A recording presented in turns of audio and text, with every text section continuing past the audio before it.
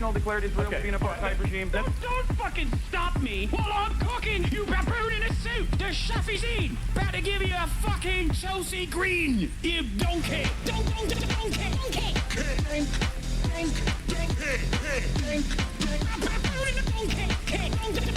Listen to what I'm saying, and you will understand, perhaps, what I'm trying to imply. Patronizing. Yeah, I am being patronizing. I don't know who the fuck you are, and you're over here chirping all the way from fucking London about you want to fucking free Palestine, but also simultaneously you're talking about both sides are fucking fine. Shut the fuck up. You don't know anything, okay? Who the fuck is this pink-haired twink?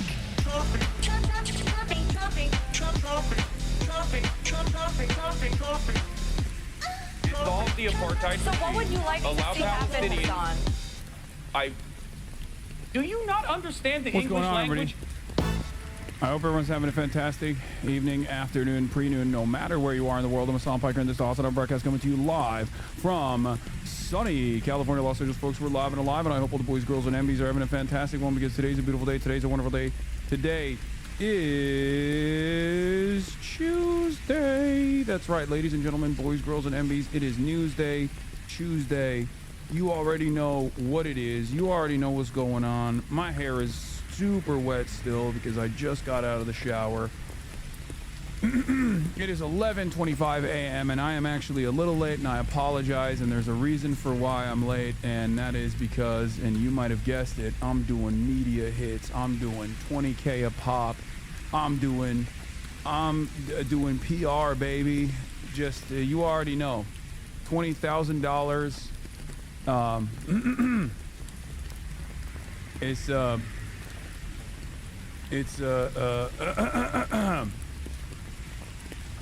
Oh my god, I already just got started. My cat hates me dancing to that song. All right, so ladies and gentlemen, boys, girls, MBs, you already know 4K subs per hit. That's right, that's exactly what it is. 4,000 of your subscriptions go directly into all the positive PR hits that I get, including the Cuomo mailer that's happening right now. That's another 20 grand. I gave him 20 grand to put me on a mailer so that everyone could Google me and my opinions on 9/11. But ladies and gentlemen, boys, girls, MBs, we are live. We're alive. This is part of the broadcast where I tell you about my personal news about what's going on in the world of Hassan Hasanabi Piker in between the time period where I press the start streaming button and press the stop streaming button. So help me God. That's what I'ma do. Ladies and gentlemen, where was I? Oh. Bro single-handedly ruining his airline in real time. You mean hairline? I think it's fine. It's just, you know, when you're 34, this just happens, okay? It's just gonna look like this, okay? I'm not a child. And I'm very happy about the way I look at the age of 34. You worry about how you'll look at the age of 34 when you get there in like 30 years. All right. In any case, personal news-wise, ladies and gentlemen, what has happened to the world of Hassan Hasanabi Piker in between the time period where I pressed the stop streaming button and pressed the start streaming button? Not much has taken place. I ended the broadcast last night. Didn't really do too much. I'm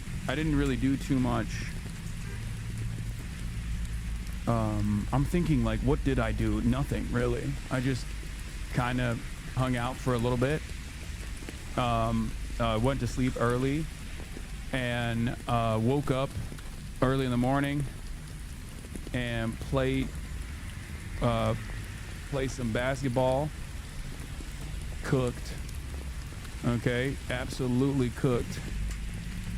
And that's it. There's not really much happening in my life other than that. I did a media hit earlier today.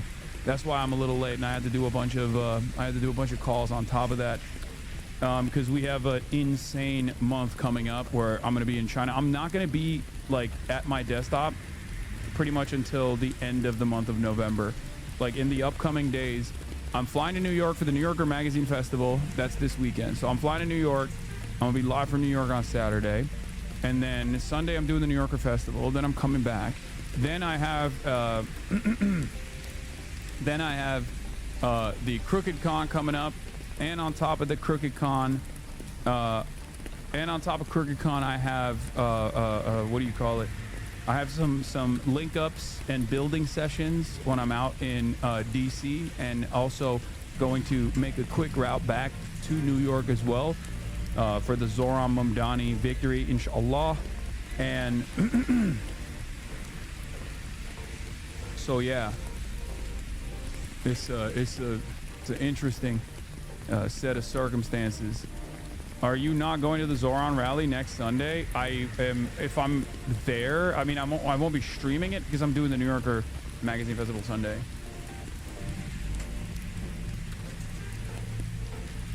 But yeah. Are you closing on an apartment while you be there? No. Brother, please find time to rest. You finna be burnt the fuck out, man. Yeah. Take the new Acellas from New York City to DC. They're sick. What's the Acela? What is that, a helicopter or something? Was that a private jet? I'm not taking a private jet. Don't be crazy now. What am I, Bernie Sanders? Oh, got him.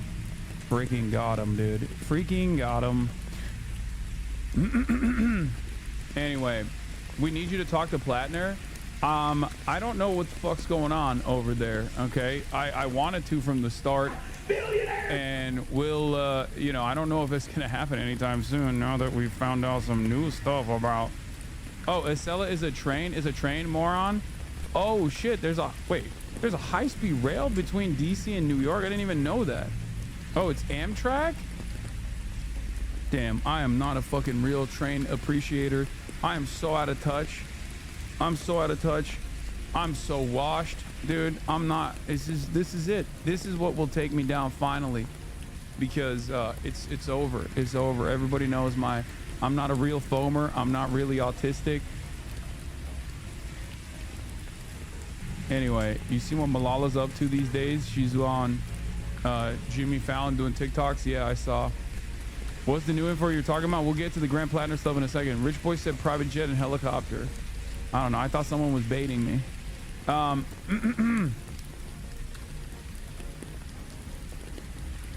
No China cities for you. Only trains and bridges for your first trip. Yeah, I'm not the autistic man you thought I was, dude. I'm not. And I'm not the autistic man I thought I was. In any case, not much else going on in the world. We'll fucking dive right into it. There's a lot of news to cover. There's a lot going on in the universe.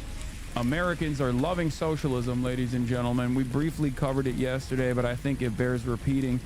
I must talk about that a little bit more. But Americans are loving socialism, question mark. JD in Israel, will the ceasefire hold? Hold on. Cuomo keeps being racist against Zoran.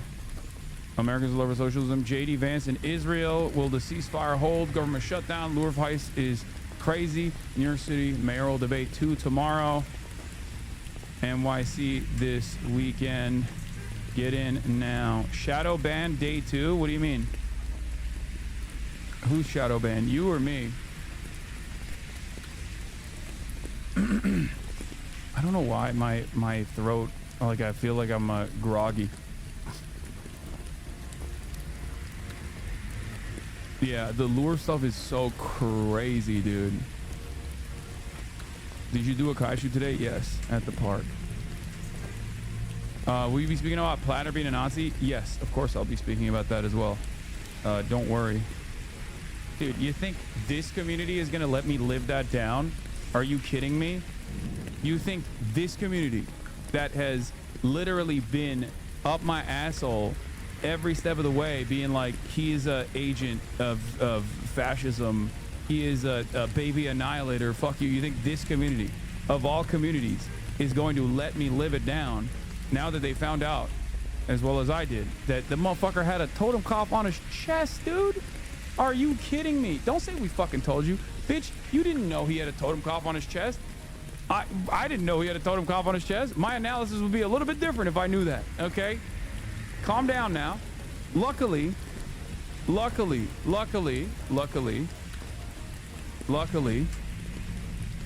As you guys know, I'm a part of the Janet Mills militia. Okay. I'm a part of the Janet Mills militia, and therefore this kind of stuff doesn't matter to me. Okay. I've already made my most ethical voting decision in Maine.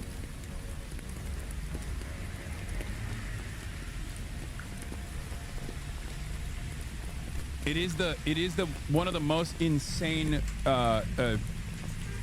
like, for people who are already predisposed with like, oh, this guy's a bad guy, he's fake, he's phony. For you, obviously it doesn't, this is just an I told you so moment. For me, it's like, holy fuck, bro, this doesn't get any worse. I mean, quite literally, it doesn't get any worse.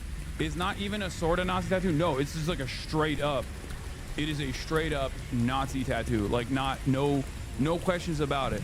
It's probably the third or fourth most common Nazi tattoo beyond like the double bolts and the swastika. You know what I mean? Like, swastika is the most obvious one. Double thunderbolts, unless you're Taylor Swift selling a merchandise, is like pretty common.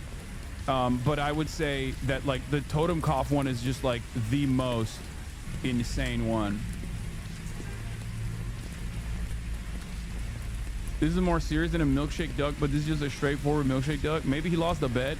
I don't even know. I don't even know what the fuck was going on. I haven't even looked into his explainer as to what this is. But it's crazy because, like, how the fuck do you not cover that up, man? What are you, fucking nuts? Like, that is the most insane thing. Anyway, we'll do that in a little bit. We'll do that in a little bit. We'll get into it a little bit. Like, a big part of the reason why I was like on board with him being a genuine person who has like changed and reflected on his like service and stuff like that is one, because I'm not one of those people that insta-locks bad behavior or cynicism. But most significantly, it was because like he's a Majority Report fan. He's a fucking Michael Brooks fan. So when you see stuff like that, my expectation is that, you know, this guy, it just doesn't make any sense. There's a lot of stuff that he is throwing around that makes no fucking sense, especially considering that, especially considering his background, right?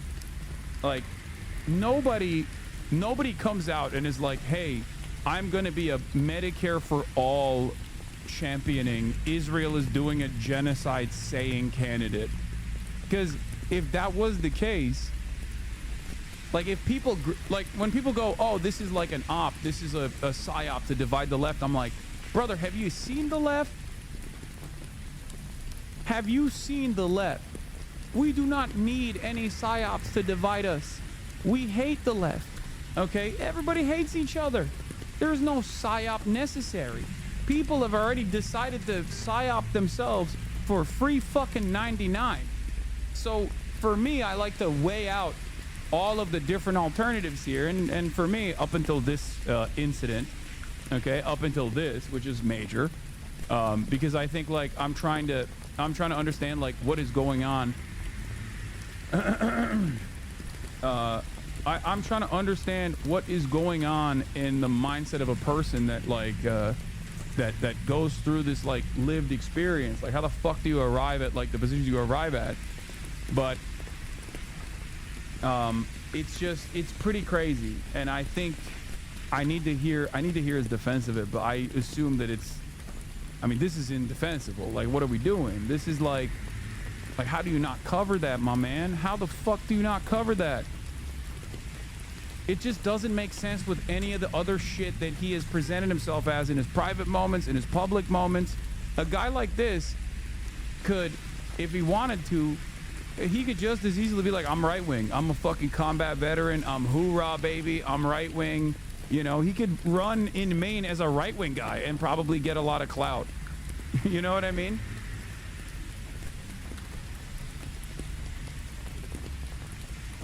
It was just, I didn't know what it was.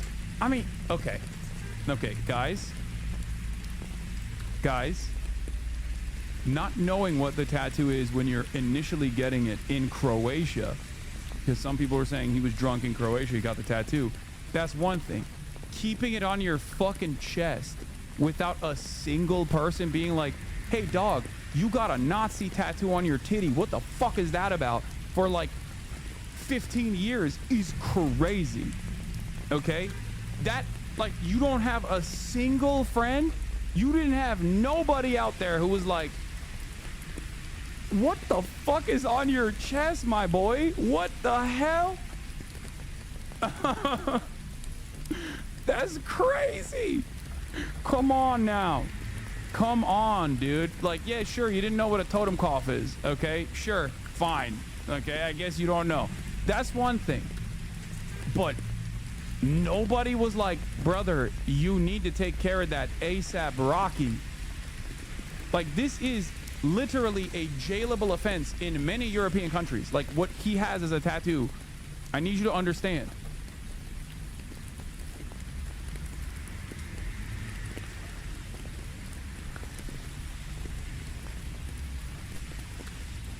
He don't got friends, he on Reddit. To be fair, all of this is stemming from him being a Redditor. I'm gonna be honest.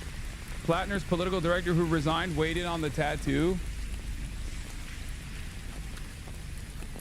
Plattner's political director who resigned over his Reddit post weighs in on the tattoo. Okay, but I don't place a lot of emphasis on this person's attitude because, like, the Reddit posts are nothing in comparison to, like, even the black people don't tip thing was literally like one of those like Reddit posts that I thought he was being racist on, but he was just straight up asking on one of those, like, what would you be able to ask if you felt like there was no like, it was one of, I forget what Reddit it was, but it was not even like as bad as I initially thought it was. Anyway, let's just get fucking started. How do you fucking lose every single dumbass wink and nod for Nazi? Is a skull and crossbones on a jar head? What the fuck's the problem? Dude, come on. Okay? Come on. It's not like he had the fucking tattoo for like a week. Okay? He had the tattoo since 2007. Are you fucking kidding me? Young Thug defends James Harden for wearing a pro-police face mask. He don't have internet. Yeah, Bernie's about to come out and be like, I don't know what happened. A swastika is less meaning than this one, chat? No, that's not true. Everybody knows what a fucking swastika is. Come on. No. The swastika is the most recognizable. That's why I said the swastika is the most recognizable. The dual thunderbolts is the second most recognizable. And then, like, I would say the totem cough is the third most recognizable tattoo for neo-Nazis. Okay? But I just, like I said, how the fuck do you have that on your chest, brother? No, the black sun is not even as recognizable, brother. What are you talking about? This is the fucking totem cough. No, that is like one of the, you don't have to be a nerd, dude. You don't have to be a nerd to know. I'm saying in the most insane circumstance where this guy simultaneously is the most woke and open-minded guy, but also is the dumbest person on the planet, where he was like, oh, what is this, a pirate thing? How the fuck did nobody tell him? I mean, come on, man. Are we serious? Are we actually being for real right now? This is crazy. Like, if you want to vote for Graham Plattner in spite of all this, fine. Like, you make that assessment on your own. But, like, but come on. That's a crazy fucking take, dude.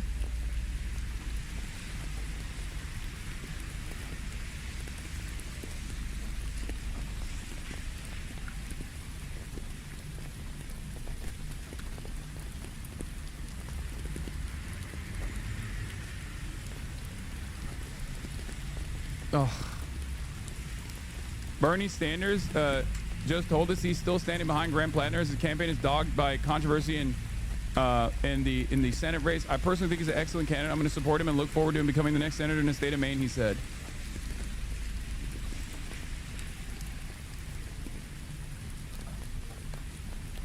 It is pretty wild for Bernie to do that. I'm going to be honest. Motherfucker. How are you this? I don't understand how he is this person. I don't understand it.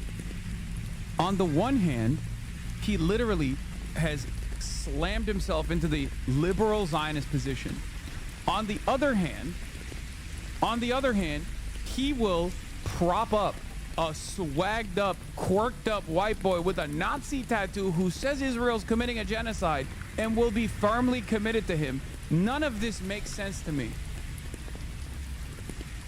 I mean, respect. But it's just like,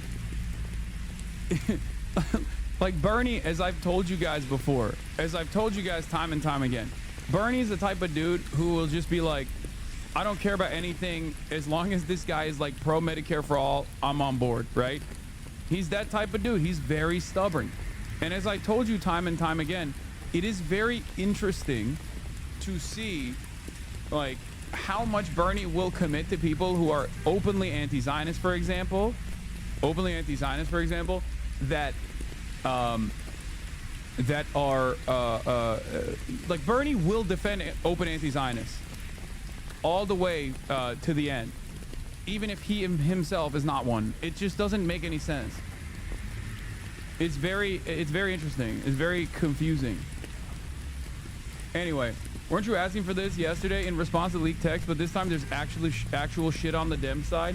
Yeah, I mean, on the one hand, I kind of like that there are people who are still firmly committed to this guy. On the other hand, my own personal assessment is like been all over the place. Okay? My own personal assessment has been all over the place, I will admit.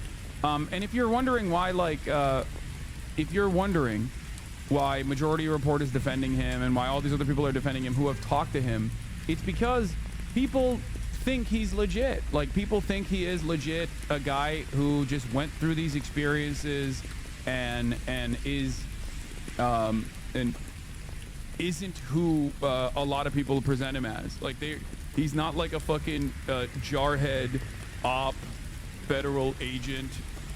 That he is just like, this is who he is. He is just I can't get over it, man. This is so dumb. I cannot fucking get over it. That is crazy. How the fuck? Like, his format is so perfect, okay? Guy who served, guy who was a fucking jarhead, and then like obviously experiences like discontent, realizes he's like disillusioned by it all. If he hadn't gone the Blackwater route, I would not have any issues whatsoever defending him, right? Like, if he did 4 fucking tours and he came out of that being like, dude, what the fuck was I doing? I had no other options, but this shit sucks, and became like a open anti-war veteran type of guy, perfect guy for the left, okay? Perfect.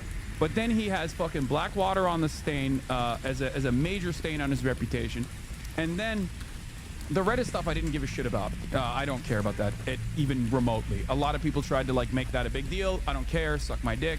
Yeah, he said he said anti-woke, like somewhat anti-woke shit as a fucking jarhead in 2012, as opposed to like how woke he became in 2020. And I don't give a shit about that at all, right? But 15 years of a Nazi tattoo. What are we doing, man? What the fuck are we doing, man?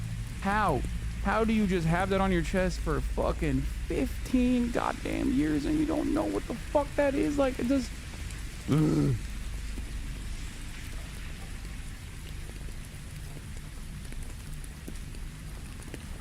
What? What is that?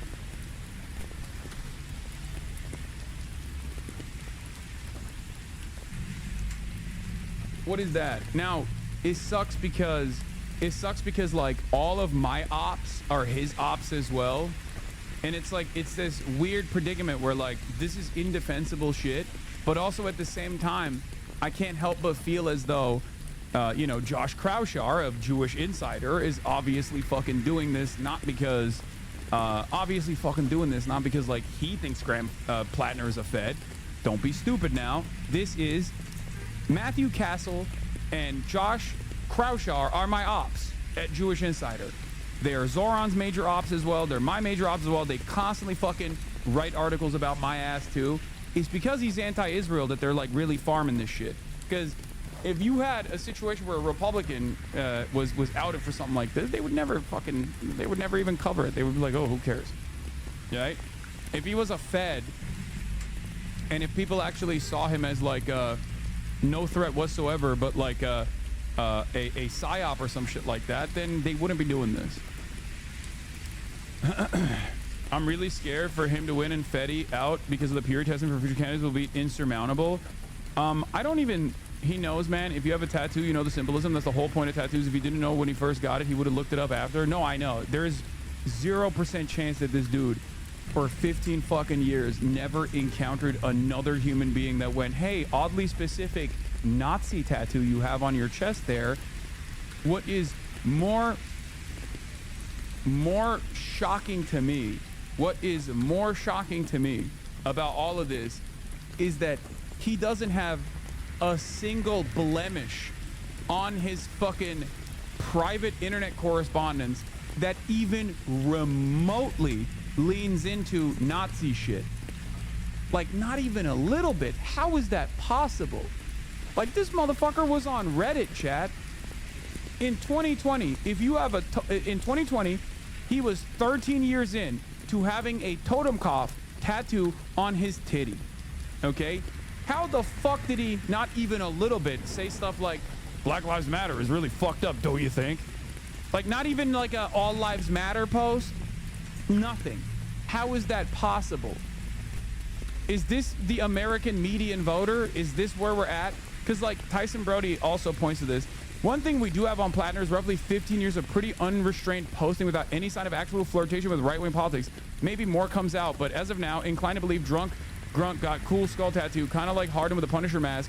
I mean, there's not even one anti-immigrant post I've seen floated around. Pretty revealing on that alone, given the past decade and a half.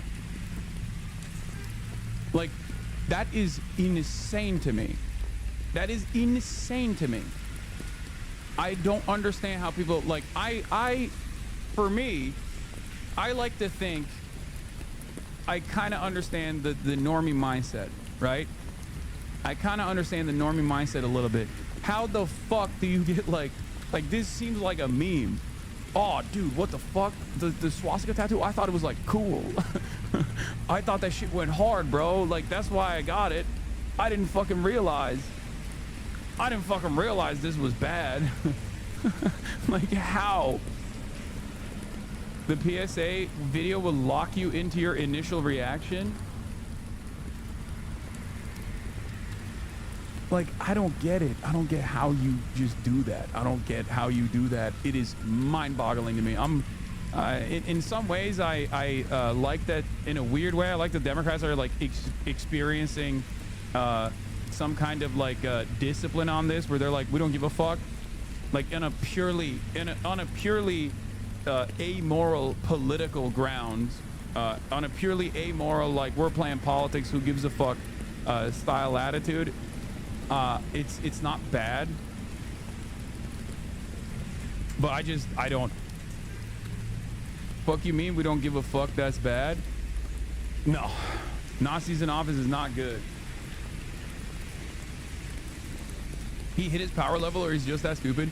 Brother, no one hides their power level like that, because getting a tattoo like that is the opposite of hiding your power level. A guy that has this tattoo, that has this background, should have at some point been like, yeah, I think them migrants are bad. Yeah, all lives matter. This motherfucker was like, Trump supporters are racist.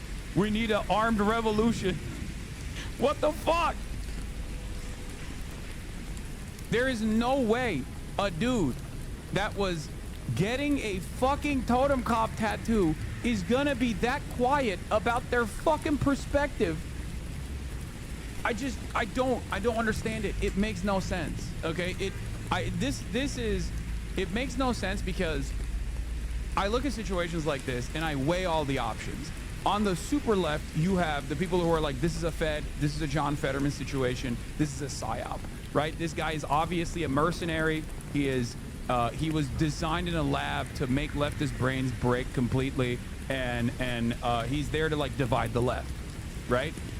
And I don't put a lot of emphasis on this stuff because personally, I think that's kind of dumb because like the left has no motion, right?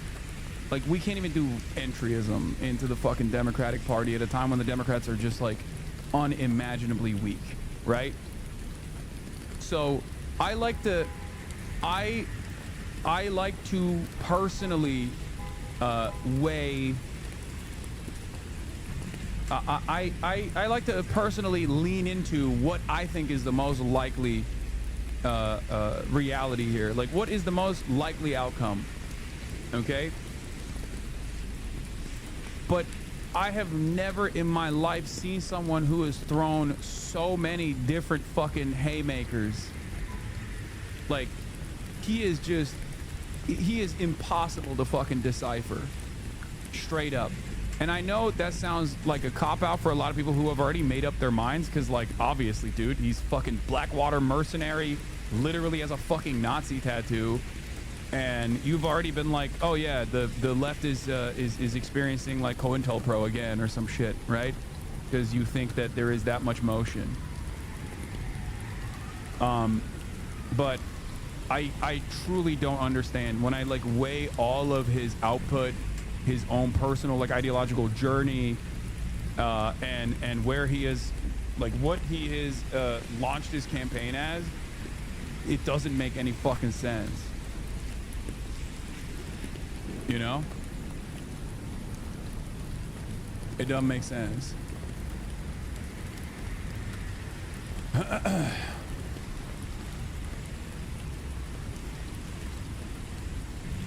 It's just so... Oh, Order of 9 Angles makes more sense here. Shout out to the real truthers in the chat. Yeah, okay, you're crazy. Plattner is the ultimate centrist. For every woke position, he must engage in an equally right-wing action, a full metal centrist. Yeah, he is the most insane. Like, either he is literally a federal agent that was built in a laboratory to specifically like infiltrate the left or some shit, or he is perhaps one of the dumbest people I have ever encountered that has engaged in the realm of politics. Like unquestionably, like it makes no sense. Like guy who's like, yeah, I love psychedelics, and I became like woke because I self-medicated with psychedelics, but also I have a Nazi tattoo. It is fucking crazy.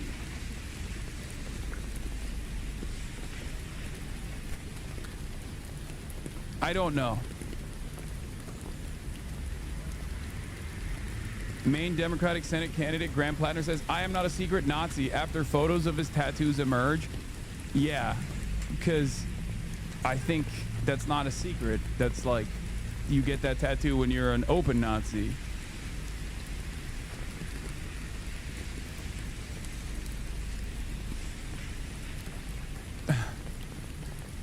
Maybe he wanted to pull some Republicans in.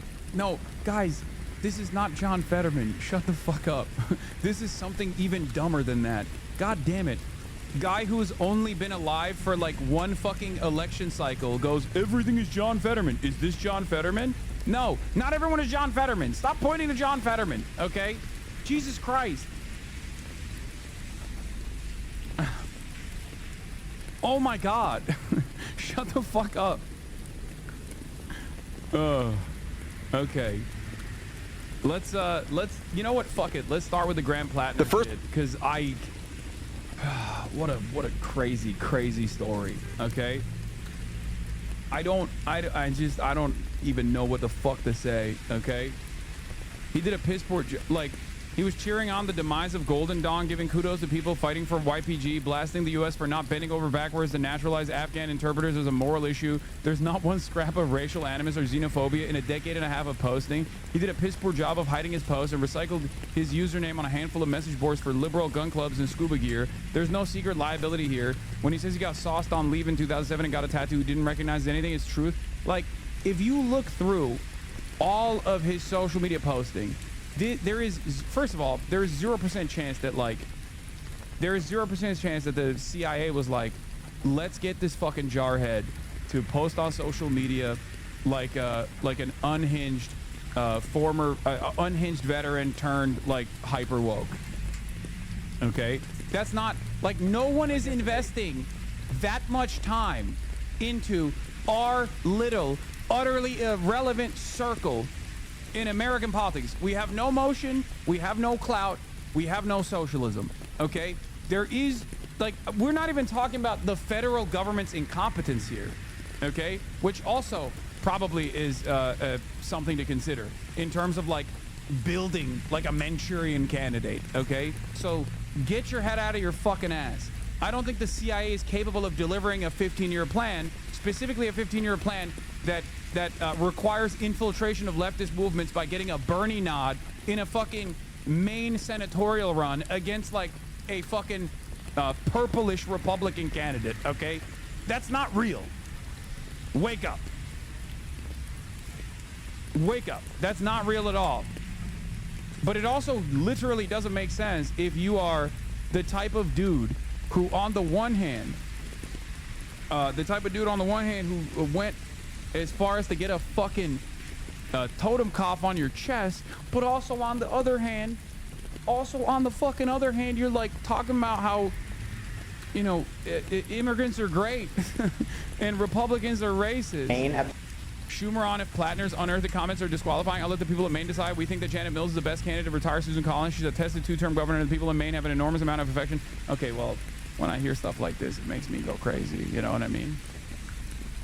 White people are not as consistent as Hassan. No one gets that because you are all American. I do not understand, bro. There is no, this goes beyond the median American. This goes beyond the median American, okay? The median American voter. Yeah, if I'm Plattner, Ian Higgins says, really hard to see how Plattner survives this. Crazier things have happened, but the tattoo really seemed like it's on a different level than the Reddit post. Also incongruous with most of the posts we've seen. You gotta get that cover up on camera. Like, that's number one. Like, you have to get that shit covered up on camera immediately. Like, make haste. If you want to salvage this in any way, shape, or form. He's not a median American. He's a veteran. The United States military is one of the largest jobs programs in the fucking country. So technically, an American U.S. military veteran is unironically closer to the fucking median voter than you and I ever will be. Okay.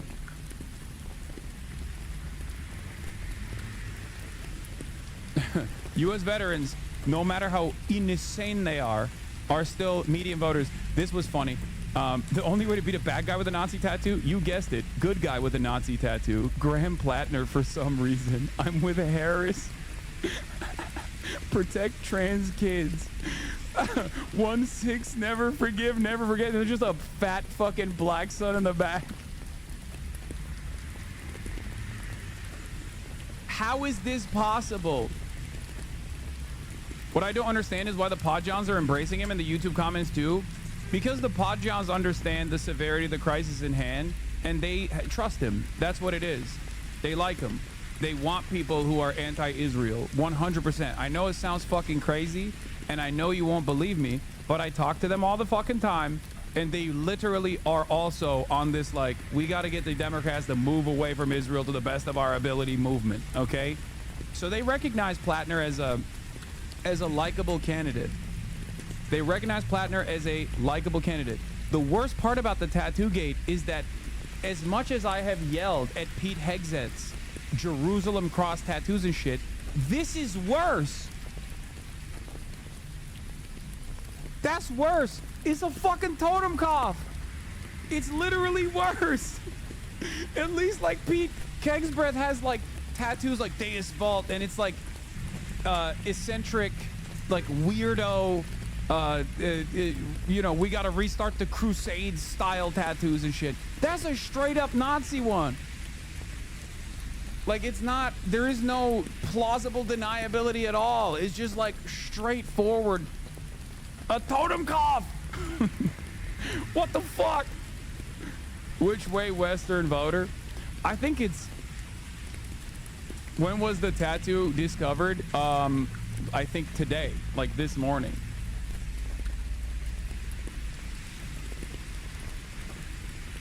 Maybe it's just a Ukrainian freedom fighter. I feel like 99% of Americans would just think it's a skull. I don't know. Maybe I'm too invested in like... Maybe I'm too invested in knowing Nazi dog whistles. I mean, this is not even a dog whistle. This is just like a fucking bull. This is not a dog whistle. I don't... A dog whistle implies plausible deniability. This is not a dog whistle. It's basically a couple steps removed from a swastika, chat. Like, that's... Am I crazy? Do I know too much about Nazi symbolism to assume this? Does the average American not know? I need to ask people.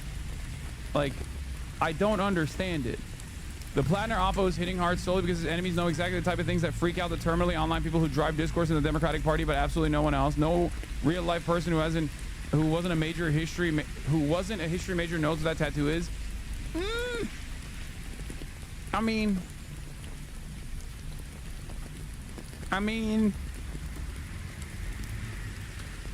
really? I don't know, man. I don't know if this is just like nonsensical wokeness. Like, I would say the attitude that some people have about like veterans are all baby killers, like that's crazy, right? That's a crazy attitude that we have in this community, unfortunately, and I try to fucking stamp it out all the goddamn time, and people yell at me all over and over again. Okay?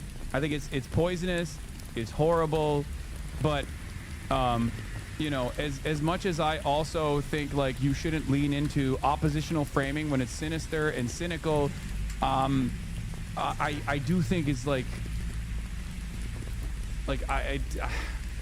what are we doing? What are we doing? It just doesn't make sense. If he had any posts that corresponded to like,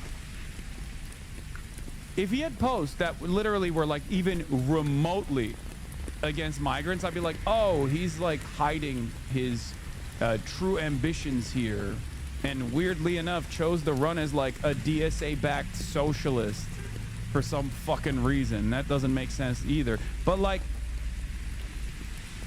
it doesn't. You called him a base commie. Killing Iraqis and Afghans is also bad. Yeah, I don't. Yeah, that part is. This is what I mean. Like you're out of your fucking mind. You're out of your fucking mind if you think that like guys who have toured are irredeemable.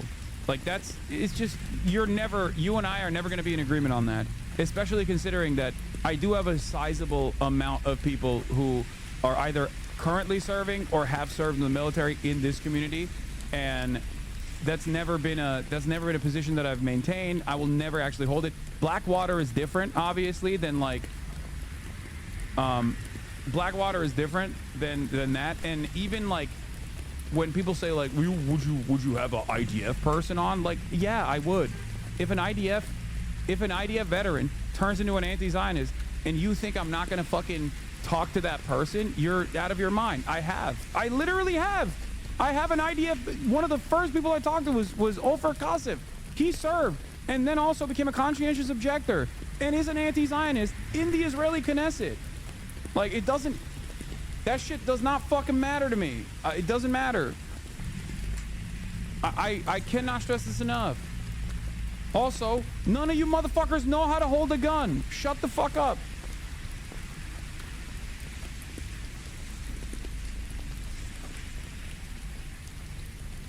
Yeah, there is breaking the silence. Like, there are, like, this discourse goes all over the place because, like, there are irredeemable things, okay, and there are things that are worthy of scrutiny, especially Blackwater. That is like a dramatic escalation beyond just like serving, okay.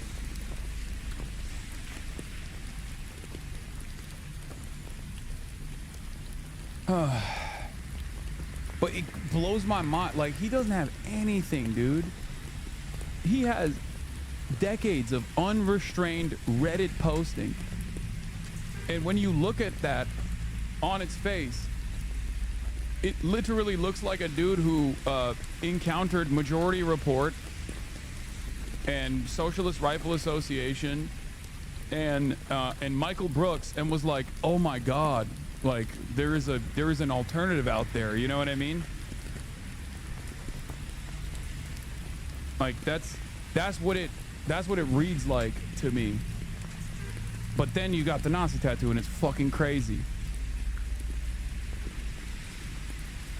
Veteran oyster farmer and Maine Senate candidate. I don't want to watch the whole thing, actually. I just realized this is so fucking long. It's like 50 minutes.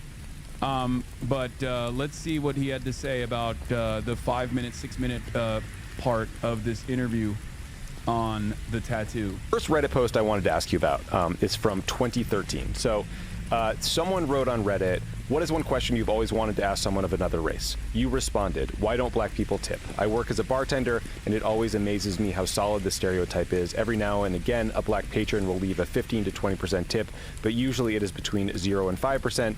There's got to be a reason behind it. What is it?" End of quote. How did you feel rereading that post? And what's your response to people who hear that and think that is like textbook racism and it's offensive? I mean, one, I was legitimately asking the question. I mean, that was the point of the threat. Yeah, the black people don't tip thing, I thought was just like a straight up statement. It's in no chat. No, calm down. Listen. No. It is it's one of those things that, especially with a Nazi tattoo, no one is gonna fucking believe him regardless. But it quite literally is the absolute only fucking, it's still racist, but it's the only, like, it is the least racist of all of the racist options. I'm not defending it at all. It's still racist.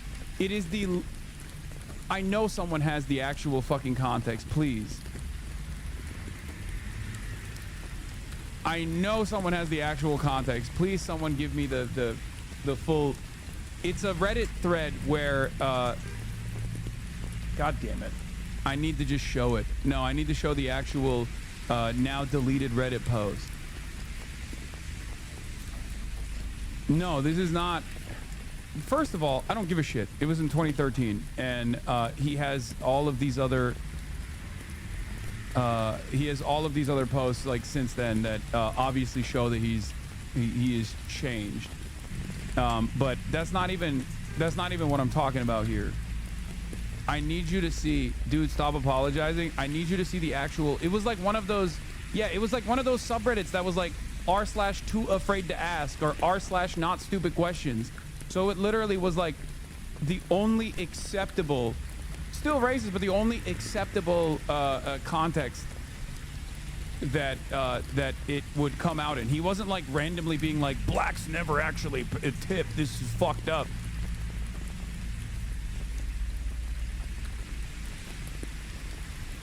Oh my god, stop fucking doing the James Gunn's reference link, okay? I don't care. I just stop.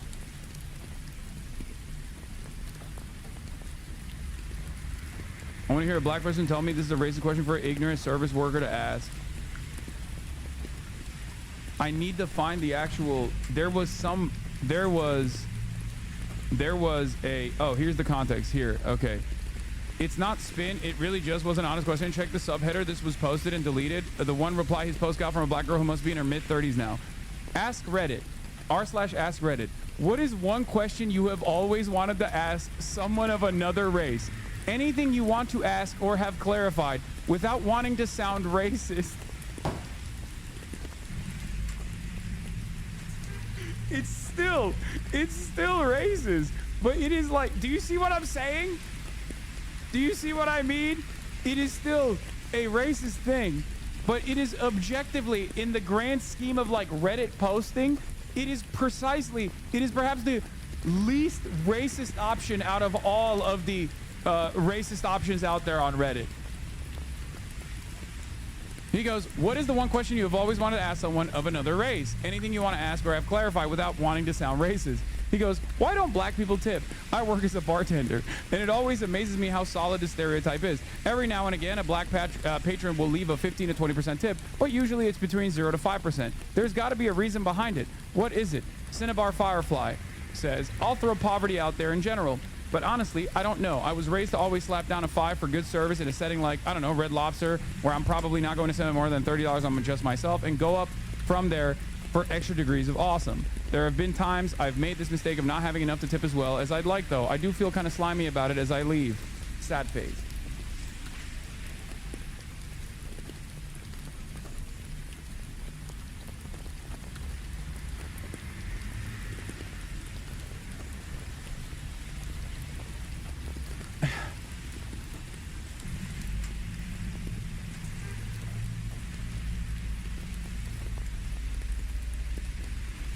So, do you see what I mean? If you hear the statement without additional context, you're like, oh wow, this guy's a real fucking asshole.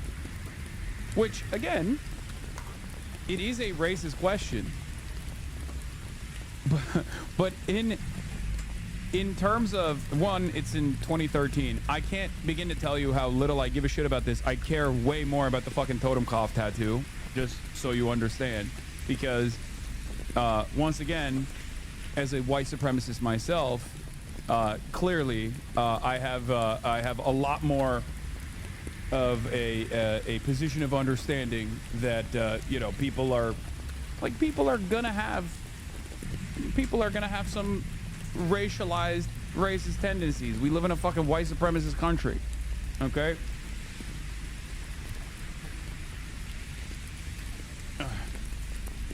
You can't joke like that right now. Yeah, I don't really give a shit. Come on. But in my experience as a server, the biggest perpetuator of the stereotype was a black woman I work with. Okay, you don't have to literally fucking give us your own personal racist experiences, okay? Please stop.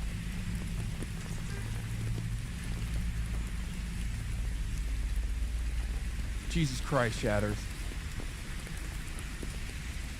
What would a non-racist question be in this thread? I'm curious. I don't fucking know. I can't really think of anything right now. But like, but again, without the Totenkopf tattoo, you see this sort of thing, and then you see his other posts in like 2020 when he's like, you know, fuck the racist police, ACAB, all this shit. It comes across like a dude who was a dumbass jarhead who said perhaps one of the least racist things that any given dumbass jarhead would have said in 2013. Okay? Like, in the grand scheme of things, we're talking about 2013 on a fucking subreddit where the guy's like, I don't really understand what's up with black people as a server. Like, that's racist for sure, but it's 2013. And he has nothing else before the Totenkopf tattoo that makes any fucking that makes any sense whatsoever with his like posting. It just doesn't make sense.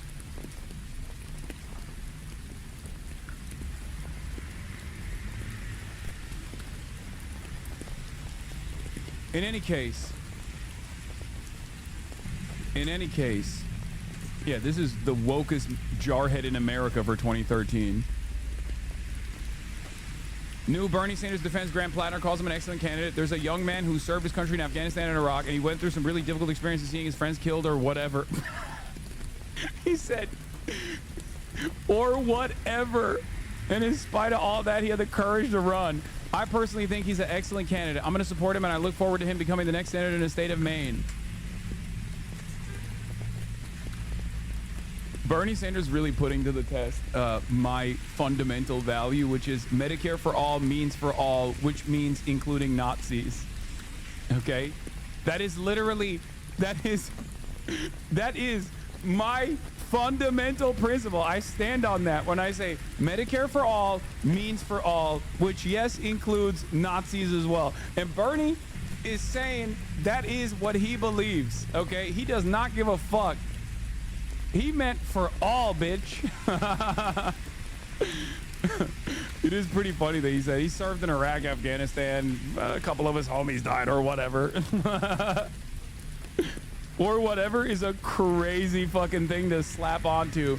He went through some really difficult experiences, seeing his friends killed.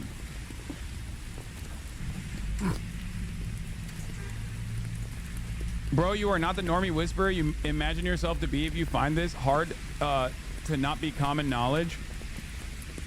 Yeah, I mean, I guess as far as like as far as what I think is like, even if normies themselves are not fully aware of like the Totenkopf, he was in the military, man. Like I'm pretty sure people know, and you'll probably find out whether he actually knew it or not. Okay?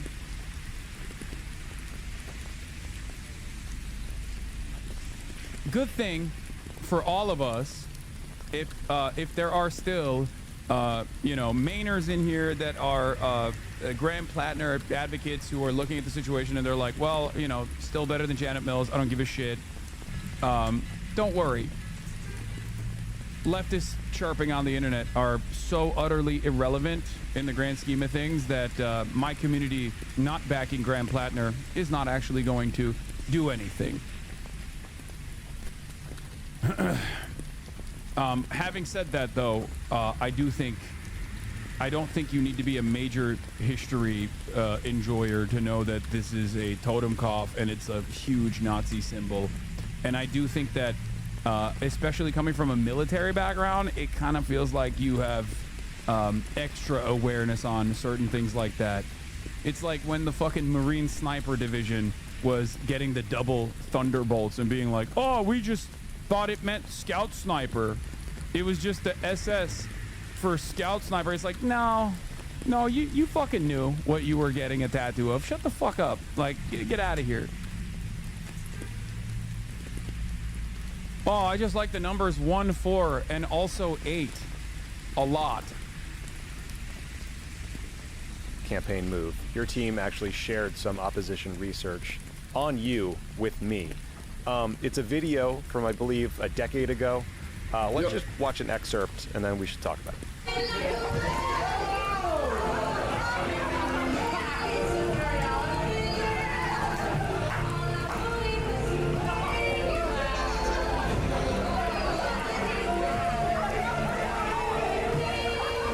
What other tattoos does this motherfucker have, man? Are we gonna find out that he has a swastika on his ass cheek tomorrow? What the fuck? I can't get over this, dude. I cannot. Dude, come on, brother. Come the fuck on. A lot of tattoo shops are fully aware what the symbolism is for all these Nazi symbols. Oh, no. The tattoo shop where he got this at, because he said he got it in Croatia. Those motherfuckers knew what they were tattooing on his body. It is very, like, what he got is literally illegal in many European states, okay? If he showed that tattoo in Germany, he would go to jail. Do you understand? Now, of course, it might not be illegal in Croatia.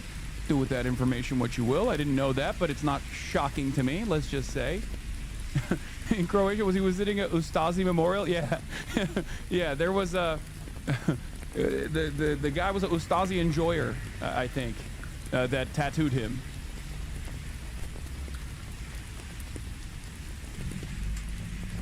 Wait. I was right. He is indeed an ACP party member. Wait, hold on. Like, especially if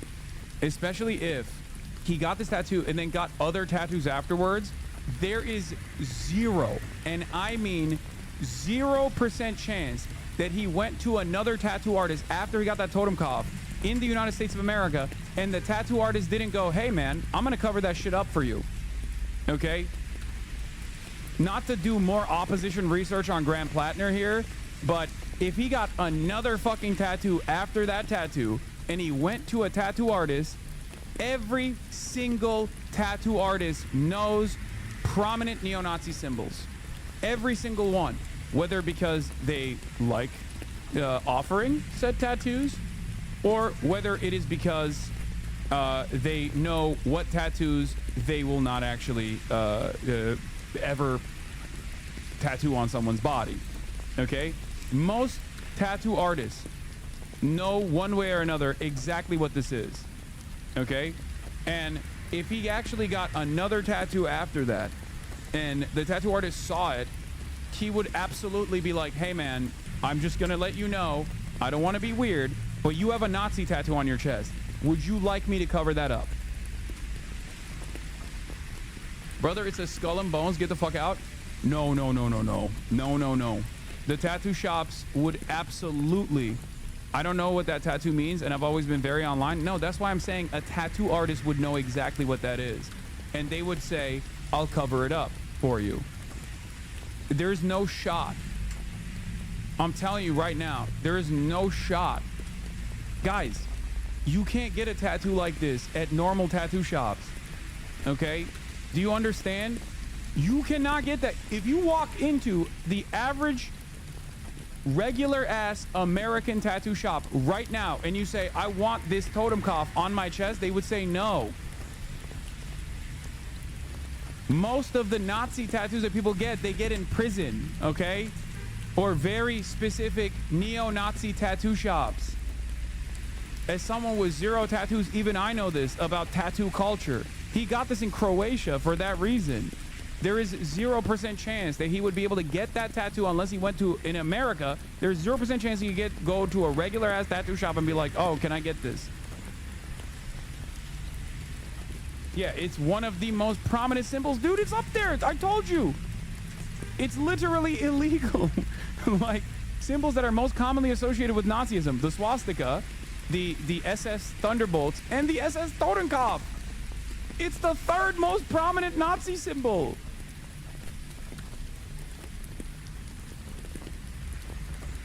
I didn't even see this on the Wikipedia page beforehand. It's just top dome. I told you this. As soon as I saw it, I was like, there's no fucking way.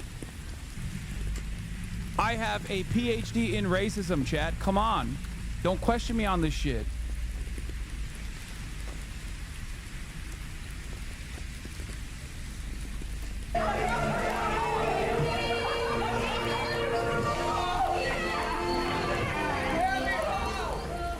First of all, what we were watching there was Graham wearing just his boxer briefs, singing. The Marine Corps Silkies. Those are Marine Corps running shorts. Pardon me, Silkies. First of all, great song choice. Tell us what's happening there, where you are. There's probably some listeners who are very confused. And the reason that we are showing this video is because at the very end, you can see a tattoo on your chest. I've been told that some of your political opponents are telling reporters that that tattoo has a Nazi affiliation, and I would like to know, is that accurate? Are you a secret Nazi? I am not a secret Nazi. Actually, if you read through my Reddit comments, I think you can pretty much figure out where I stand on Nazism, right, and anti-Semitism and racism in general. I would say a lifelong opponent. This is the craziest part about this is that it's not like that's not a lie, man. Well, I am not a secret Nazi is also a little bit of a lie, because when you get a totem cough on your chest, it's not a secret. But if you look at his Reddit comments, Reddit is a hotbed for liberals who have the most Nazi adjacent values when it comes to American imperialism, when it comes to wars, when it comes to opinions on racial dynamics. And this motherfucker's Reddit posts are the opposite. That's why it makes no sense. Do you understand? Like, you look through, as we did, if you comb through his, like, 2020 and onward Reddit posts, there is literally, like, all of the blemishes on his track record are because he was going too hard on the socialism, communism front. Damn, the CIA is cooking with this one. Guys, I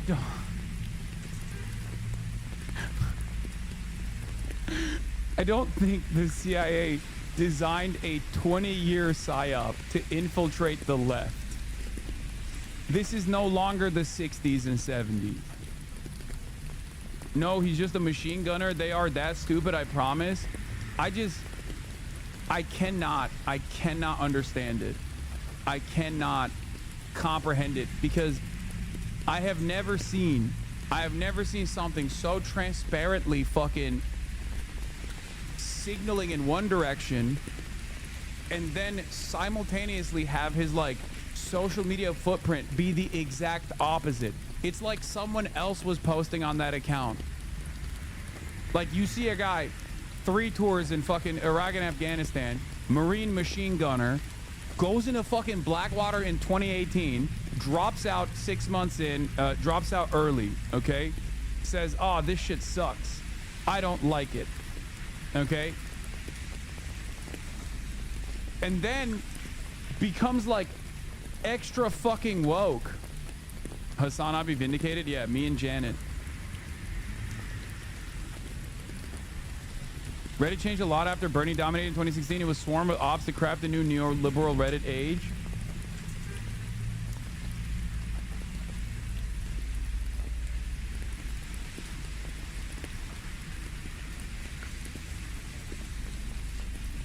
Yeah, dude, guys, you already know I'm Janet Mills. I'm a Janet Mills militia member.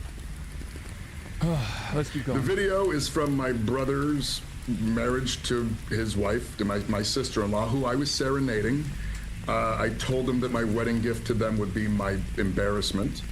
And so I performed a lip-sync version of Miley Cyrus's Wrecking Ball to my sister-in-law on the day of her wedding. This might be your most out-of-touch moment.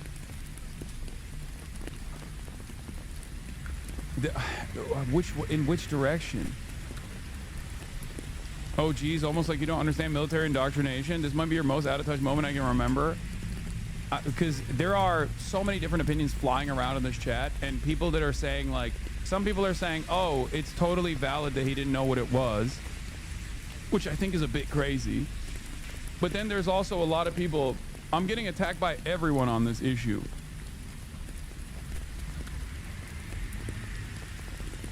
Thank God I knew if I insulted you, you'd read it. No, I want to hear the perspectives that people have. You're autistically hyper-informed, Nazi slogan and symbols. Dude, come on, dude. Guys, it's the third most prominent neo-Nazi symbol. What? Am I crazy? I feel like if he had a swastika, dudes in the chat would be like, oh, dude, you're just like autistically hyper-fixated on neo-Nazi symbolism. Like, do Americans not know about the fucking Nazis? What the fuck's happening? Like, the black sun or some sort of like Nordic rune still has a semblance of plausible deniability, even though I find that to be unconscionable as well. Like, as opposed to the totem cough.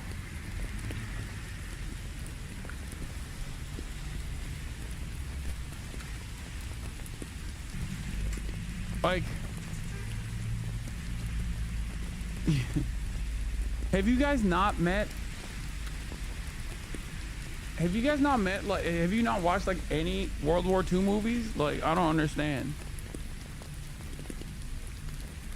This is the environment you created. This is what you have done for the past 2 days, not listening to people telling you it's bad news. Now you have Nazi sympathizers in the chat. Okay, chatter.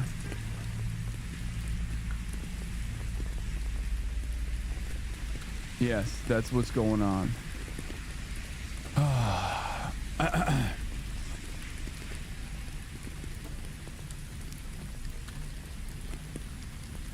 To my brother, and now, of course, that embarrassment, which was mostly just held internally in the family, as we always watched that video at family events and laughed, is now shared with the world. So I feel like I'm just going to give them a wedding gift for the rest of my life, which is great. I love them deeply. The reason, by the way, the reason of this video, Saturday was their 10th wedding anniversary. Oh, congrats. And my sister-in-law was showing everybody the video, and oh my God! So people around him literally didn't even realize that he had a fucking like his sister-in-law posted the video. Are you fucking kidding me? What are white people on, bro? What level are white people on? Do people in Maine just don't understand? Does the family have CTE as well? How is this possible? Like, they were like, haha, look at how embarrassing this is. Meanwhile, people looked at the video and were like, dog, that is a prominent neo-Nazi tattoo on the chest of a dude running for Senate. As a woke guy, by the way. As a leftist. Mainers mind their own business regardless of how racist some are. What the fuck? You're just Nazi obsessed for real, for real? No. Am I crazy? Do people only know about like the Do people only know about the swastika? Do they think that like everything else is just like not? Growing up, I knew about the swastika. I barely knew the double lightning bolts. I didn't know about the skull shit. You don't get taught that much in school. What the fuck is going on in America? What is happening? How the fuck? Okay, we need to run a poll. We need to run a poll. Did you know the totem cough before this incident? Like, we need to run a poll. Let's do it. Let's do a poll in this chat. This is a autistically hyperfixated anti-fascist chat, so obviously it's probably one of the it's probably one of the worst places to fucking run this poll on. Okay. Did you know the skull tat was fash? Yes. No. Okay, we're gonna run it for 3 minutes. We're starting the poll right now. Okay, get in there. Get in there and let your opinion be known. I need to poll this shit.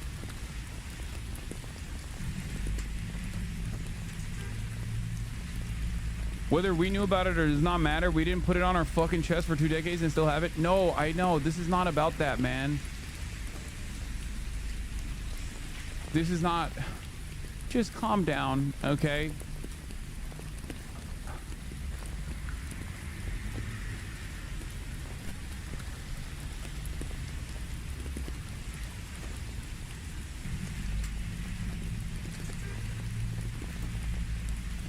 I'm German and I wasn't taught about this in school either. What?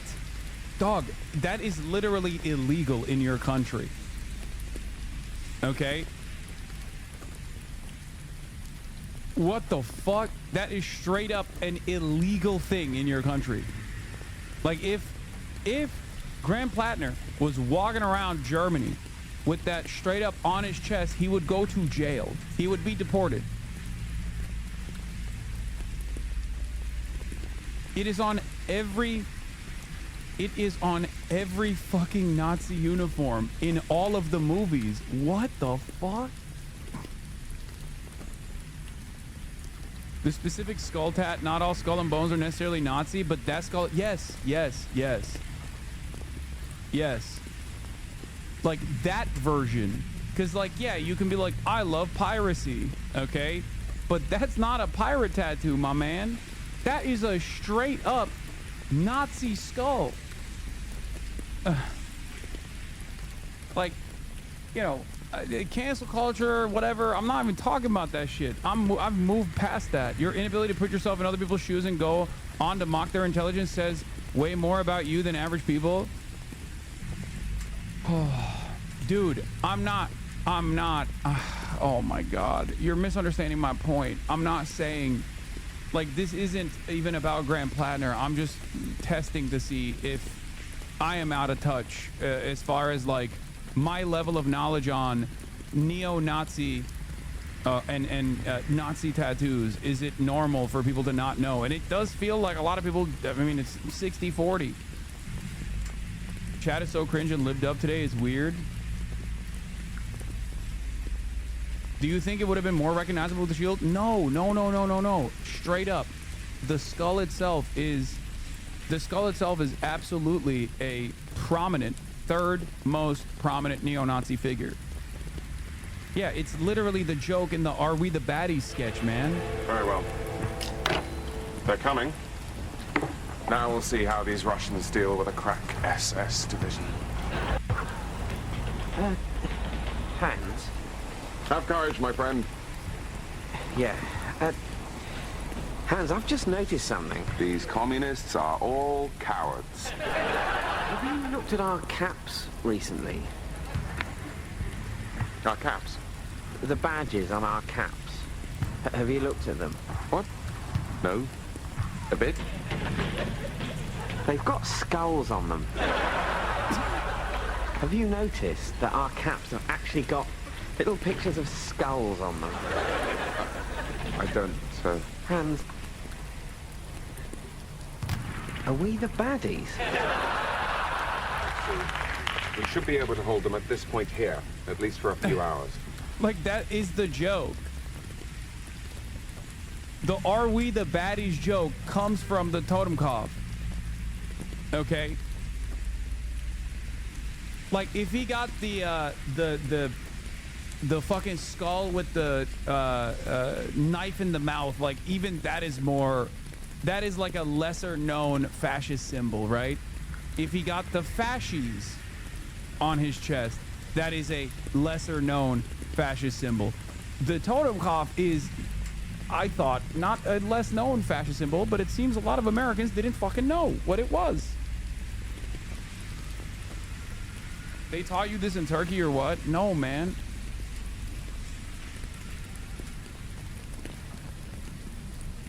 Yeah, the also, obviously, my big ops at Jewish Insider are going hard after Plattner.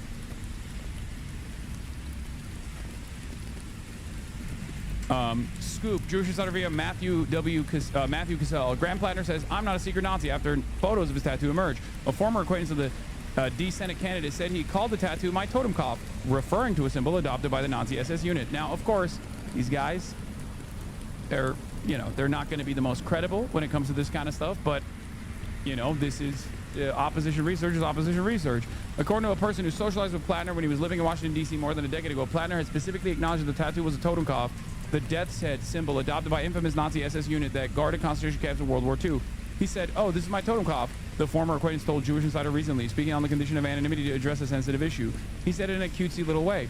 The exchange occurred in 2012 at Tune In, popular dive on Capitol Hill where Plattner worked as a bartender and was a frequent patron while he attended the George Washington University on the GI Bill, according to the former acquaintance. He would often take his shirt off, drinking with friends late at night on the bar, and on at least one occasion had stated he knew what the tattoo represented, the former acquaintance recalled.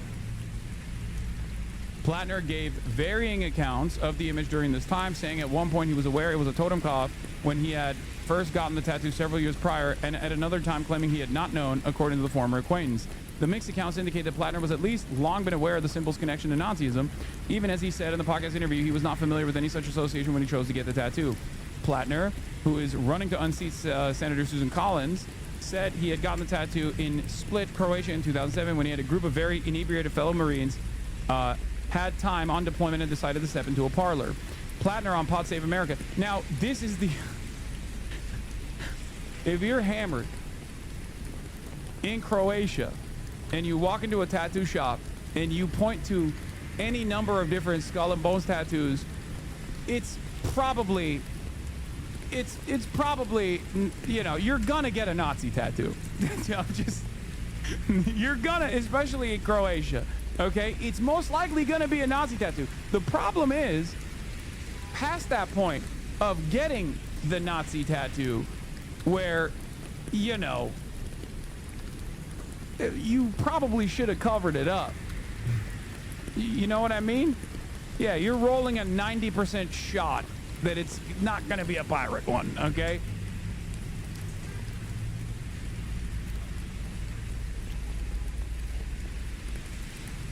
All of us right now, sometimes this is just how life feels.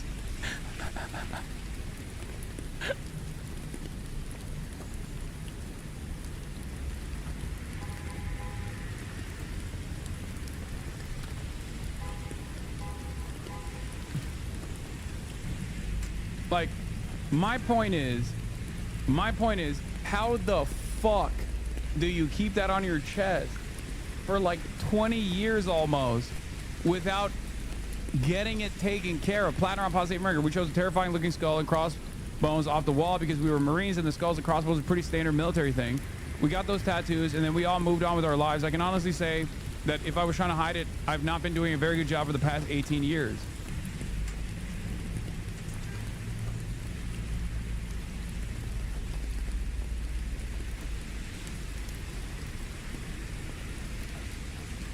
Oppo layup.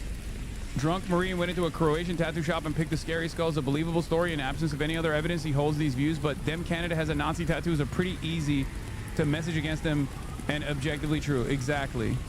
Just seems like the sort of thing you can't get really get past unless Janet Mills also has some shocking, unexpected tattoos we don't yet know about.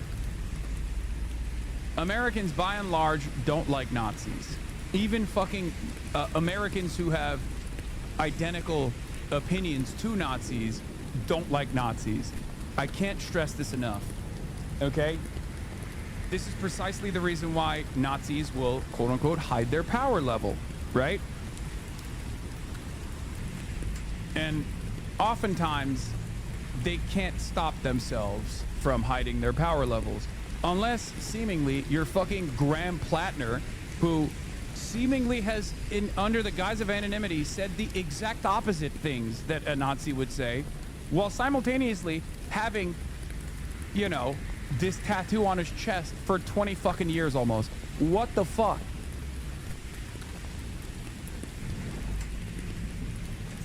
If anyone on the right had that tattoo and claimed he didn't know at the time, we wouldn't be having this conversation. Be for real? Yes, of course we wouldn't be having this conversation. Because if you're on the right, you already are embodying the fucking values that are very closely associated with neo-Nazi politics anyway. The fuck? Yes, context is important here.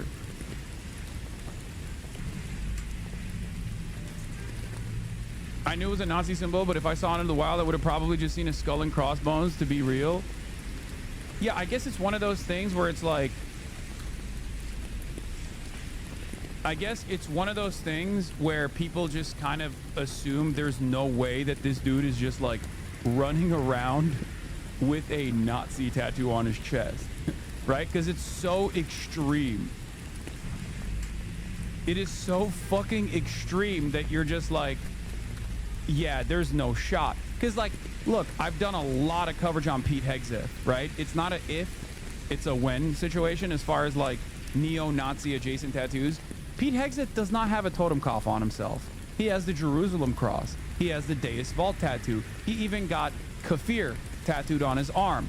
These are all tattoos that are multiple layers removed from a direct indication of neo-Nazi sentiment. We know all of that stuff because we're autistically hyperfixated on neo-Nazi dog whistles. Okay? Pete Hegseth also embodies those qualities in both his commentary and the way he carries himself. The reason why this is a unique predicament where people are like, what the fuck is going on here, is because he has not said those sorts of things. And a person who has that sort of tattoo would have at some point revealed their actual ambition. And a person like that would not be running as a fucking, not even a liberal candidate, but as a left flank candidate in the Democratic primaries.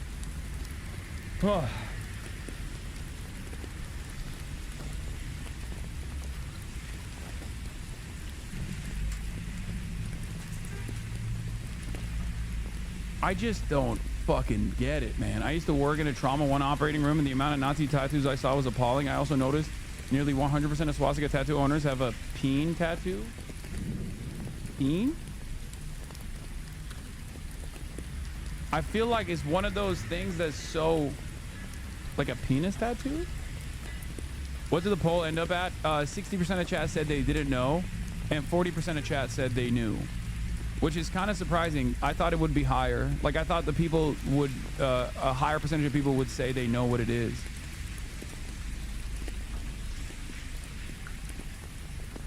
How can a CIA PSYOP for 20 years make the most sense right now? I mean, that will never make sense. That will never make sense. Okay? For that to happen, you would have to assume that the CIA is, one, incredibly competent. They can initiate like 20-year PSYOPs, and two, they would even feel the need to initiate a PSYOP of this sort. They do not. The American left is in tatters. We have nothing, okay? We have nothing. We have no motion. We are barely able to run fucking candidates to forcibly take over the Democratic Party and move them in a more radical direction without having those candidates come out with that fucking totem cuffs on their chest. What the fuck? What are we doing? What are we doing? What the hell is going on?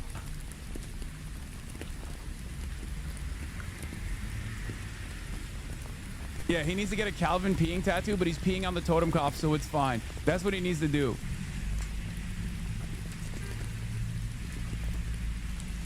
Yeah, if the number of those who are knowledgeable is at 40% in this fucking chat, then I suspect it's much lower by average American standards. But even then,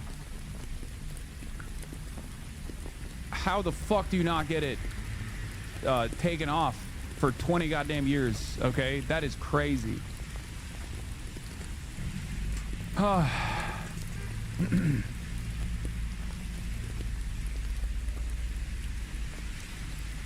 Anyway, let's finish this fucking video. video. Oh yeah, there it is. There's me being embarrassed. But what we also, yes, so in 2007, I was a machine gun section leader with Kilo Company, 3rd Battalion, 8th Marines. We were on the 2-2 Mu, and it was my 3rd deployment. My previous 2 had been to Fallujah and then Ramadi, 2006. And we went ashore in Split, Croatia, myself and a few of the other machine gun squad leaders. And we got very inebriated, and we did what Marines on liberty do, and we decided to go get a tattoo.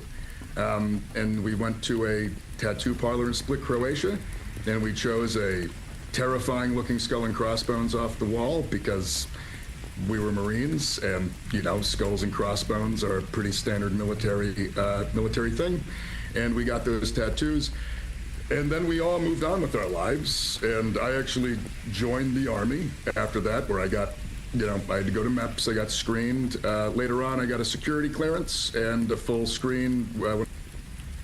Yeah, that's an indictment on the military, man. This tracks, but these online chatters think this is something new. No, I mean, the military screened him, and literally were like, oh, it's just another one of those guys. Like, that's crazy. God damn it, the American military is so fucking insane. No wonder they have, like, Atomwaffen all up and down the military's dick, okay? Holy shit, dude. They were like, oh, welcome. You're among fellow travelers, sir. Classic. Oh, you got the totem cough. I personally chose the SS variety, but very cool. God damn. I don't know. I feel like we're making a big deal about this, but maybe I'm wrong. I mean, this is... I think under normal circumstances, this would be somewhat of a big deal. Come on. You got a Democrat... You have a fucking Democrat running for a Senate seat with a literal Nazi tattoo on his chest. Like, what the fuck? But I guess, like, American politics is so busted and so out of whack that it just kind of doesn't matter. I don't know.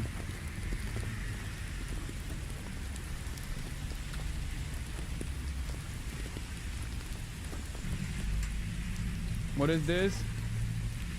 Fuck it, I'm spinning the block. What? I was told aligning myself with Nazis from the same motherfucker. Okay, guys, this is commentary on Michael from Pennsylvania's commentary. Like, what are we doing? We're 11 levels deep into meta commentary. Calm down. Wouldn't this help him in the U.S.? No, I don't think so. I mean, I think if you're looking at his chances, at best, this doesn't, like, entirely tank him. Entirely tank him, because, like, most Americans, I guess, didn't fucking know. And he could just, like, get away with, like, I didn't fucking know. Right? But, like, from my perspective, this calls into, this ties everything else up in a very weird way. It's just... If they had a totem cough on the wall, that Croatian shop 100% had a swastika too. Oh, absolutely.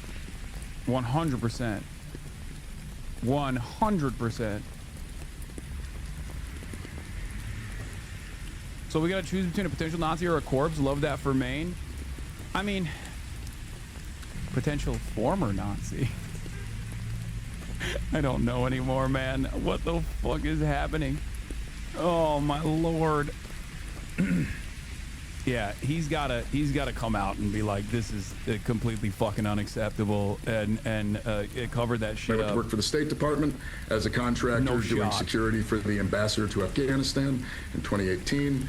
And I've also just lived my entire life like a regular person with the skull and crossbones on their chest, which by that I mean taking my shirt off, performing Miley Cyrus songs in front of my extended family, and to my sister-in-law, and just taking my shirt off at the beach. The American House of Representatives has fascies on the wall, in case y'all didn't know. Yeah, that's because our founding fathers were omega fucking Rome weebs. That's the reason. Come on, this is basic knowledge. Like, that's not the same. It's the same reason why Mussolini and like Hitler, who were also Rome weebs, Rome aboos, were hyper focused on the fascies, but it's the same exact fucking reason why our founding fathers also fucking use that symbolism.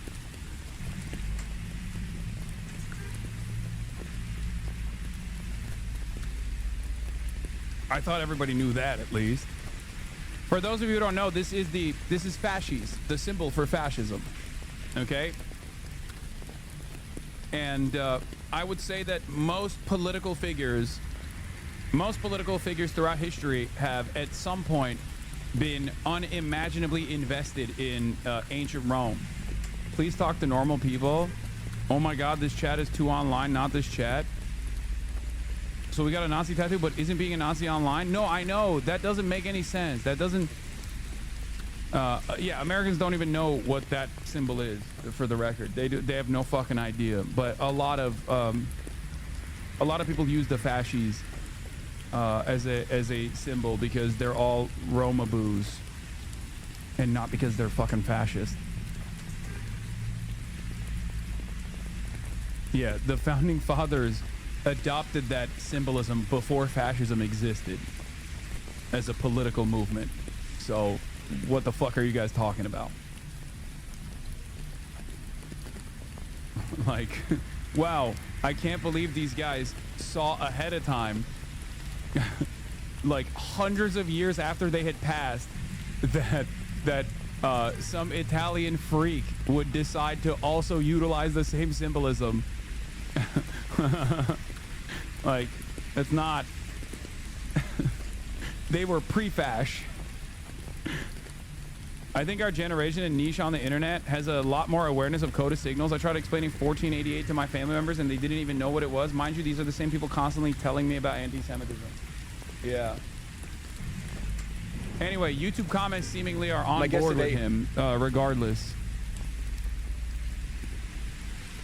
I can't imagine listening to this guy speak and hearing him articulate his evolution, then thinking, nah, let's go with a 79-year-old woman who would only serve one term, assuming she isn't annihilated by Susan Collins. Oh, Lord, if someone went through my shit post-history, I'd die. If we excommunicate people forever, if they ever say something bad, no one will ever have the motivation to get better. The voters need to attract the creative working-class majority.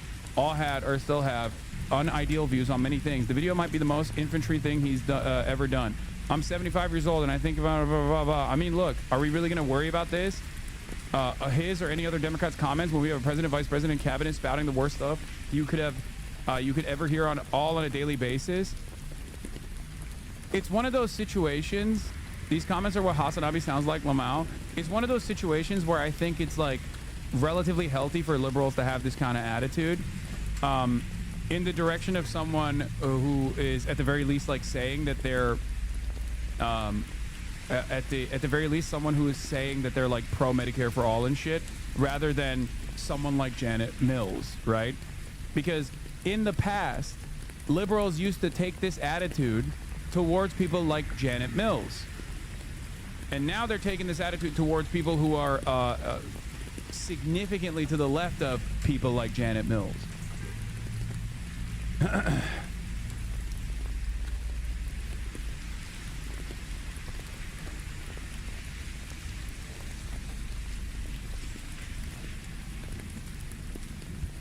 If you are not accepting of imperfect allies who get perfect enemies, let's let people learn from their mistakes. I appreciate him saying I just didn't know what I was talking about, and having worked in food service for years, I'm so glad you had Graham on the show. Great guy and leader. I'm not a mainer, but if I were, I'd be platinum or door knocker. Don't let them tear you down. I'm very pro-Graham, but apparently the skull tattoo is legit SS imagery. He should do something about that.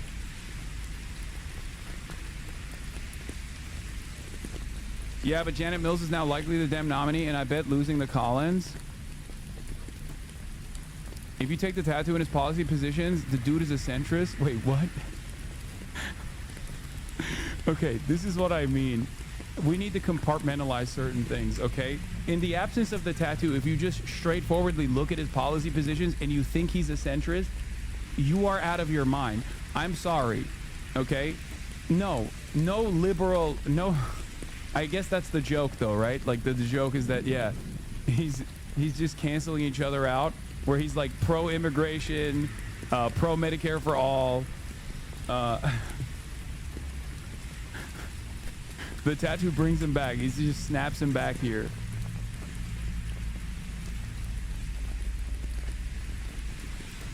This is what we needed. This is what we needed, the true center. Guy who says he's a commie socialist when no one is looking, okay? Who also has a prominent Nazi tattoo on his chest. Fuck yeah. Someone made a TikTok that you were perma-banned? Yeah, I have been. Yeah, I'm permanently banned.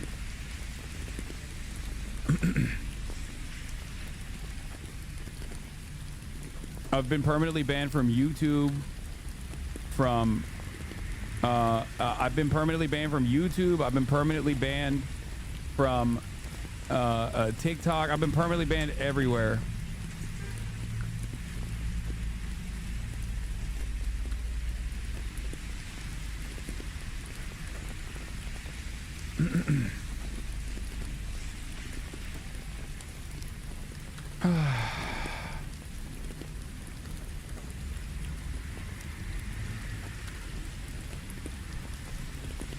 Where comes the fetishism of Roman imagery? Because the founding fathers was before fascist Italy and Germany. What do you mean? Like the Roman Empire was formative in people's in politics enjoyers, in the minds of politics enjoyers, for many, like many historic political figures have literally seen Rome as like a successful method of building an empire that lasted for a very long time.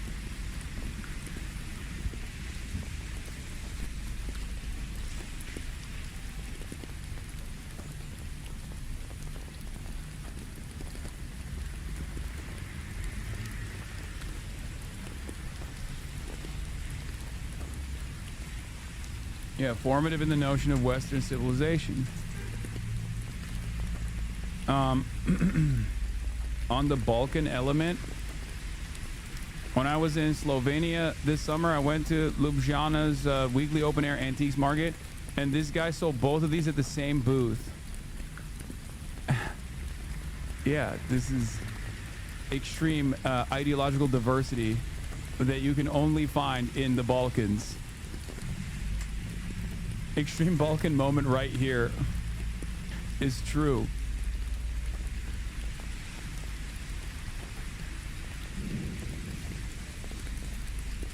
Ljubljana, sorry. This is peak Balkan centrism, okay? Right, presumably going to the beach, yeah.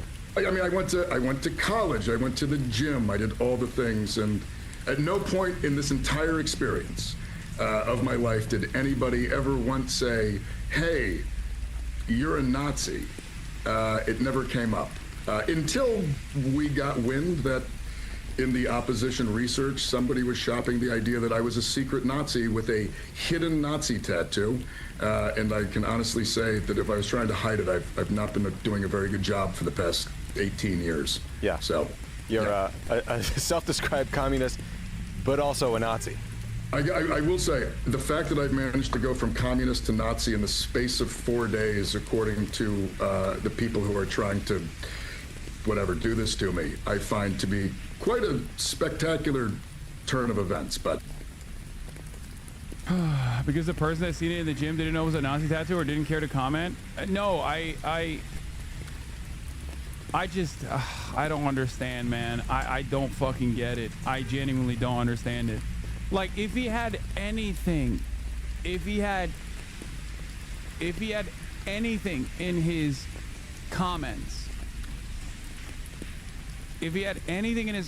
that was even remotely close to being like, man, we got to do something about these immigrants or whatever, I'd be like, okay, this makes sense. Like, how can these two extremes be captured on the same person? Like, on the one hand, if you just section out the Nazi tattoo, not even a neo-Nazi tattoo, and you don't think about the Nazi tattoo, and you just look at his Reddit posts, you see a guy who was woke by 2013 standards even as a fucking jarhead, okay, who then became omega woke by 2020. Can't stress this enough that if you believe he's a secret fascist, you have not read anything he's written over the past 15 years, which should all tell you how cynical this is. Yeah, like, Why to the Post has been actively going through and combing through all of his subreddit posts, right? And if you look at it, if you look at his profile, and if you're confused as to why, like, Majority Report is defending him, for example, even after this, the reason for why a lot of people who have met him, a lot of people who have talked to him, or a lot of people who have, like, read through his most, like, private moments that were never intended to be publicized, you see a guy who is a Marine machine gunner go through the process of being like, yeah, a lot of this stuff that I did was really fucked up. Okay, dude, you are defending him. I'm not. I'm explaining to you why other people are. Okay, I'm explaining to you why other people are. I haven't been able to even correspond with him personally.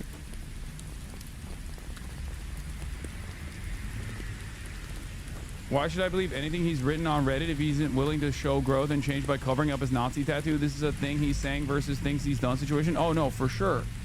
I think it is without question. It is without fucking question. If he doesn't get that shit covered up in the next week or so, it's a non-starter. Like, what are you doing? Now that you know it's a Nazi tattoo, the first thing you should be doing is making a big show of getting it covered up instantly. Okay? And even then, plenty of people will go, I don't believe it. I still don't believe it. But obviously, the appropriate thing should have been to get it covered up decades ago. The best thing would have been, to not get the tattoo, obviously. He'll have that shit covered up in a video in the next 30 days. Let's be real, it won't change anything, to be honest. I don't believe, nor 98% of the American populace knows what that shit means. If he was on Reddit in 2012, he probably was on 4chan too. It was extremely small back then, but there were people on poll that were lefties. They were mostly on the filming boards. Although, no. He's not. You're fantasizing about things that don't matter.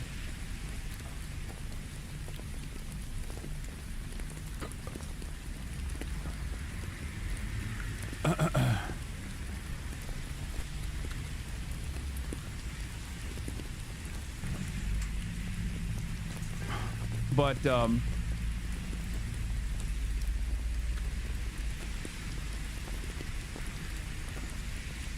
my liberal parents don't believe it's a Nazi symbol. They'll just think it's a skull and crossbones law. I think it's wild that so many people just don't fucking know. There's literally the quote of him saying, yes, this is my totem cough. I don't give a fuck what people defending him think he meant by it. Yeah, no, first of all, that's from Jewish Insider. Okay? Those are the same people that have been talking about how Zohran Mamdani is a radical Islamist fundamentalist who is trying to do another 9/11 for the past week. So just look at your sources a little bit, okay? And remember, totem cough tattoo or not, this is a guy who came on the scene And one of his first moves was to say Israel's doing a genocide and it must stop, and we must stop giving Israel weapons. So they have a very different approach to the situation.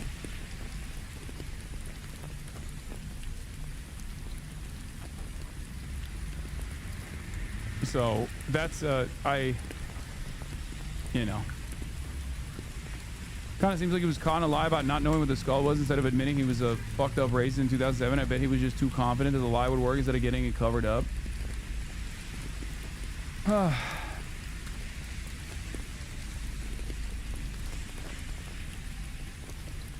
Yeah, if he was pro-Israel, if he was a pro-Israel Democrat, they'd be like, oh, he's a veteran. Calm down. He's a veteran, dude. Dan Caldwell says, don't care for Plattner, but it was fairly common during the height of the GWOT for boot Marines to get stupid tattoos like this because they look cool. I know several Hispanic Marines who got the Nazi SS lightning bolts tattooed on their arms because they were in Scout Snipers. I don't think Plattner is a Nazi, but one, the ads about a Dem having a Nazi tattoo play for themselves. B, working for Blackwater and having a totem cloth are at minimum suspicious. C, it shows poverty and judgment and knowledge that I don't want in a senator. Z Jelani says Republicans are going to run ads claiming he's both a communist and a Nazi, and rural manners are going to be like, sounds legit. I think you haven't thought this through. First of all, they absolutely will do that. What the fuck? That's unironically what Trump said about Kamala Harris. Trump literally said Kamala Harris is a communist, Marxist, fascist over and over again. So yeah, they were going to do that regardless, and now they actually have proof. Maybe he's an anti-Semitic, anti-Israel guy. No, I don't think I don't even think that.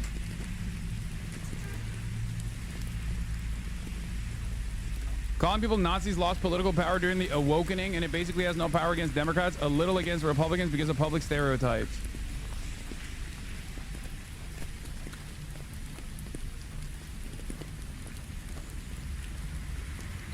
You also endorse Janet Mills, notably. So why the fuck are chatters so mad about you? Yeah, I don't know why chatters are yelling at me. I'm a Janet Mills militia member. So a White House. Oh, speaking of Nazis, a White House official tells me it is highly likely Ingratia's nomination will be pulled. It was discussed on an internal White House call this morning. Genuinely curious why you would think the CIA would not try to run their own candidates as LARPers. Great question from Revolutionary Liberal. Because there is no motion. The left is not a significant formative threat, and it certainly wasn't in fucking 2007 or even in 2016. Okay? It has never been. In the United States of America, all prominent left mobilizing was destroyed, stamped out, absolutely gutted, eviscerated. Also, the CIA runs their own candidates, like literal CIA agents.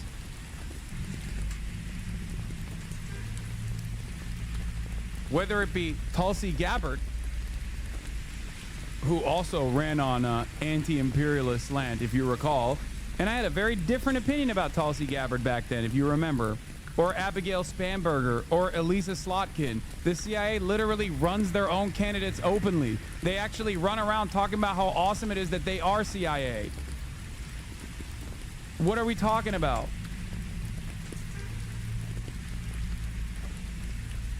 Like, this is the one aspect that I truly do not agree with. Like, the notion that this is a fucking CIA operation or something.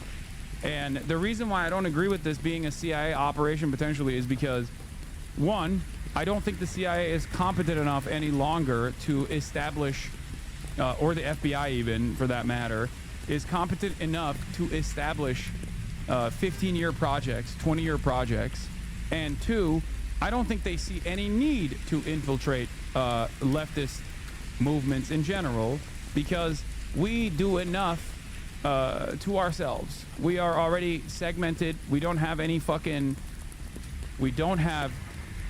motion whatsoever. And therefore, I do not think this is a CIA plot.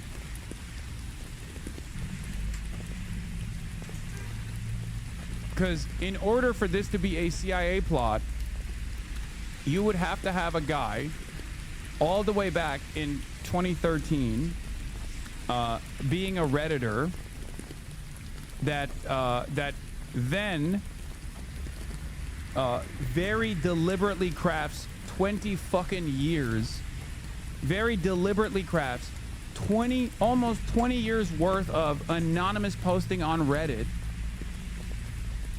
It just doesn't make any sense. Especially because most Americans don't even think being a leftist or being a communist is a good thing. A lot of you are running with your own personal biases here, where you think that socialism on the national scale has a lot of movement and has a lot of like clout, and it's like objectively a good thing, not realizing that the reason why he initially came out and was like, I'm not a communist, I'm a small business owner, is precisely because a lot of people are terrified of that shit. Okay?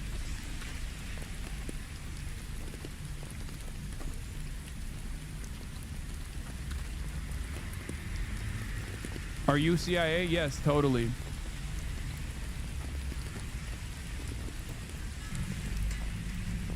The one and only. Thank you for the 10 gifted.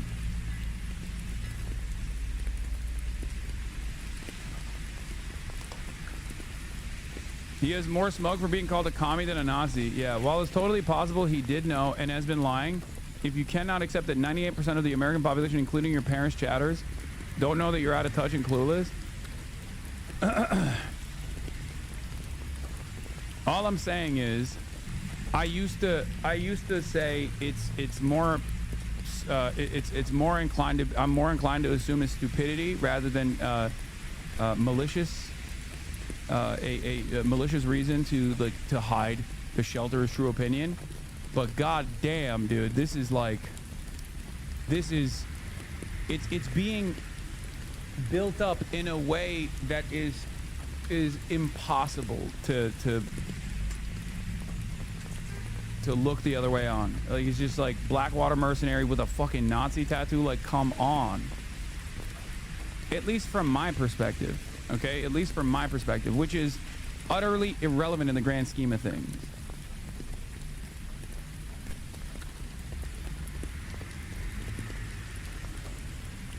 This and the Blackwater thing, it's like, if up to age 34 you were either outrageously evil or overwhelmingly stupid, how are you trustworthy as a political figure? Why am I expected to portray you not just as an alternative, but as the next best thing in democratic socialism? It is pretty fucking nutty.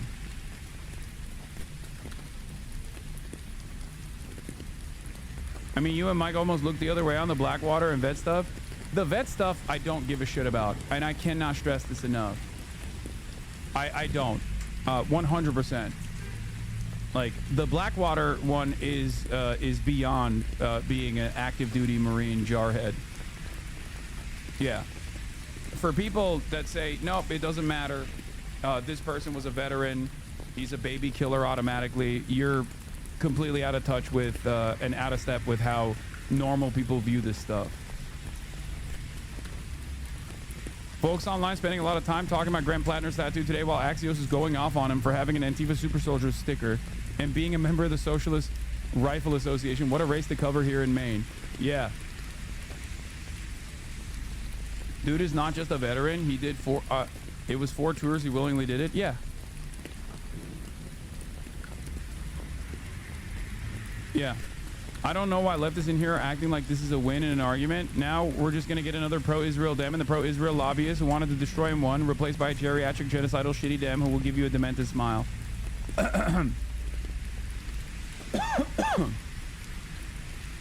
I think he is so unimaginably inexperienced and as a political operative in perhaps one of the most dangerous political positions you can have, even as an experienced political operative. Being unconditionally anti-Israel is literally the most treacherous waters that you could wade through. And to add to that, like, you already have unimaginable ops when you do that. Okay, you already have dove into the deep end of the most treacherous, the most vicious political opposition research-backed waters that you possibly could have. That to me gives that, for me at least, means a lot. That means a lot to me. That has a lot of mileage from my perspective, because a lot of people rely on the idea that they have currently, that like, oh, being anti-Israel is actually good. It is, but there is a reason why no politician is even broaching that, even at this moment. Okay? And that is because you get ass fucked if you come out like that. Look at me. I'm not a political operative. I'm a political commentary person. Look at how aggressively people are up my asshole all the fucking time.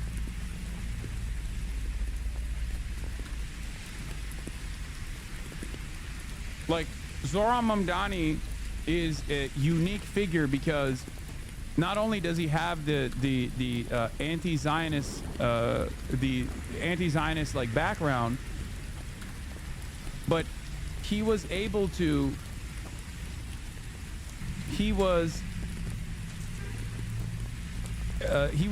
just like overcome all of those odds by presenting putting a very charismatic spin on a lot of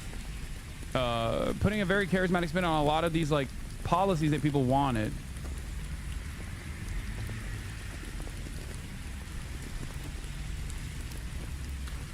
Bro, 2 washed up kick streamers literally went to TwitchCon dressed up you as Zakaya. What are we talking about here? Wait, what? What does that have to do with anything?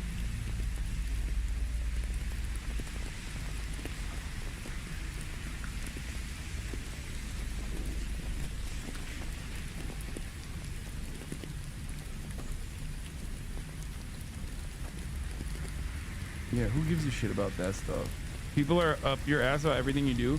Yeah, I'm not talking about that shit. I'm talking about like people who fucking lose their minds and try to like, I'm talking about the ADL. I'm talking about like politics right now. I'm not talking about like silly fucking drama shit.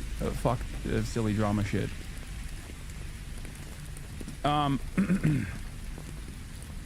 Maybe I should see how bad they'd lose their shit over my patch. Just wanted to say I love your shop. Defend Equality sticker on the truck and Antifa Super Soldier on my armor as well. Keep up the good fight. And that thread over at r/tactical gear has me rolling. This is from r/SRA weekend. Socialist Rifle Association weekend.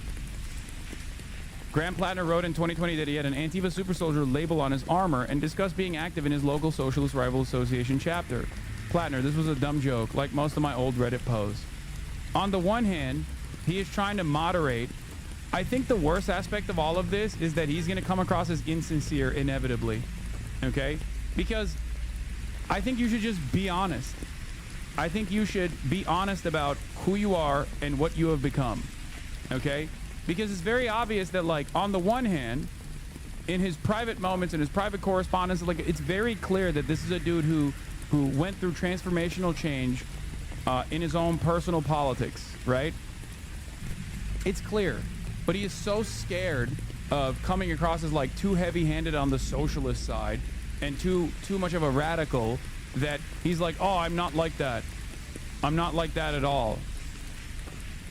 But then on the other side, people are saying he's a fucking neo-Nazi.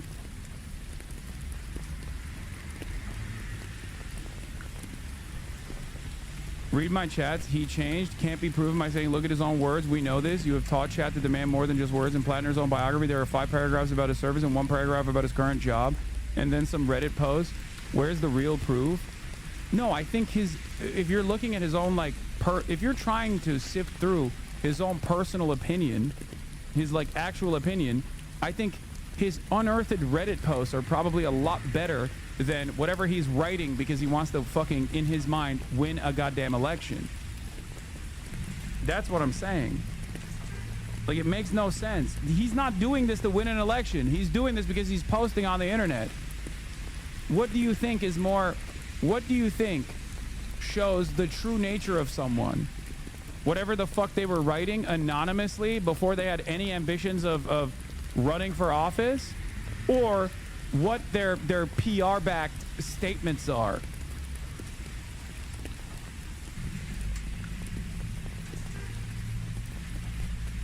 He has. What do you want him to say to your chat is not the same he needs to say to people in Maine. He has continued to talk about how he's changed. Yeah, no, I agree. But the Nazi tattoo is fucking ridiculous. And once again, like I said, you should, like, if I was running his campaign at this point, number one, here's a couple things I would have done. First of all, I would have said, once again, over and over again, that there are some things I don't agree with from all the way back in 2013 that I stated. And, you know, the stuff about how he was an angry jarhead, all that stuff works, right? I'm wearing my apolitical Democrat consultant, my Democrat consultant hat. One, drop out now? Fuck no. If I'm running his campaign, I'm quitting Lamau. No, you guys don't understand the amoral nature of Democrat Party consultants, okay? Calm down and listen to it. I'm giving free money, free ball. Okay, first of all, he doesn't have to win any of you over. Let's just make that very clear. He's running for a purple seat in fucking Maine, okay, in the Maine Senate. So, none of you are relevant in this conversation, except for maybe like the 12 Mainers in here who are gonna vote for him anyway. So, shut the fuck up. That's number one. Okay? Here's what I would do. One, I would come out and be like, look, I felt very disillusioned. I felt very disillusioned by my service, as millions of Americans do. And I went through this transformation. And, you know, some of the stuff I'm just like joking around on the internet. It's embarrassing. It is what it is. But having said that, as far as my own personal politics goes, it's very obvious it's very obvious when you look at my most private moments that I never thought would be blasted on the timeline. No one would want to be judged by their private anonymous moments on the internet. He did say a lot of this stuff, but as far as, yeah, he's leading in the polls, drop out. Why does Hasan take anything in this chat seriously? I don't. Yeah, he has the entirety of, he has all the labor unions backing him. He has Bernie Sanders backing him. He has even liberals backing him in the Pod John universe. And of course, all the left flank is not backing him. But that is yet another moment of the irrelevance of people in this chat when it comes to electoralism. It's understandable. Okay? As far as the Nazi tattoo goes, one of the things he has to immediately do is like, look, I got this when I was a fucking idiot. I never realized that it was like, you know, I never realized that it was a Nazi tattoo, and that's my bad. I am instantly covering it up. That's completely unacceptable and inappropriate for anyone of any background or of any party affiliation to have a fucking Nazi tattoo. And I don't know, like fucking donate something to like Life After Hate or something. Okay? It is pretty wild to me though that like leftists will literally run with a Jewish insider scoop from Matthew Castle. Like, you're a 28-month subscriber, man.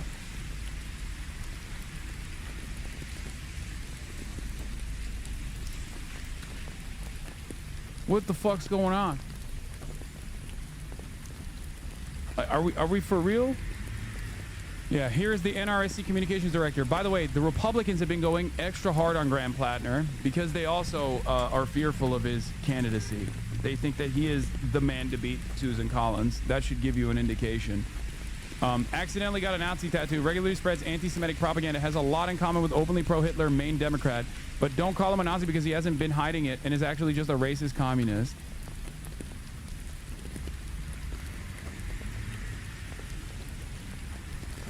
Ironically enough, before the Totenkopf tattoo, all the stuff that I learned about him, personally from his Reddit posting and whatnot, made me feel like he was earnest. The Nazi tattoo, on the other hand, is fucking insane. The fact that not even the fact that he got the tattoo, that's already insane in and of itself, but the fact that he never like removed it, like he has a totem cloth on his chest, like that's crazy. What the fuck are we doing? If all of his other private posts were not so not getting your SS totem cloth tattoo removed for your primary campaign because you might still need it for the general. That's funny.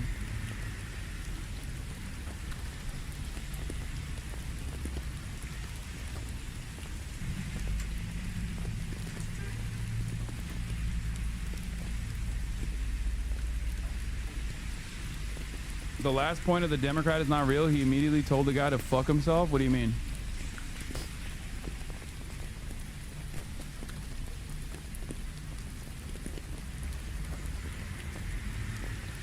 Maybe I'm too charitable, but could he be keeping it as a reminder of how far he's come?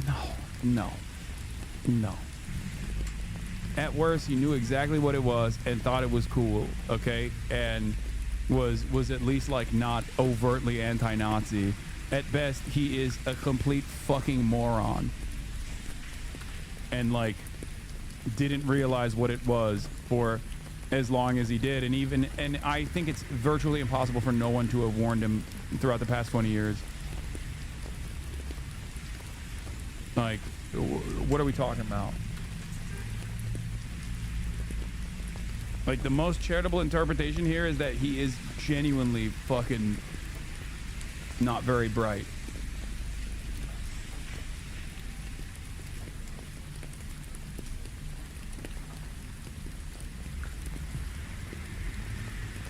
Wait, what? Maybe he wanted a cool tattoo and his tattoo artist was a neo-Nazi? Wait, no, that is literally what happened. That is...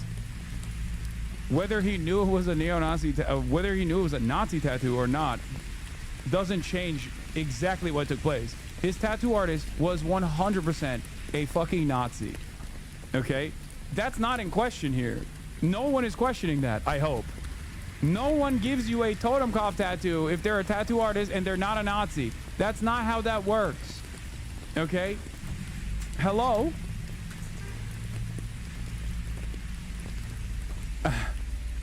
What the fuck?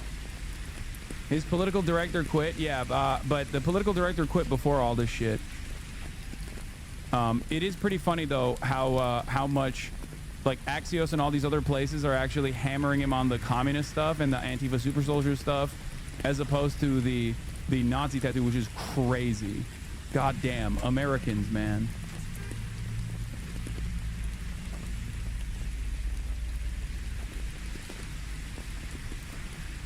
Yeah, the director has something to say about the tattoo. Plattner's political director, who resigned over his Reddit post, weighs in on the tattoo. He's not an idiot. He's a military history buff.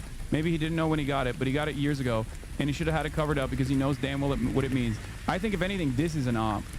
The political director that came in and then out when she saw the fucking Reddit post of him saying he's a commie. Okay?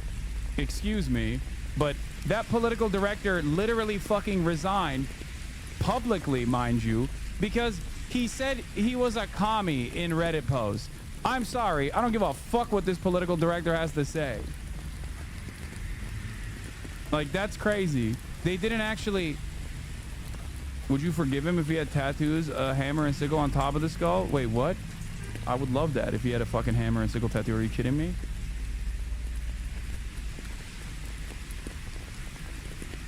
I've run out of self-restraint. Worse than when the guys on the train to Boston were fanboying over Reds Eats. The DC consultant class is fucked up our U.S. Senate race again, and all you need to stop snipping at each other.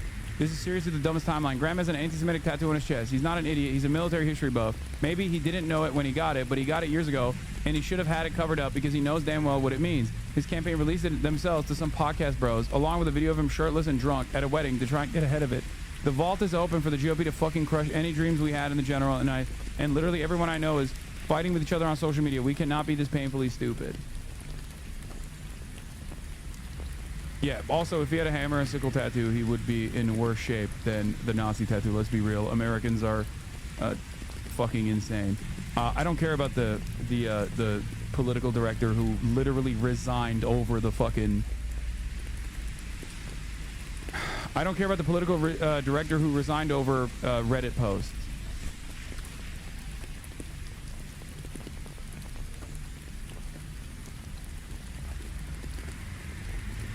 All of the stuff that like Axios is hammering him on makes me like him more, and all the stuff that is like the fucking Nazi tattoo is just completely unacceptable.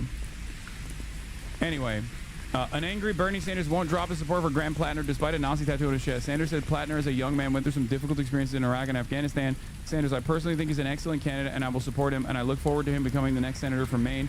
When pressed on Plattner's Nazi tattoo, Sanders lashed out at the corrupt campaign finance system, adding, "We don't have enough candidates in this country that will take on the powers that be and fight for the working class."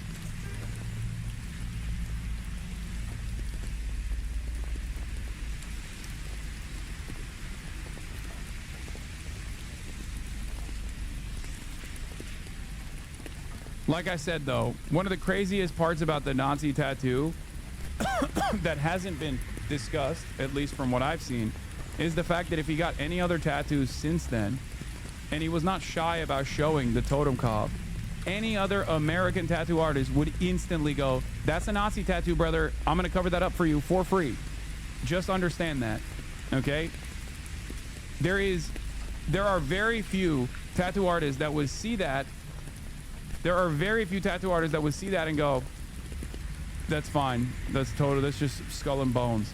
No tattoo artist, no fucking tattoo artist in the United States of America is going to be oblivious to that. You might be, and that's fine, okay? But you're not a tattoo artist. Tattoo artists, unless they are Nazis themselves, straight up know what the common fucking Nazi tattoos are. They refuse to tattoo Nazi tattoos. That's the reason why they know all the symbolism, okay?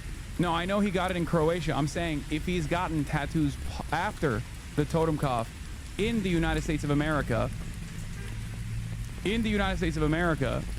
then someone, if they had seen it, would have informed him that either they were not going to tattoo him or they would cover it up for free. There are very few tattoo artists. Listen to what you're saying. A Croatian tattoo parlor in 2006. What are we doing? Oh my God. No, you listen to my words. I'm not talking about the fucking very obviously neo-Nazi tattoo artist that tattooed the totem cop on his chest in Croatia. I'm talking about after the fact.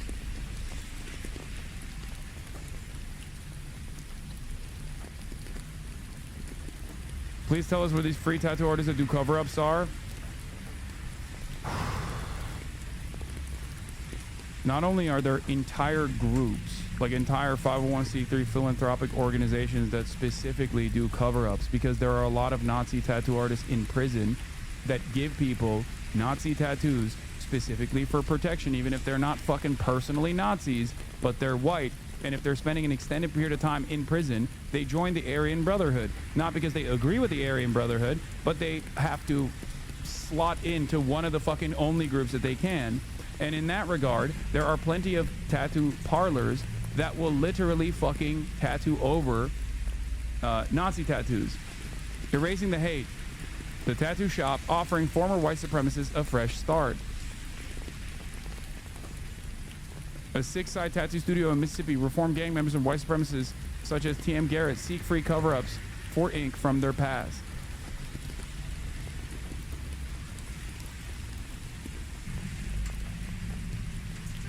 It's okay. A lot of you don't know how this stuff works. It's understandable. As the PhD, as the resident PhD in racism, I'm telling you.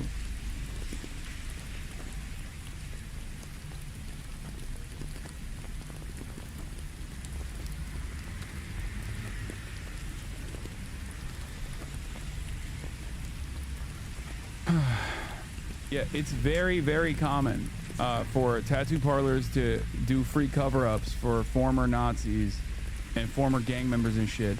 There are also, it's not even just Nazi tattoos, there are also gang tattoos as well that tattoo parlors will refuse to obviously tattoo unless you go to a specific parlor that is gang affiliated, and the ones that are not will actually offer you a free cover-up.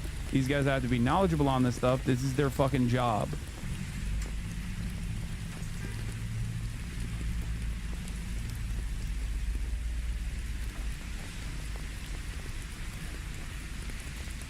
Dude, you don't know what you're talking about? I've worked in shops my entire life, dude. You're wrong. That's one tattoo shop. The majority don't. Hassan, you have no idea what you're talking about with tattoo artists. There's only a handful of artists who do free tattoos. So do you know how many tattoo artists there are? If you worked in tattoo shops, I think you know better than anyone else. If you actually worked in tattoo shops, you know better than anyone else that tattoo parlors know what the common gang signs are and know what the common Nazi tattoos are, right? And they will at the very least warn you. No, they don't. Okay, well, I've never met a fucking tattoo artist that doesn't.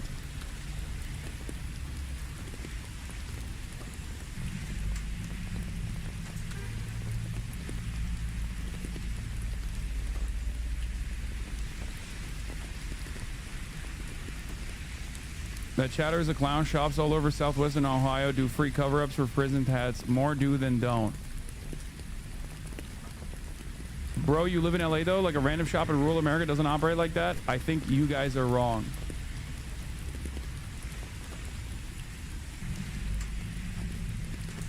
Tattoo parlors often will have an entire book dedicated to tattoos that they won't do. Like common gang symbols and common white supremacists. That's a swastika. There's a swastika over there. He's got a swastika. Okay, so all three of you are 5'4", balding men in their 30s. And you all have tattoos of black and white lions with blue eyes. It's so funny because you live in LA, dude. Go to Minnesota, they have no fucking idea. Oh my god. Oh my god. Oh my god. Bro, what the fuck are you talking about? I've never been to a tattoo studio that would willingly put Nazi shit on anyone. Thank you, chatter. That's what I'm saying. The chatters are not saying that. They think this is a LA thing. It's not just a LA thing, please.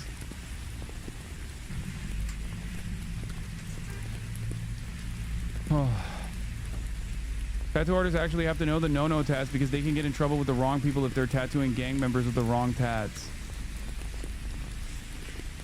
Unless it's a parlor that is gang affiliated, or unless it's a white supremacist parlor, unless you're going to like a biker gang parlor or a Nazi parlor that is known for tattooing people with Nazi tattoos, you walk into a shop in the United States of America, in most places, and you say, hey, I want this Nazi tattoo. They're gonna say, no, we're not allowed to do that.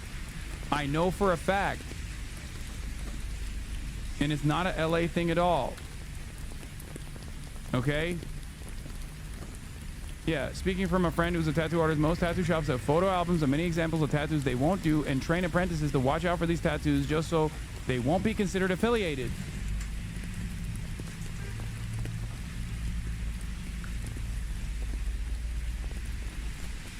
I can't believe that people don't know this. This is like somewhat common. And you're not in a cult. Cool runes, man. Yeah, no, I know they have a really long history. Is there any reason why you just got the Zig rune? Thin blue line, Punisher skull. Classic. I get it. I get it. Right next to the swastika. No, I see what you're doing. I see you got the Iron Cross. You listen to Motorhead? You don't. You said you're from India? Okay. Okay. Yeah, I ask because it's fine. Don't worry. You must have been born in 1988. You weren't. Oh. This knife shop in Texas refuses to put Nazi symbols on the knife the old lady put in? Yeah. No, Nazi symbol.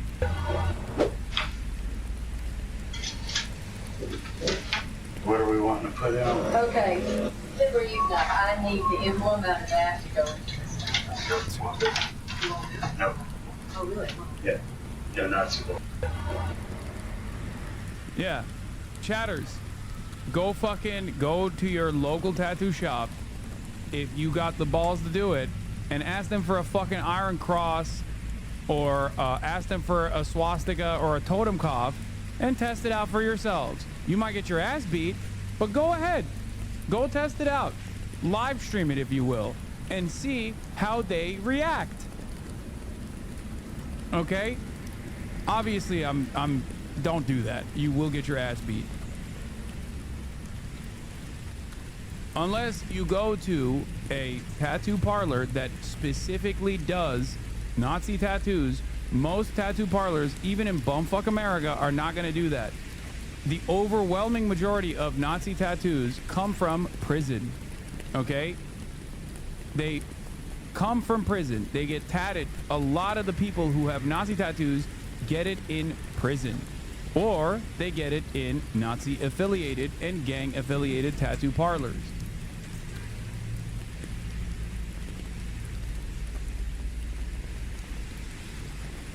The point would hit harder if this vid was of a tattoo parlor. I'm sure there's fucking videos of tattoo parlors that are, there's probably a million fucking TikToks of tattoo artists talking about how they refuse to do tattoos.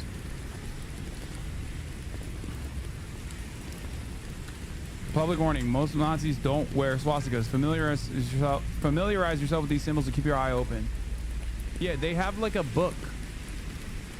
They have a book of tattoos that they won't do. A lot of chatters, I feel like, have not fucking entered a tattoo parlor. I have.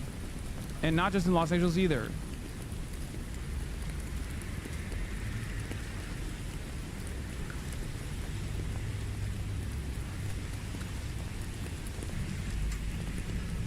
My dad had a shoulder tattoo for an Indiana biker gang he was a member of in the 70s and 80s. He got it covered in early 2000s for free at a local shop in rural Georgia. People do cover-ups everywhere.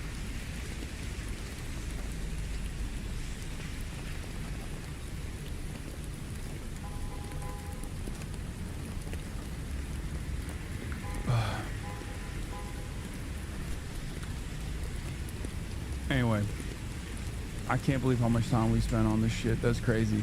I think a lot of people are just like trying to they're trying to actively debate me for no reason. Has been in the tattoo business for nearly 2 decades, so it's safe to say he's seen all kinds of ink, the good, the bad, and tattoos that can be downright offensive. You're laying on the hardwood floor.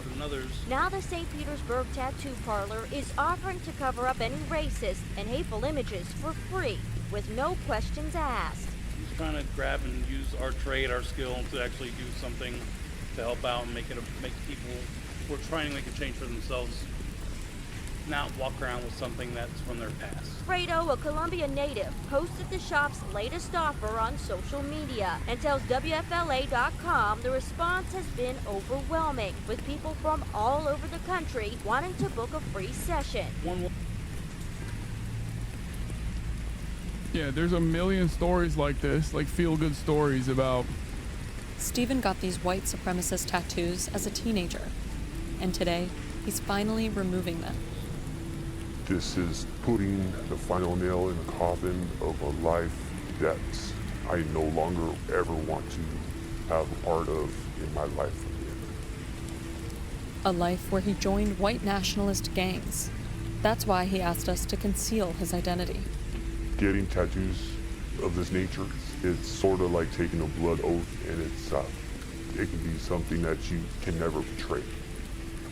A nonprofit called... For the record, I can't believe I'm saying this, but Pete Heggs's tattoos don't even reach the broach the no-no territory, by the way. Graham Plattner's tattoo does.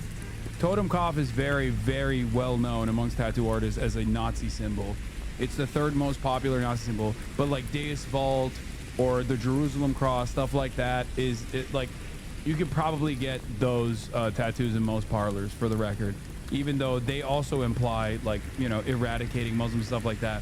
But the Totem Kopf is 100% like 88, 1488, the double Thunderbolts.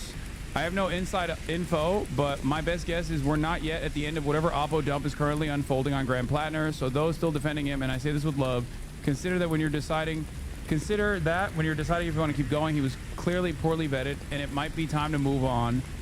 I think in spite of all this stuff, unless there is like something even more insane than this, which is like, this is the most maximum insanity. I don't know what the fuck else could there be. Like the only liability beyond having a fucking totem cloth on your chest is literally just like being arrested for sexual assault or something. So, you know.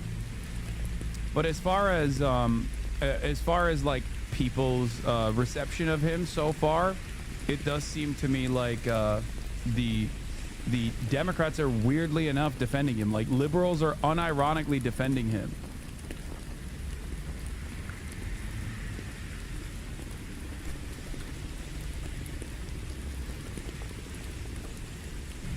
What is this? Regarding if people know the skull or not, 42% of consumers didn't know their chips were made out of potatoes per fortune. What the fuck?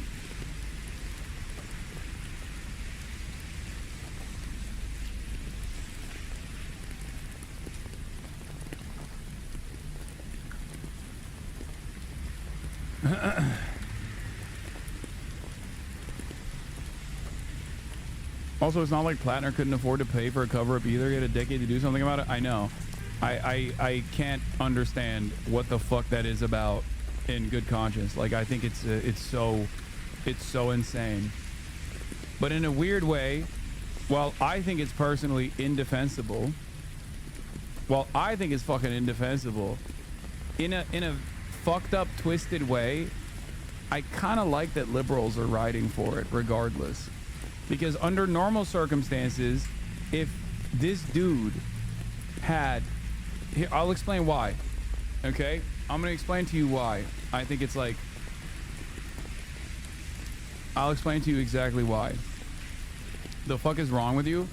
I'm going to explain. The reason why I think it's like interesting that they're defending Graham Plattner is because Janet Mills is right there. And Janet Mills is a pro-Israel Democrat specifically designed by the establishment Democratic Party to be the guy or the lady to go after Susan Collins. So there's two different flanks in the Democratic Party right now. You have the left flank with the Bernie contingency, okay? And you have the establishment centrists who have obviously put forth their best possible candidate. And Janet Mills is everything that is, brother, he is pro-Israel as well. Yeah, I'm not going to entertain this stuff. I'm sorry. If you think a guy whose first statement on the map, putting him up as like a, you know, as a upstart candidate was Israel's doing a genocide and we should stop giving weapons to them, and you think that he is pro-Israel, you will never find... You think Zoran is pro-Israel as well, I think. Right? Like, that's crazy.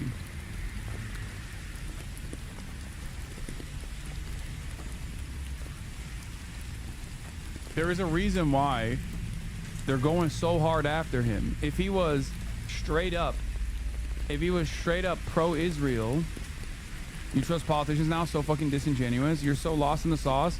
Man, please stop. I'm not even defending him. I'm just giving you what the different forces are right now. The different forces at play internally within the Democratic Party, and also the outside forces from the pro-Israel lobby and the Republican Party. Okay? Graham Plattner, due to his own stupidity or his own secret Nazi past, is eating it from every end. But the things that we do know about him, that has drawn tremendous ire from both the establishment Democrats and also the Republicans and also the Israel lobby, are some of his key positions, being pro-Medicare for all and being anti-Israel. Okay? But you are spending so much time talking about him when you could be talking about anything else. Yeah, because I choose to, okay? This is my stream. Oh, fuck you. Jesus Christ. Oh my God. I can't even get through a goddamn statement without people fucking shoving it down my throat. Please, shut the fuck up and just listen for once, okay? Anyway. On the one hand, you have the establishment pick Janet Mills, AIPAC stooge, pro-Israel, 77 years old. I believe she will be, by the time she runs, by the time her candidacy is done in the Senate, she will be like 80 something, okay? Classic institutional establishment Democrat pick, okay? Classic. She will be 79 on Inauguration Day and 84, I think, by the time her Senate seat is up for re-election. Perfect gill page, yeah. So while there is a candidate like that, the left flank of the party has decided we're staking our reputation and we are pushing for Graham Plattner. Graham Plattner's first major statement running for office is, fuck Israel, Israel's doing a genocide, we need to stop weapons transfers to Israel, okay? This draws a lot of scrutiny from the establishment Democrats. It draws a lot of scrutiny from AIPAC and the pro-Israel lobby, and it draws a lot of ire from the Republicans as well. A lot of them are aligned on the Israel stuff, but I think they're also frustrated with a left populist, at least like seemingly left populist candidate coming in and overthrowing Susan Collins. Because if the Republicans actually did not worry about Graham Plattner running, they wouldn't be attacking him. They would be talking about how awesome he is. They would do the Pied Piper strategy, famously adopted by Hillary Clinton against Donald Trump. It was a major failure, but the Republicans would quite literally say, oh, it's awesome, Plattner's great. They wouldn't say a single damn thing about Plattner if they thought that he was a weak candidate that could lose to Susan Collins a lot better than Janet Mills. The Democrats, on the other hand, the establishment Democrats, on the other hand, are also going after him because they don't want an anti-Israel candidate to win. Because especially in a purple seat, if an anti-Israel candidate wins in a purple seat, a left flank candidate wins in a purple seat, that establishes something that the Democrats have held on to in perpetuity. The notion that you can only win red seats and purple areas by running establishment-backed centrists. Because Graham Plattner would be the most firm counter to the Marie Gluesenkamp-Perez's of the world. For those of you who don't know, Marie Gluesenkamp-Perez famously ran with the optics of a progressive and then very quickly became one of these Congressional Problem Solvers Caucus candidates, as in a blue dog Democrat, as in a dog shit centrist who unironically stood in opposition against student loan debt relief when the Biden administration was trying to do that. Okay? But because she actually maintains control over a red area as a blue Republican, the Democrats constantly fucking promote her as the method. This destroys one of the most successful arguments that centrist Democrats have deployed forever. Oh, Zoran's politics only work in New York City because New York City is woke, but it would never work. It would never work in a red area. Okay? It would never work in a purple district. It would never work in a red area. So, if Graham Plattner being like, I'm a leftist, blah, blah, blah, all this shit, I'm anti-Israel, blah, blah, blah, all this shit, is able to fucking unseat a Republican, this destroys that argument. It destroys that argument in its entirety. We already know it holds no weight.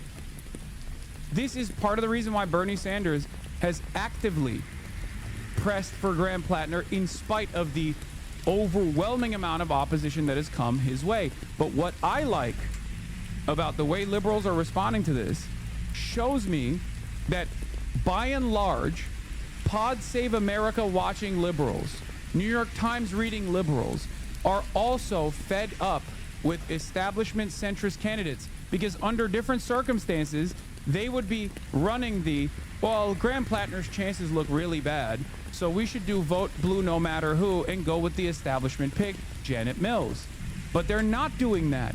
Janet Mills is right there. Chuck Schumer loves Janet Mills. Chuck Schumer is pushing for Janet Mills, and yet all of these liberals are unironically championing a dude who literally got a fucking Nazi tattoo on his chest. So they're saying, I don't give a fuck about that. I'm willing to turn a blind eye to that because we need this kind of rugged, real American guy with really fucking stupid, indecipherable politics that ultimately says, first and foremost, Israel's doing a genocide, which clearly is giving him a lot of fucking institutional credibility, or not institutional credibility, but like credibility in the eyes of the voter base. Okay? And they're looking at his own, they're looking at his track record, or they're looking at his statements on Reddit, and they're saying there's nothing wrong here.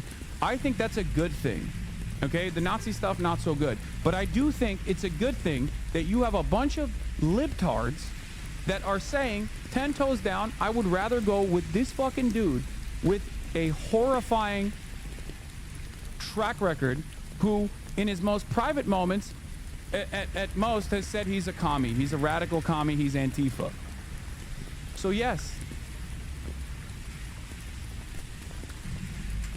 it's a bit like the New York Times liberals defending you in the comments after that guy called you a terrorist who wants 9/11. Yes, liberals are changing. I think by and large, liberals are changing. I think liberals, by and large, are far more comfortable with a person that in his private moments, the bar is so low for you, that is really sad. Can we just abandon electoralism and start a revolution instead? Sometimes I can't tell if like these guys are the agents in my chat. Okay? Let me ask you something, chatter. Whose technical proficiency are you going to utilize when you are doing a violent revolution? If you think every single veteran is a baby murderer that needs to be imprisoned instantly.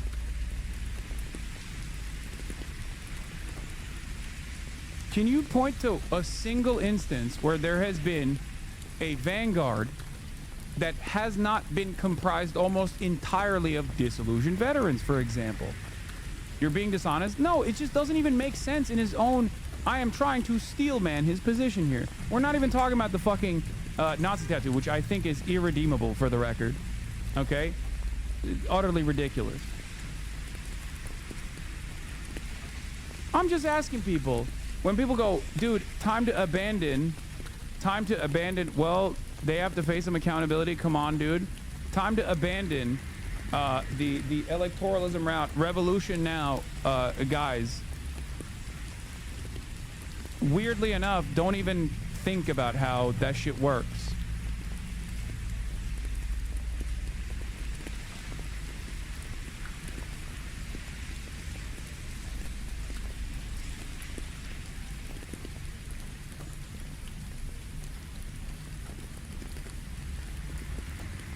I care more about the fact that liberals hear a guy who says, yeah, I did fucking tours. I felt very disillusioned. I was very angry. Okay? And I want Medicare for all. You shouldn't have to be a fucking veteran and get busted up to get government funded healthcare. Shit like that is playing a major role in the ways that liberals approach the conversation, and that is a good thing. Okay? I don't think that's a bad thing at all. Can you point to a single moment in history where a successful revolution occurred by working within the existing ruling party apparatus? Virtually every single instance, until there is until there's an opportunity for there to be a vanguard party to be formed. Like literally every single one. Every single revolution has had tireless work and countless work leading up to the moment of revolution. Every single one.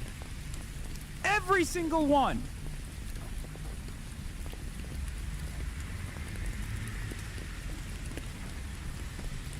It is obvious to me that many chatters have learned about communist history and socialist revolution from internet memes rather than actually reading.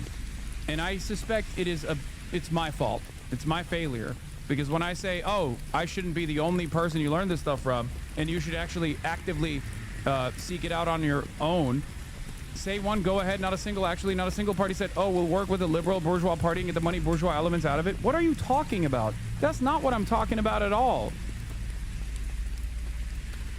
Every single successful revolution has taken years and years of formative work working within the existing political constructs before that moment happens. Every single one.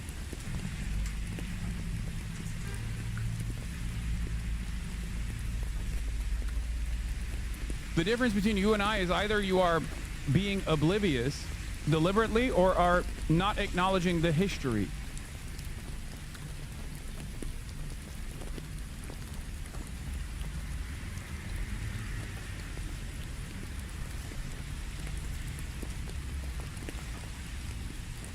There has never been formative, spontaneous organizing without exhausting the available tools within the working party infrastructure.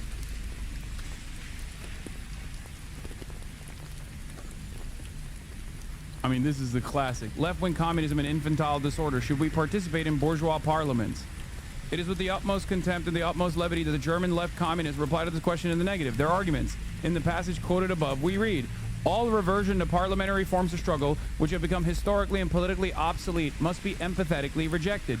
This is said with ridiculous pretentiousness and is patently wrong. Reversion to parliamentarism, forsooth. Perhaps there is already a Soviet Republic in Germany. It does not look like it. How, then, can one speak of reversion? It is not an empty phrase. Parliamentarianism has become historically obsolete. That is true in the propaganda sense. However, everybody knows that this is still a far cry from overcoming it in practice. Capitalism could have been declared, and with full justice, to be historically obsolete many decades ago. But that does not all remove the need for a very long and very persistent struggle on the basis of capitalism. Parliamentarism is historically obsolete from the standpoint of world history, i.e. the era of bourgeois parliamentarism is over and the era of proletarian dictatorship has begun. That is incontestable, but world history is counted in decades. 10 or 20 years earlier or later, 10 or 20 years earlier or later makes no difference when measured with the yardstick of world history. From the standpoint of world history, it is a trifle that cannot be considered even approximately. But for that very reason, it is a glaring theoretical error to apply the yardstick of world history to practical politics. Is parliamentarianism politically obsolete? That is quite a different matter. If that were true, the position of the lefts would be a strong one. But it is proved by a most searching analysis, and the lefts do not even know how to approach the matter. In the thesis on parliamentarism published in the Bulletin of the Provisional Bureau of the Amsterdam of the Communist International, number 1, February 1920, and obviously expressing the Dutch left or left Dutch strivings, the analysis, as we shall see, is hopelessly poor. In the first place, contrary to the opinion of such outstanding political leaders as Rosa Luxemburg and Karl Liebknecht, the German lefts, as we know, considered parliamentarism politically obsolete even in January 1919. We know that the lefts were mistaken. This fact alone utterly destroys, at a single stroke, the proposition that parliamentarism is politically obsolete. It is for the lefts to prove why their error, indisputable at times, is no longer an error. They do not and cannot produce even a shred of proof. A political party's attitude towards its own mistakes is one of the most important and surest ways of judging how earnest the party is and how it fulfills in practice the obligations towards its class and the working people. Frankly, acknowledging a mistake, ascertaining the reasons for it, analyzing the conditions that have led up to it, and thrashing out the means of its rectification, that is the hallmark of a serious party. That is how it should perform its duties and how it should educate and train its class and then the masses. By failing to fulfill this duty and give the utmost attention and consideration to the study of their patent error, the lefts in Germany and in Holland have proved that they are not a party of a class, but a circle, not a party of the masses, but a group of intellectualists and of a few workers who ape the worst features of intellectualism.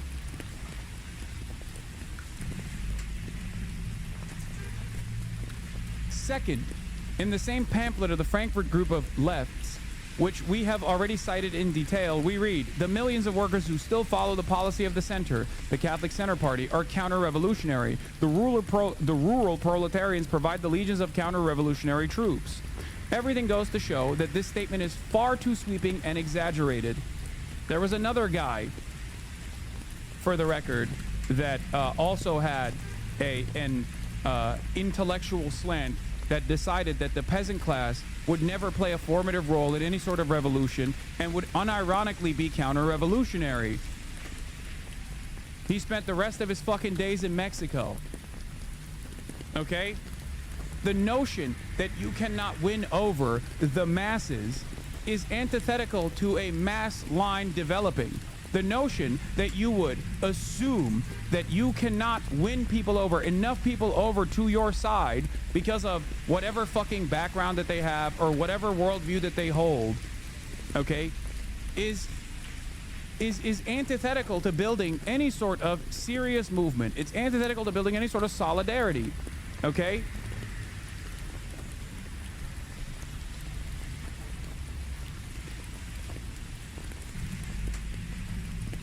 This, ironically, we've moved beyond talking about fucking Graham Plattner here, okay? Like, I'm just specifically talking about the idea that you cannot exhaust all readily available options and that you think a revolution will organize spontaneously.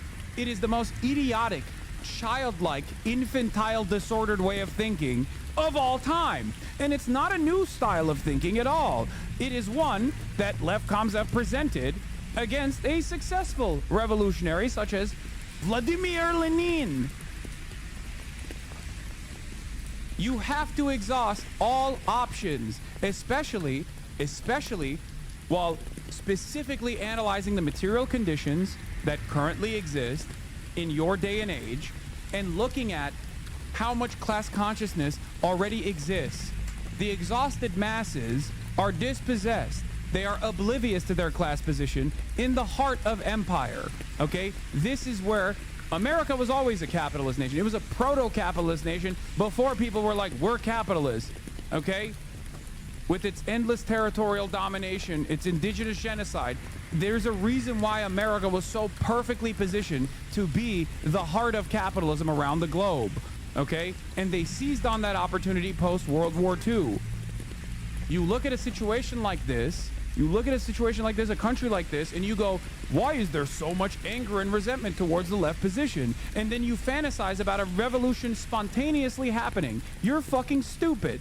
Okay? That's not what it takes. And it's never going to happen like that. The only thing that could spontaneously erupt is most likely a fascist counter-revolution, which is what we're in the fucking midst of anyway.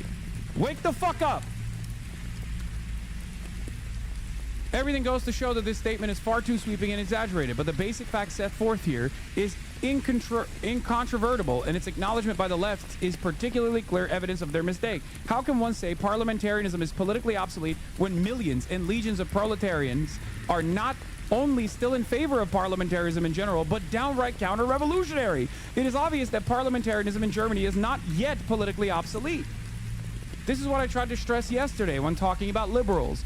Whether you like it or not, liberals in the United States of America are a more formative political bloc than whatever fucking pamphlet reading left group that you have with your fucking dumbass friends.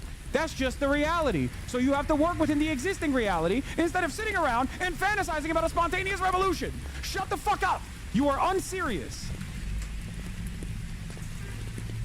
Oh, I have the utmost best possible alternative. It's called moral infallibility.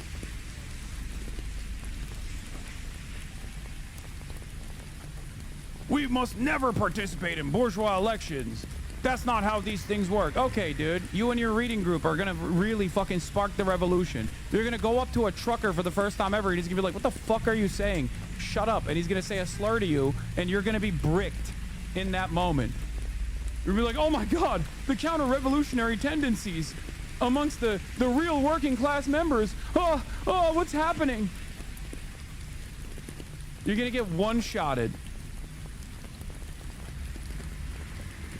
It is obvious that parliamentarianism in Germany is not yet politically obsolete. It is obvious that the lefts in Germany have mistaken their desire, their political ideological attitude for objective reality. That is a most dangerous mistake for revolutionaries to make. In Russia, where over a particularly long period and in particularly varied forms, the most brutal and savage yoke of Tsarism produced revolutionaries of diverse shades, revolutionaries who displayed amazing devotion, enthusiasm, heroism, and willpower. In Russia, we have observed this mistake of the revolutionaries at very close quarters. We have studied it very attentively and have a first-hand knowledge of it. That is why we can also see it especially clearly in others. Parliamentarianism is, of course, politically obsolete to the communists in Germany, but that is the whole point. We must not regard what is obsolete to us as something obsolete to a class, to the masses. Okay?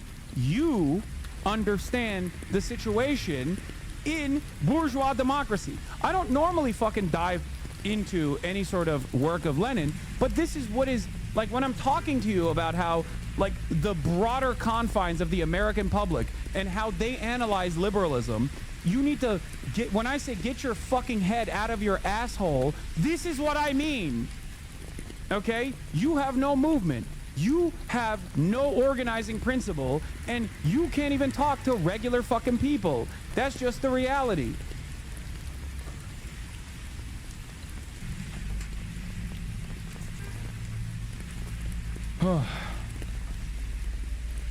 We must not regard what is obsolete to us as something obsolete to a class, to the masses. Remember that. Here again, we find that the lefts do not know how to reason, do not know how to act as the party of a class, as a party of the masses. You must not sink to the level of the masses, to the level of the backward strata of the class. That is incontestable. You must tell them the bitter truth. You are in duty bound to call their bourgeois democratic and parliamentary prejudices what they are, prejudices. But at the same time, you must soberly follow the actual state of the class consciousness and preparedness for the entire class, not only of its communist vanguard, and of all the working people, not only of their advanced elements. You know who actually didn't fuck around with this and actually played their cards very right? Fascists did, both in Italy and in Nazi Germany. They never said, oh, dude, we must not abide by bourgeois electoralism. Are you kidding me? What the fuck? Why would we care about this? It's obvious that the lumpenproles are ready to go. They're ready to do violence on a fucking whim. It turns out they were more successful, partially because it was a bourgeois democracy, and partially because the liberals and the petite bourgeoisie, the small business owners, the small business tyrants, and also on top of that, the fucking large industrialists had obviously realized that the hierarchy of capitalism was in the margins of abolition, and they wanted to put an end to it, so they used fascism as a way to stop it. Partially because the left were too fucking too busy, too predisposed with fighting amongst themselves.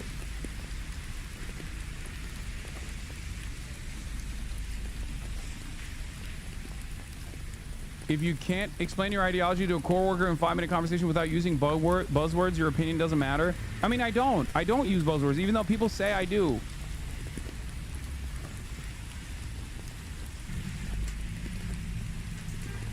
There is no place on the planet in the United States of America where I have to talk to the overwhelming majority of this fucking chat about the importance of exhausting all options, including electoralism. In the real world, people would look at you like you are a fucking insane person if you were to be like, well, excuse me, but, you know, I'm not going to participate in this process because I am morally above it all, because this is an immoral system. If you were to explain it to that, if you were to explain to the average person, like, your position, they would look at you like you got fucking 3 eyes, okay?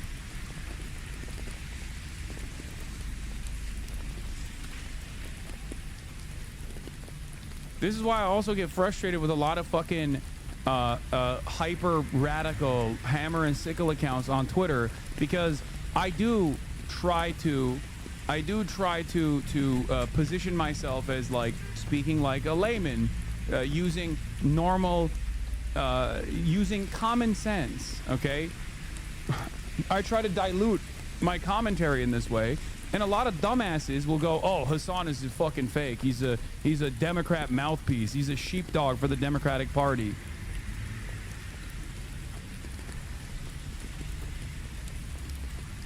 At this point, you're just arguing a straw man and never claimed any of those things. You're also wildly misreading Lenin's position on this topic. He argued for the continued use of the parliaments, but that didn't include making it the core struggle of the working. Wait, what?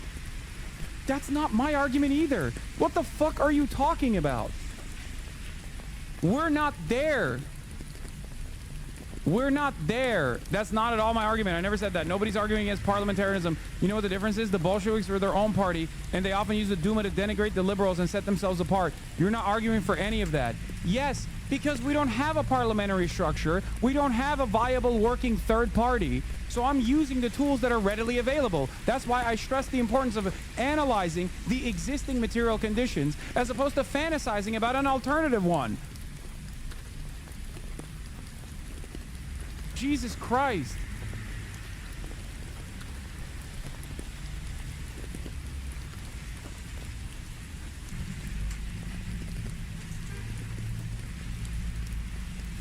We don't have anything. This is partially the reason why I always say, like, look around, okay? Experience the fucking real world. Try to understand the anger and resentment that the average working class American has. Get outside of your bubble. Go outside. Be a part of some sort of organizing. Go to a fucking protest. Talk to regular people and get a better assessment of like how fucking distorted and out of whack the average American's personal beliefs are. Okay? In the absence of an established, viable, working class alternative third party, you have to work within the confines. You have to work within the existing platform that is afforded to you. And it's very obvious that in this moment of weakness within the Democratic Party, which is a bourgeois party, it is a center-right party, that is a liberal party, clearly there is an opportunity there, an opportunity to seize. But it's too fucking difficult for people to even, like, soft pedal any sort of socialist tendency to the broader collective consciousness with the likes of even fucking Zoran Mamdani, because everybody goes, oh, she's not perfect. I don't like what he's saying. He's a Zionist. You're a fucking idiot. That's it.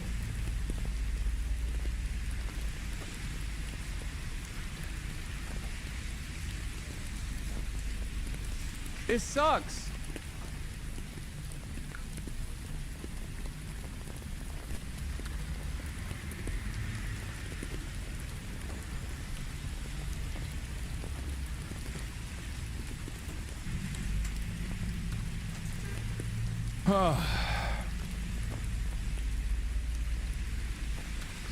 But in any case, regardless of what people in this community say, I think it is positive that while there is an establishment Democrat pro-AIPAC liberal alternative out there that Chuck Schumer and the establishment Democrats love, liberals by and large are still standing by a dude with a horrifying background. Okay, especially as it pertains to the fucking Totenkopf tattoo. Do you understand? One must ask the question, why? Two things come to mind. Number one, liberals don't want to play the game of like, oh, this person is imperfect and they said something fucked up, no matter how fucked up that might be from my assessment. Because I think having a fucking totem cop tattoo on your chest is completely insane. It is irredeemable, especially if you did not cover it up for 20 fucking years, okay? Having said that, I do think it's good that by and large, liberals are defending him instead of immediately leaning into the alternative. Liberals did not immediately look at someone like Graham Plattner and go, I fucking hate this guy. This guy is saying he wants Medicare for all. We can't have Medicare for all in this country. What are you talking about? We need to keep having privatized healthcare in this country. That's the best possible way to go. Like that. But killing Iraqis isn't. Dude, wake up! Shut the fuck up! We are talking about the average fucking person, the average American. They do not think of this in the way that you do. Oh my God. This is what I was saying before.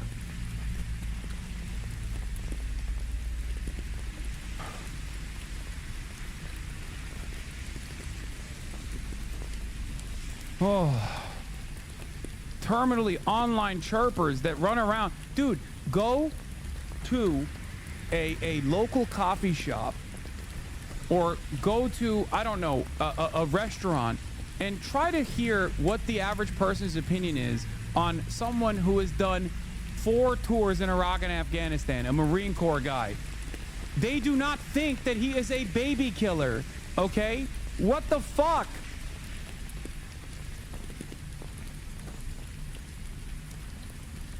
You do. We're not talking about you. We're not talking about your own personal perspective here. In terms of broader consciousness, you have to look at where people are at, where the mean is, where the average person is, and what their political opinions look like. Yeah, go to a restaurant where there's a veterans discount. Go to a restaurant where they're offering a veterans discount and be like, why are you giving baby killers, genocidaires of Iraq, a discount? How dare you? You will be beaten to death with hammers. They will beat you with hammers. They will kill you, okay? Fuck! Go to Nazi Germany and ask them if the Jews gets rights, ass take. You are a fucking moron, okay? Oh my God. I'm losing my mind. This unironically is the text that I'm reading is quite literally about parliamentarianism and building a mass movement in fucking Germany during a time when the Nazis were also trying to build a movement and successfully did.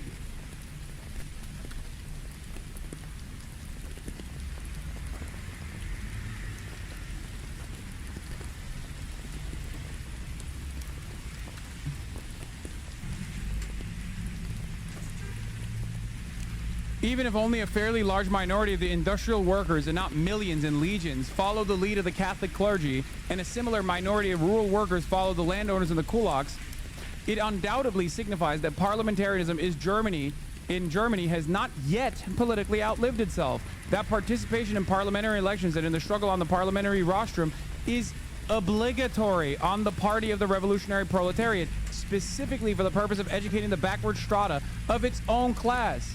What do I always tell you as far as exhausting all readily available options? In a country where there's no class consciousness, in a proto-capitalist nation that was literally abiding by the principled libertarian stances while it was conducting an indigenous genocide with its manifest destiny ass non-stop westward expansion, a country like that maintains slavery, okay, is going to, of course, reflect it's of course going to have a bourgeois electoral system where there's only 2 fucking parties and both of them are right-wing. One is center-right, one is far-right, and actually turning into a fascist one, okay?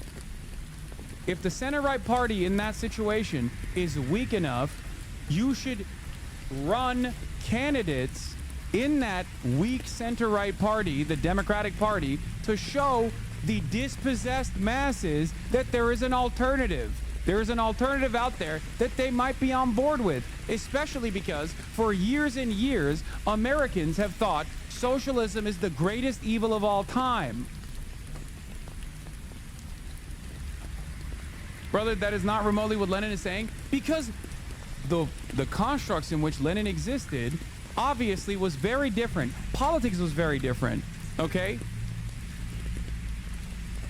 Politics was very different in his day and age as opposed to what the electoral system looks like in the United States of America in 2025.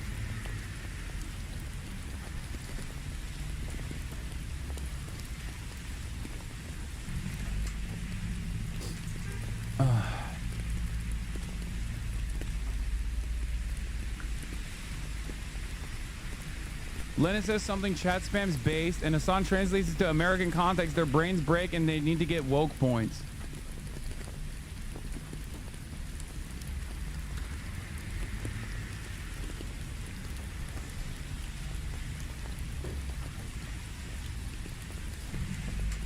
Yeah, Hasan, your type of electoral politics is exactly what Rosa and Lenin would want. Lamau fucking moron. Oh, maybe the problem is with your translation. No, you're right, dude. You're right. We have the fucking Bolshevik movement. We literally have a party. We have a party out there right now that is active, that is participating in this robust movement. We have commodity production that is damn near identical to the assembly line structure that existed, that was actually perfect for radicalizing the workers on the assembly line. We have all of that, and yet for some weird reason, it doesn't exist. It only exists in your fucking fantasy, okay? Adjusting it to the current, present-day American material conditions is something that obviously people have endlessly pontificated on. You might have a disagreement with me on this issue, but this is what I believe, okay? I'm not running around being like, Lenin would want you to vote for the Democratic Party. I'm not saying that at all. That is a bastardization of my fucking approach. That is a bastardization of what I'm saying. I'm saying that if you want to unlock class consciousness amongst the American working class, okay, you have to at least put socialism on the fucking board. And socialism is not on the board right now. I'm not saying there's no updating to be done in theory, in saying you're doing a fucking bad job. Hasanabi, they got held by AutoMod. Also, all this endless intellectual back and forth that we're having is just complete masturbation and nothing else, because the average American does not consider any of these things, okay? So shut the fuck up.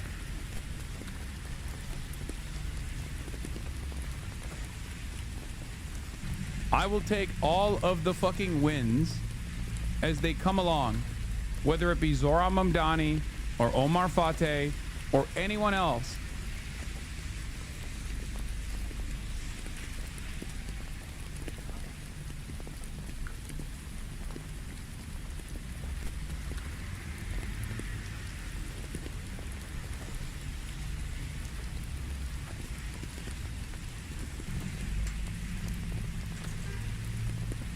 In a country that has no class consciousness whatsoever, in a country that abhors even the mere mention of socialism, that has been for decades radicalized against what they think is socialism, a true danger for American liberty, okay? In a country like that, where there is an existing duopoly, you have to work within the readily available alternatives.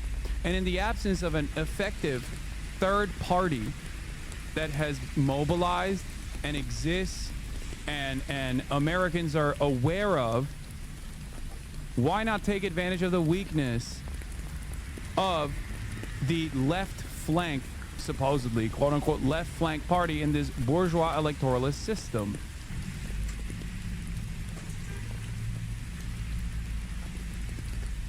It's awesome that all of the people who yell at me over what I believe is the best way to, best direction to move forward in, have never presented an alternative, not even for a second. It's always just, you're wrong. That's it. You're wrong. You're dumb. I'm going to bastardize your position, and I'm not even going to give you an alternative. Or the alternative is revolution now. With whose guns? With whose army? You're agoraphobic. You can't even talk to your fucking Uber treats delivery driver, and you're over here talking about revolution now. Jesus Christ.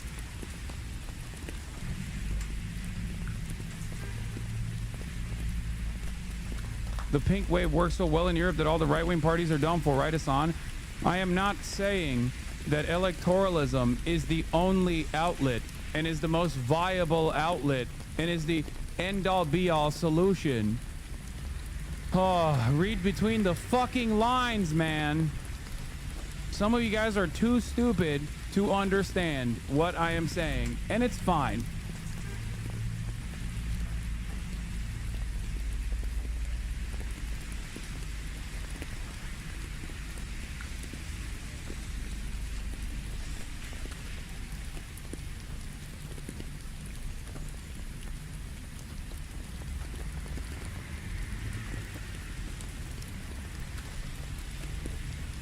Anyway.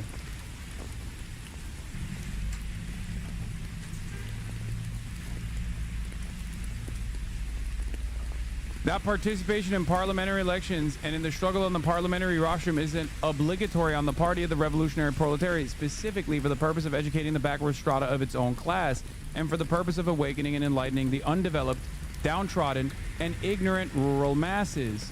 I wonder if there's anything that we could see. I wonder if there's anything that we could learn from this lesson. Whilst you lack the strength to do away with bourgeois parliaments and every other type of reactionary institution, you must work within them, because it is there that you will still find workers who are duped by the priests and stultified by the conditions of rural life. Otherwise, you risk turning into nothing but windbags. Third, the left communists have a great deal to say in praise of us Bolsheviks. One sometimes feels like telling them to praise us less and try to get a better knowledge of the Bolsheviks' tactics. We took part in the elections of the Constituent Assembly and the Russian bourgeois parliament in September and November 1917. Were our tactics correct or not? If not, then this should be clearly stated and proven, for it is necessary in evolving the correct tactics for international communism. If they were correct, then certain conclusions must be drawn. Of course, there can be no question of placing conditions in Russia on a par with conditions in Western Europe.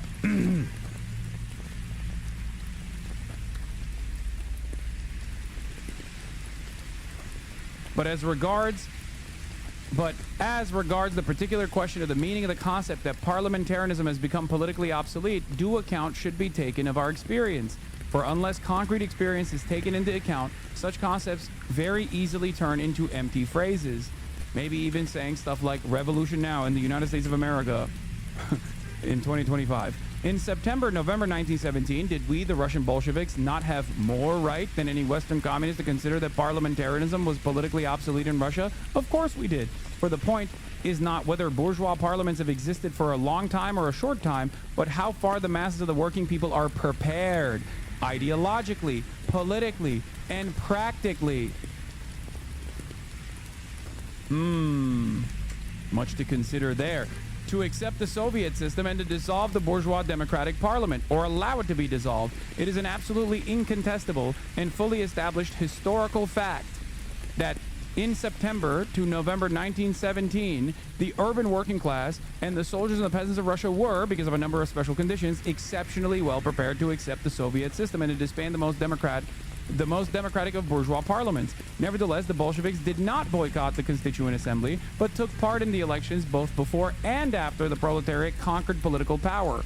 That these elections yielded exceedingly valuable and to the proletariat highly useful political results has, I make bold to hope, been proven by me in the above-mentioned article, which analyzes in detail the returns of the elections to the Constituent Assembly in Russia. Now, the reason why this is important and ties back to what I was saying is that, I'm going to repeat it, Americans broadly do not know what socialism is, and those who have been taught what socialism is has been taught wrong and are terrified of it. They have been negatively polarized against it. Don't you think that if one of the major two parties has viable socialist alternatives at a time of their utmost weakness and their weakest point of all time would actually get a lot more people on board to not be afraid of this terminology? Don't you think that that would be viable in maybe even later down the line building a fucking alternative third party?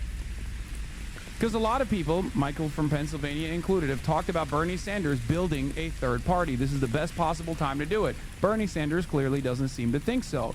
He thinks that we still need to utilize the existing confines of the Democratic Party. Maybe that's because he is old and an institutionalist and I guess for some reason a defender of Joe Biden, and he's done a lot of things that I don't agree with in general. But ultimately, the very fact that Bernie Sanders is a known entity in American politics and has since 2016, by running for the Democratic primary and having an incredibly successful run within the Democratic primary structure within 2016, that created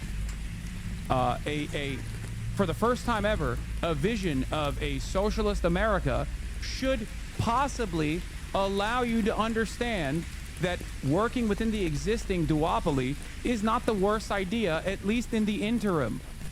Okay? For years and years, Palestinians wanted awareness. They wanted a recognition for their humanity. The game has changed now because they finally got it.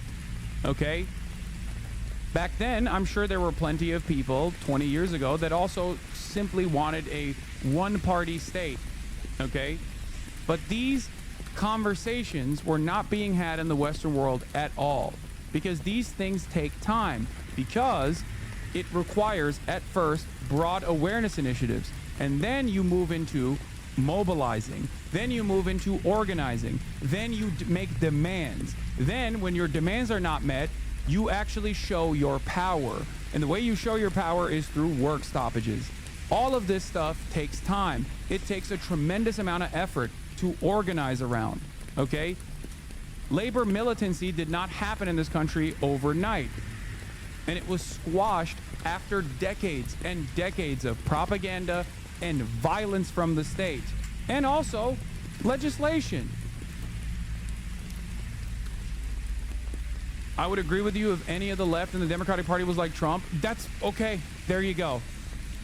That's great. You understand what I'm saying here. What Trump has done in the fascist direction for the Republican Party must be done in the socialist direction within the Democratic Party. It's a lot harder of a bargain, but we're not even moving in that direction at all.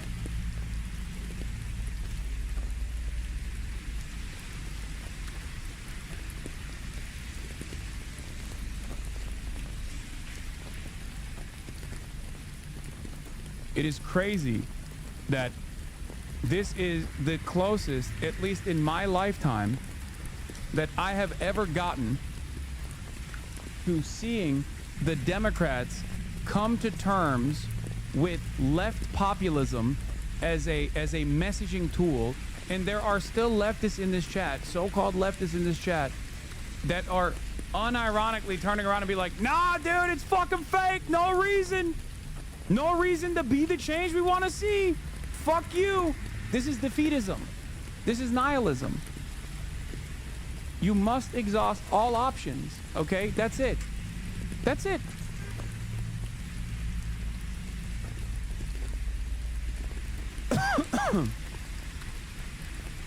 We have like 10 social democrats in Congress and chatters are trying to compare the conditions in Russia that led to the revolution to modern day America. I know. In summary, ironically, libs are finally listening and paying attention to policies over aesthetics. It's at least a good sign that people actually appreciate good policies. Even in this case, the representative is potentially too flawed. Hasan is not defending Graham himself, but rather he is applauding the general public's focus on critical policies for once. Exactly. Yeah, man, supporting Plattner's Nazi ass is defeatism. How can you fucking reduce what I am talking about here that is infinitely broader than Graham Plattner to simply Graham Plattner? Once again, I will stand by my initial assessment that I am a Janet Militia Mills advocate. Okay? Much like many of you, I am already an advocate for Janet Mills. I'm in the tank for Janet Mills. Okay? Janet Mills is my GOAT. She will be 79 by the time she actually gets into office, if she even defeats Susan Collins at all. But even if she doesn't defeat Susan Collins, both Janet Mills and Susan Collins are not only women, and therefore better than Graham Plattner, but they also don't have any Nazi tattoos, and therefore also better than Graham Plattner. They neither of them have served in the American military, also better and more moral than Graham Plattner. And on top of that, they never went and worked for Blackwater. Again, better than Graham Plattner. Now, of course, they love Israel and they're pro-Israel, but they're just pro-Israel in name only, right? Yeah, which is why I'm a fucking girl boss who is hashtag riding with Janet, Janet Mills, all Mills, no frills. I'm a Janet head. What more do you want from me?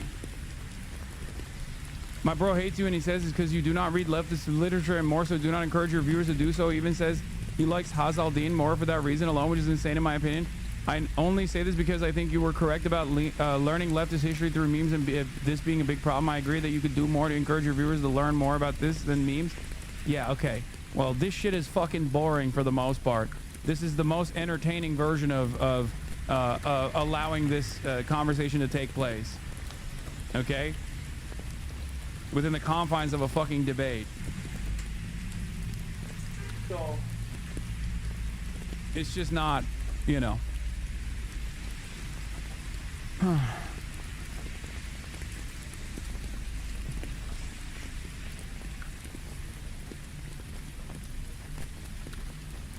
Yeah. 3,000 people left while I was doing this, okay? Burgess Everett says, Graham Plattner's life of posting and his tattoos are stress testing the party's interest in younger, fresher candidates. How do you expect to win back, man, when you go back through somebody's Reddit history and just pull it all out and say, oh my God, this person has no right to ever be in politics, he told Dave Weigel.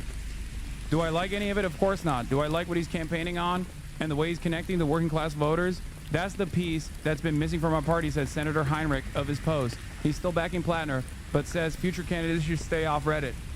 I mean, I do agree with this. I can't believe I'm saying this, but yes, future candidates should stay off Reddit.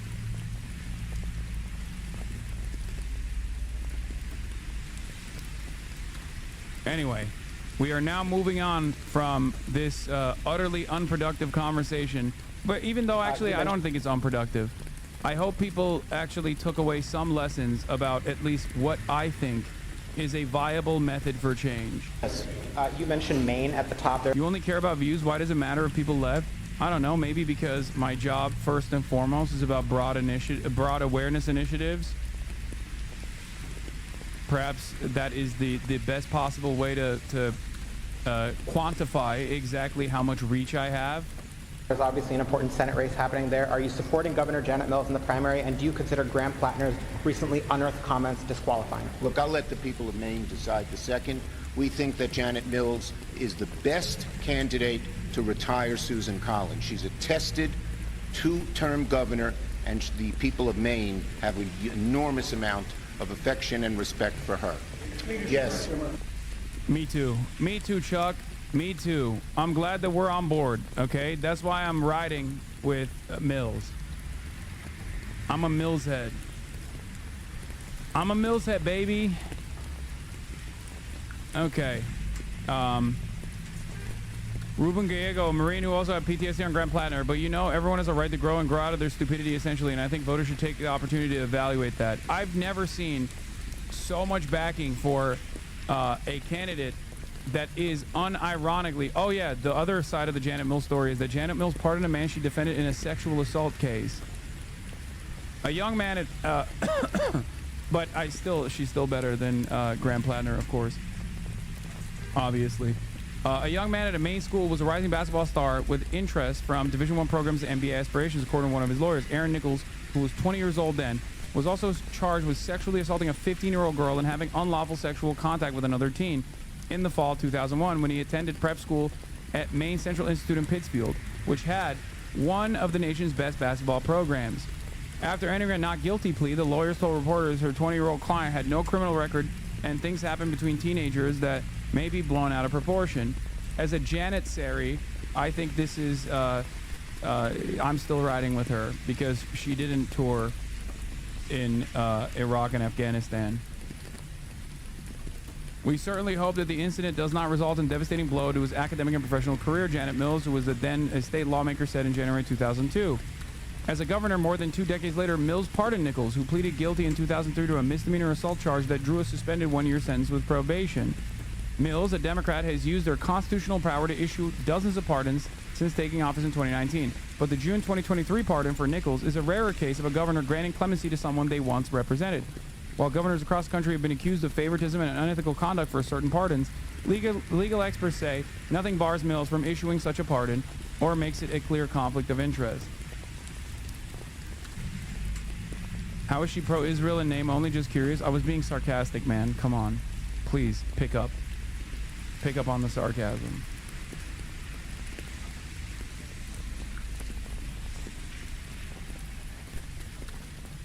Bro, you have not confirmed you are being sarcastic about Mills and you got more viewers this week. Lamafeo, let him know. Yeah, it's fine.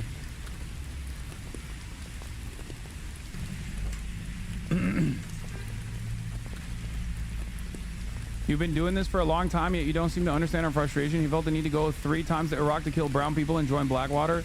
Yes. It's not that I don't understand your frustration. It's that I don't care about your frustration. I don't think you understand. Okay? If we're talking about electoralism, what's the difference between Graham Plattner, in the absence of the Nazi tattoo for sure, versus Amy McGrath? One is electable, the other is not. One is electable because they are promoting a left populist platform. Amy McGrath, on the other hand, also lasered babies in the fucking Air Force and is not electable and will never be electable. Democrats run veterans all around the country. Democrats run veterans all around the country. They run literal fucking CIA operatives all around the country, whether it be Elisa Slotkin or whether it be Abigail Spanberger, people who literally say, I loved being in the CIA. I played a formative role in torturing prisoners. It was awesome. And Democrats go, that's fucking sick. But the one time there's a motherfucker who's like, yeah, I want Medicare for all. I think this, the illegal war stuff was really fucked up. It fucked me up. I have great shame, and I carry this weight with me everywhere I go. I was really fucked up. And every leftist goes, nah, kill this person. That's it.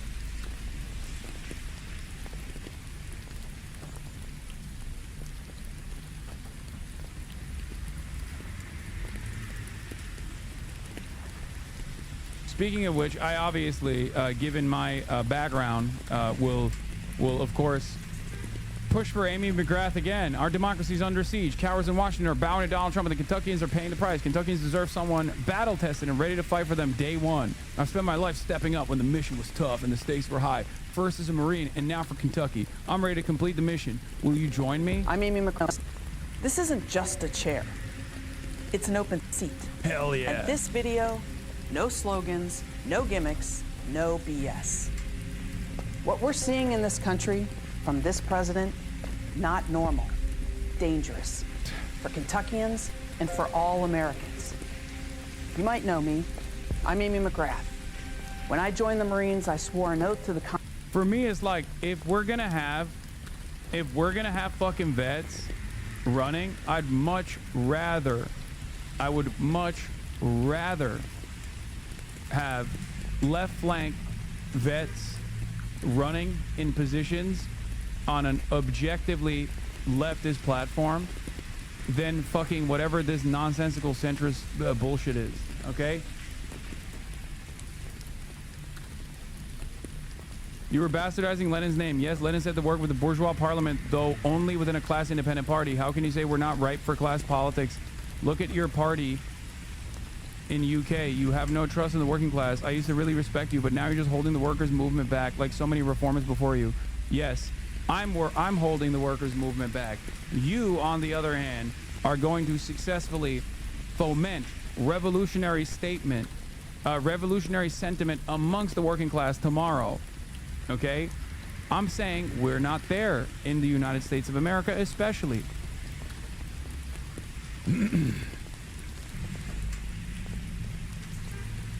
I'm the bad guy. I am the hurdle. I am the hurdle. You're right. Posting all day, it's Lenin is what Lenin would do. Unironically, they did post a lot, to be fair. Socialist, revolutionary, they loved writing, and they loved writing about other socialists, other ideological tendencies. They did unironically post non-fucking stop, perhaps too much. Everybody wrote back then, though.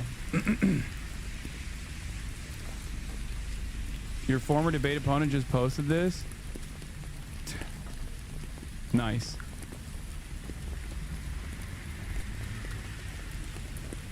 Your party is filled with landlords and social conservatives, and meanwhile everyone's joining Greens. Constitution to defend this country against all enemies, foreign and domestic. I flew F-18 fighter jets, 89 combat missions. I know what courage looks like. Right now, way too many politicians don't.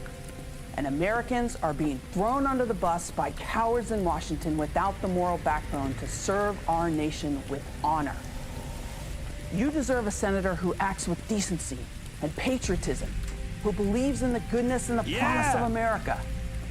This open Kentucky seat will decide the balance of power. It's not that you are the enemy, it's just the foxes and the wolves dynamic is taking place in the people. This is what Malcolm X repeatedly talked about. Yeah.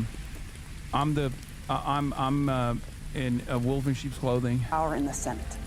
The stakes are high. We all need to step up and act with courage to meet this moment.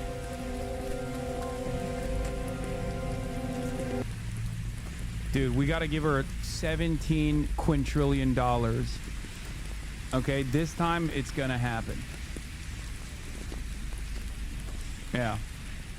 Even though last time she fundraised an unimaginable amount and lost by 30 points to a turtle-shaped dipshit who can't even stand up straight, but this time is different. Okay, it's gonna happen, dude. It's gonna happen. I swear. Anyway, Trump is to meet with GOP Senate leaders as nuclear stockpile workers are furloughed. Let's get back to the fucking real world now. No more theory. Weeks into the government shutdown and overnight air travel. You are not taking criticism well today and yesterday and this week in general. Maybe take a break for your sake and for the sake of the movement. Brother, if you think I am representative of anything but my own values, but I'm broadly representative of like this socialist movement, you are already far too invested in Twitch to be a serious person, okay? Like, there is no movement. What movement? Where is your movement? Okay? I'm a fucking Twitch streamer, dog. I'm a Twitch streamer who can't even get his 30,000 chat to be a little bit more reflective on the existing state of American politics, who hyper-focus on all of the minutia.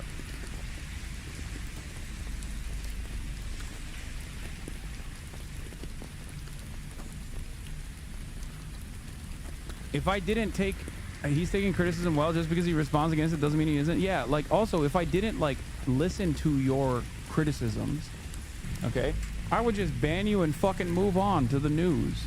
Instead, I spent 3 hours and 41 minutes this morning going all the way back to left communism and infantile disorder to explain why you have to exhaust all readily available options while taking a good, cold, hard look at the existing material conditions in the imperial core in a bourgeois democracy that has two capitalist, one center-right and one far-right political party.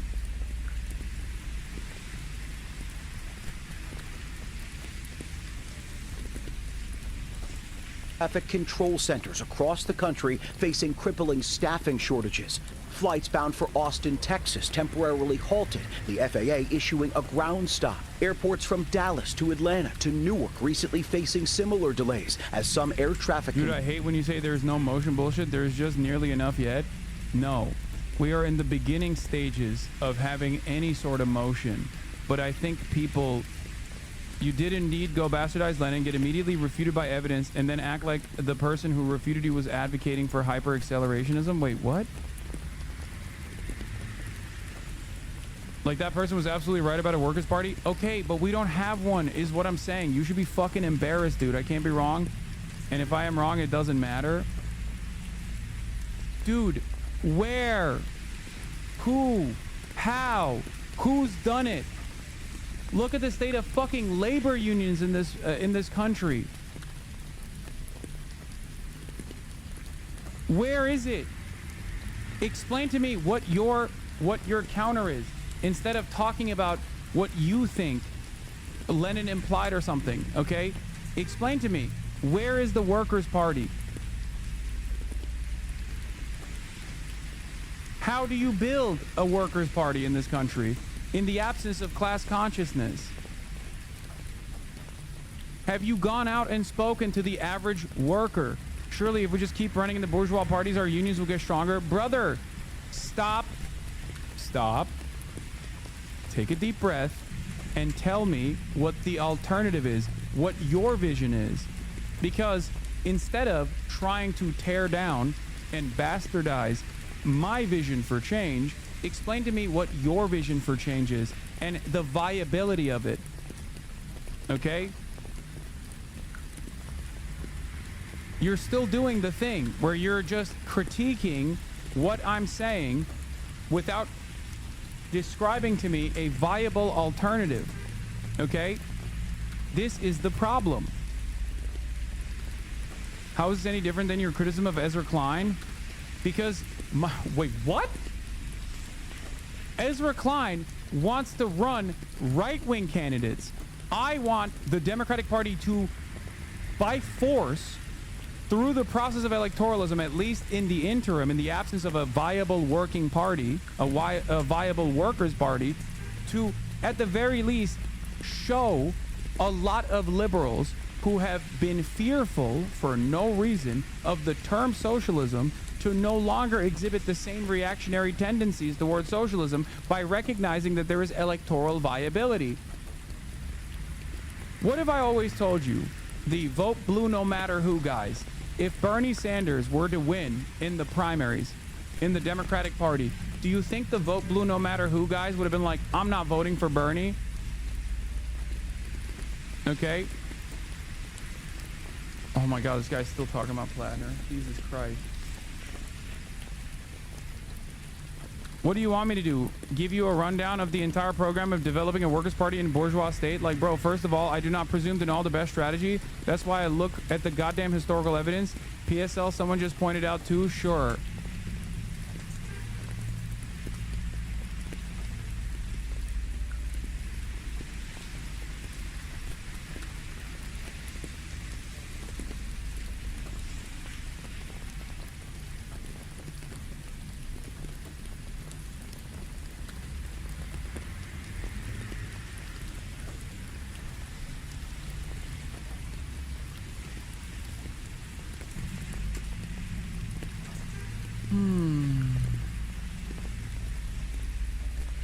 You need more anarchists in here? Oh, no, we need less anarchists in here. Why not build a viable workers' party now? Why aren't the leftists in office pushing for it or criticizing the Dems in a structural way to take advantage of their unpopularity instead of rehabbing their image?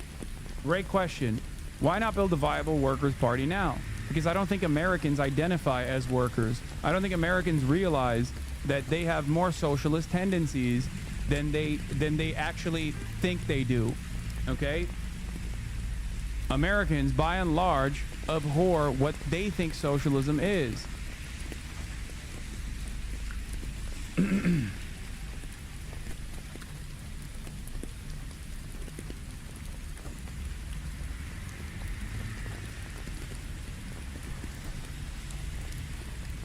You have to look at what people's what the broad public's consciousness is.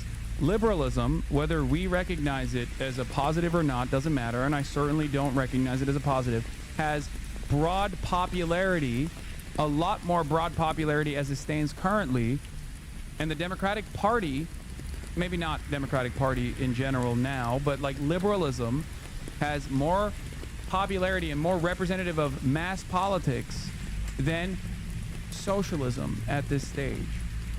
It is upon us to actually explain to people what socialism is.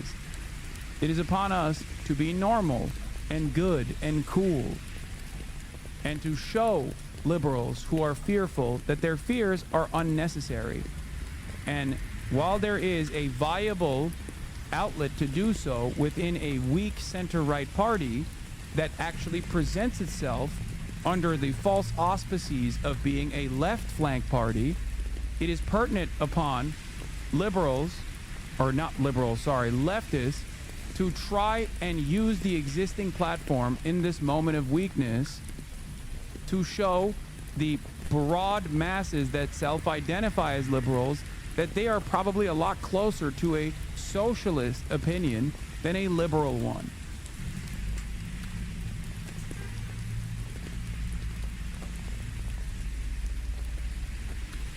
Entryism doesn't work if the goal is, the end goal of entryism is to simply make the liberal Democratic Party into the Workers' Party in and of itself. If that's not going to happen, you can at least take advantage of the platform that is given to you.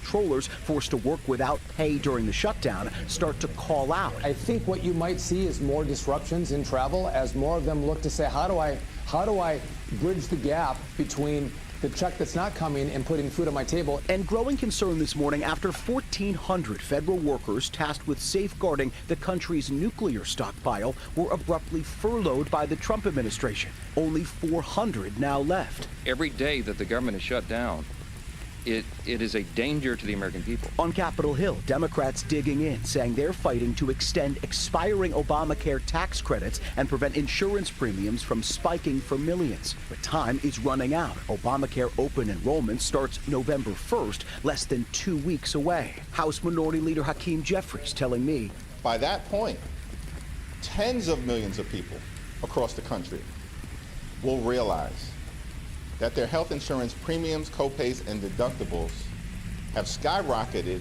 Republicans refusing to negotiate on health care while the government is shut down. The motion is not agreed to. For the 11th time overnight, the Senate failing to advance a funding bill to end the shutdown, while federal workers like Imelda Avila Thomas worry how long they can go without pay. She's a local union leader furloughed from the Department of Labor whose husband works at the VA. We are regular people. We're not millionaires.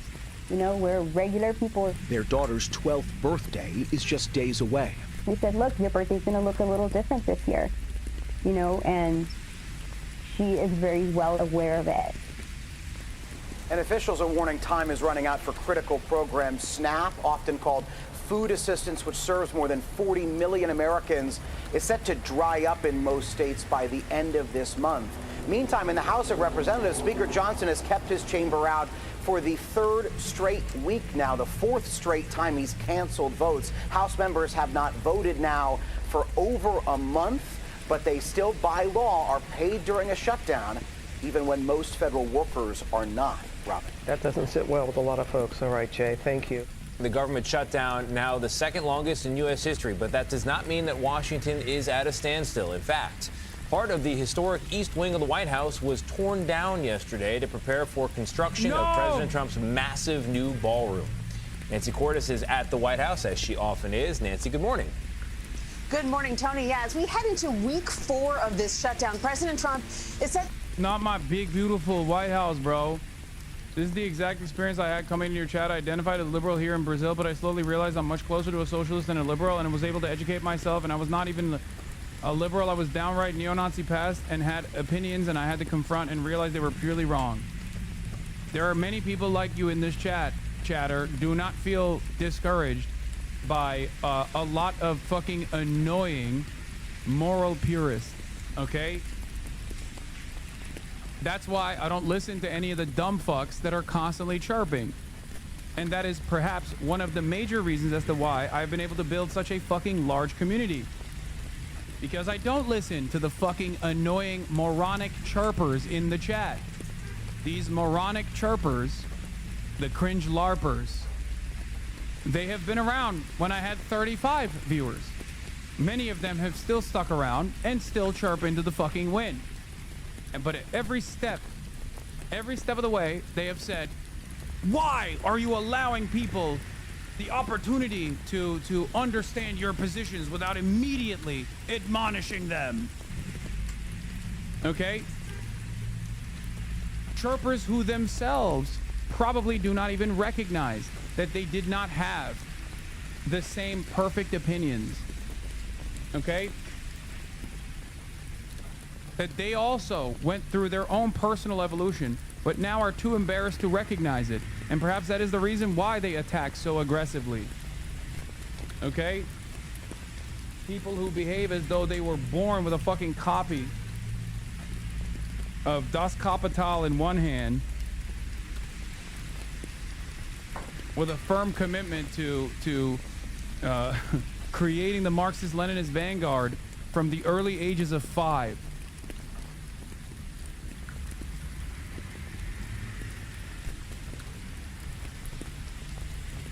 And I'm sure there are people like that. But what do I always say? Those people are privileged. They are. Those people are infinitely more susceptible to an attitude shift, a radical attitude shift in the negative direction, than one who has gone through the process of having right-wing sentiment in their mind, believing all this nonsensical bullshit, and then working through it. Okay? Working through it. Through self-criticism, working through it by engaging in personal, engaging in some kind of like a personal discovery.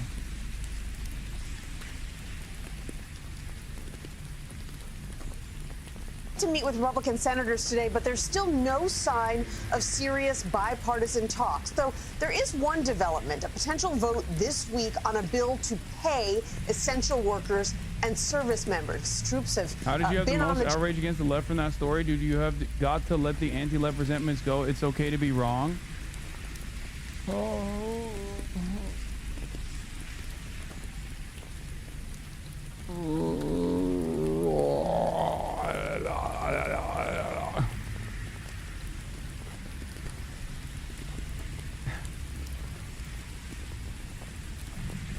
Stop getting one guy is not one guy. Is not. I'm not getting one guide. This is a million guys. This is all the guys.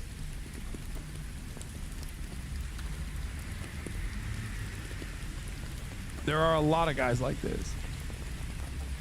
Every now and then it's important to do a little bit of housekeeping and just like push back a little bit so they don't get too comfortable. Just an opinion on this, not a statement on everything you do.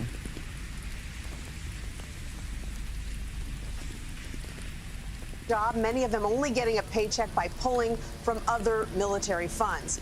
The shutdown, however, is not getting in the way of construction here at the White House for a 90,000 square foot ballroom that is being built with private funds.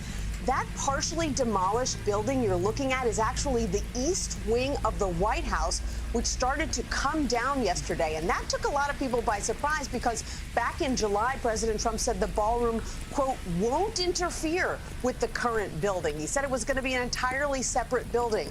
But then a couple days ago, he reversed that, saying that the east wing would be demolished. He said everything out there is coming down.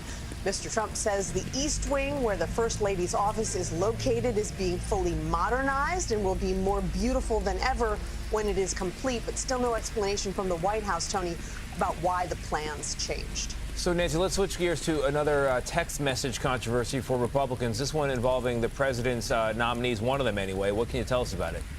Sure. So this one involves Paul Ingracia, President Trump's pick to run the Office of Special Counsel, which is the operation that investigates whistleblower and discrimination complaints.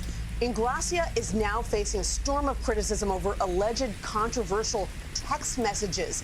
Politico reported yesterday that he sent racist messages to a group chat saying, among other things, that the Martin Luther King Jr. holiday should be, quote, tossed into the seventh circle of hell, and that he has a, quote, Nazi streak. Ingracia does have a Senate confirmation hearing scheduled for Thursday, but several Republican senators have already signaled they are going to vote against him if that happens. And last night, the majority leader, John Thune, says that he hopes the White House will just pull Ingracia's nomination because he says he is not going to get confirmed. Tony? Nancy, thank you very much. Mr. President, the meeting with Vladimir Putin is canceled or put on hold. Do you know what happened there, and does that affect your decision whether or not to send tomahawks? No, I don't want to have a wasted meeting. I don't want to have a waste of time, so I'll see what happens. But he's so mad.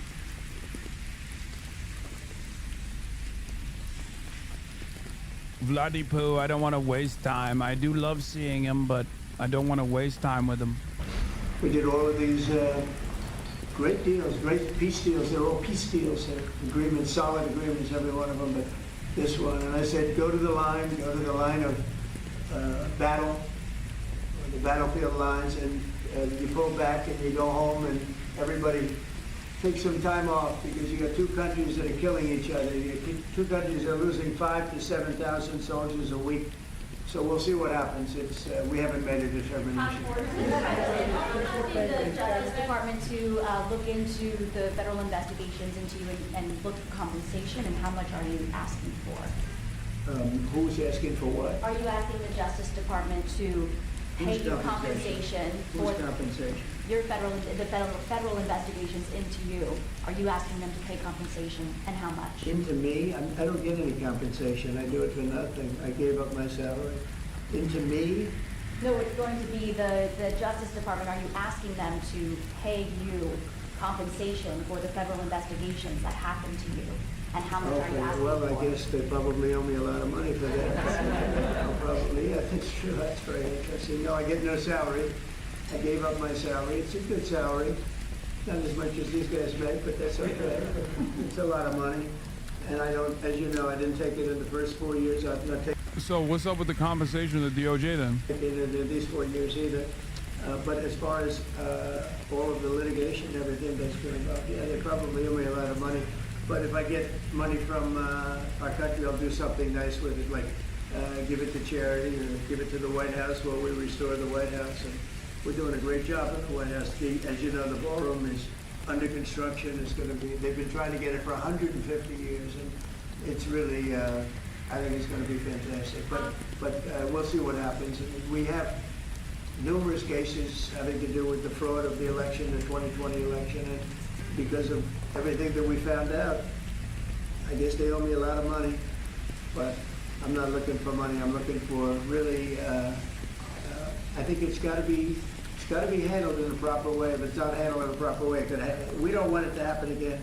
We can never let what happened in the 2020 election happen again. We just can't let that happen. And so the way we go, I know Casey's working on it, everybody's working on it, and certainly Tulsi's working on it. We can't let that happen again to our country. Look at what's happened where you have millions of people being allowed to come into our country, all because of a crooked election, where they come from prisons, they come from jails, they come from mental institutions and insane asylums. They're drug He dealers. loves this line. The people that they've allowed to come into our country. We cleaned them out in Washington, D.C. We have a very safe capital right now. We have a capital that's as safe as it can be. But I don't know. I mean, you'd have to ask the lawyers about that. A comment and a question, please, for you.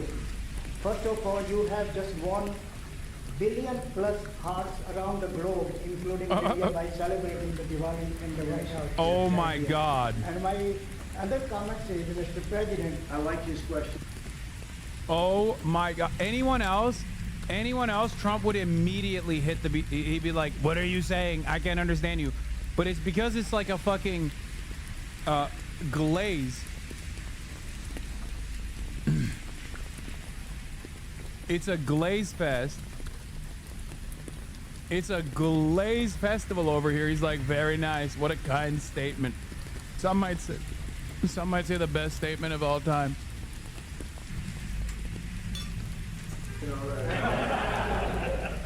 In February, you and the White House staff gave a warm welcome to the Prime Minister of India, Mr. Narendra Modi. And after that, I decided to make a short trip to India for you, how popular you are in India. And I went there in a holiest also festival there. Millions of people were there. And also Prime Minister Narendra Modi was addressing a media event, 5,000 people. I was one of them there listening to him. And when I went to several states in India, what I found out, Mr. President, 3 people are more popular there. Prime Minister Narendra Modi, President Donald Trump, Mr. Kash Patel, and also with the surprise our White House Press Secretary, Caroline Levitt. He's doing good, right? He is doing good. And Mr. President, my question is, you had a great relationship with the people of India when you visited India, and with the Prime Minister of India, Narendra Modi, and also with the Indian American community. Where do we stand today, all those relations from 45 to 47 in the future, Mr. President? Please, thank you. We stand great, and the people of India, I love the people of India, and we're working on some great deals between our countries. I spoke to Prime Minister Modi today, as I mentioned before, and we just have a very good relationship. And he's not going to buy much oil from Russia. He wants to see that war end as much as I do. He wants to see the war end with Russia, Ukraine. And as you know, they're not going to be buying too much oil. So they cut it way back, and they're continuing to cut it way back. Mr. President, Yeah, please. an appeals court recently ruled that you can send the National Guard into Oregon. Do you feel unfettered to send the National Guard into whatever city you want now? Well, I guess so. That was the decision. I can send the National Guard if I see problems. I looked at Portland over the weekend. The place is burning down, just burning down. We weren't there. We didn't spend much time there because we were waiting for that decision. But the court, maybe that influenced the court. But you look at a place like Portland, it's ridiculous when they say that there's no problem. The place was on fire over the weekend. Oh, totally. But we won the case in Court of Appeals. I think it was the Ninth Circuit, so that's pretty good. So, the Court of Appeals decision, I read it. It literally stated that yes, Donald Trump is greatly exaggerating the conditions on the ground in Portland. Having said that, he still has the right to deploy the National Guard if he chooses to do so. They literally, even in the decision that overturned it, they said, yeah, he's making shit up. Not that it fucking matters. And very strong opinion that we have the right to use the National Guard. You would think that would be common sense. We have the right to use the National Guard to put out trouble. Well, that's how I got elected. One of the reasons I got elected. Yes. Mr. President, what changed your mind after talking to Vladimir Putin between then and now? Why did you think that the Budapest summit might be a wasted time? Well, I didn't say anything. I didn't say it would. And you never know what's going to happen. But a lot of things are happening on that front, on the war front with Ukraine and Russia. And we'll be notifying you over the next 2 days as to what we're doing. Did you hear something? A lot of things are happening. Did you hear something from I think we're going to get it solved. Yeah, please. Mr. President, on Ukraine, do you still see a chance for a ceasefire? And what is Putin asking for? Do you still see a chance for a ceasefire? And what is Putin asking for? I do. It's a vicious war. It doesn't really affect us. We sell equipment to them. We sell equipment to NATO. And NATO gives it to Ukraine, but we don't pay anything anymore. Biden spent $350 billion. The war would have never happened if I were president. By the way, the reason why he keeps saying like we don't lose anything, we just sell equipment to NATO, is because this is probably one of the worst indications that this is going to continue, because I think he's trying to stress test that position to his own audience. He is basically trying to tell the Republicans that are like, bro, enough with this Ukraine shit, that the war is going to continue. We have no motion.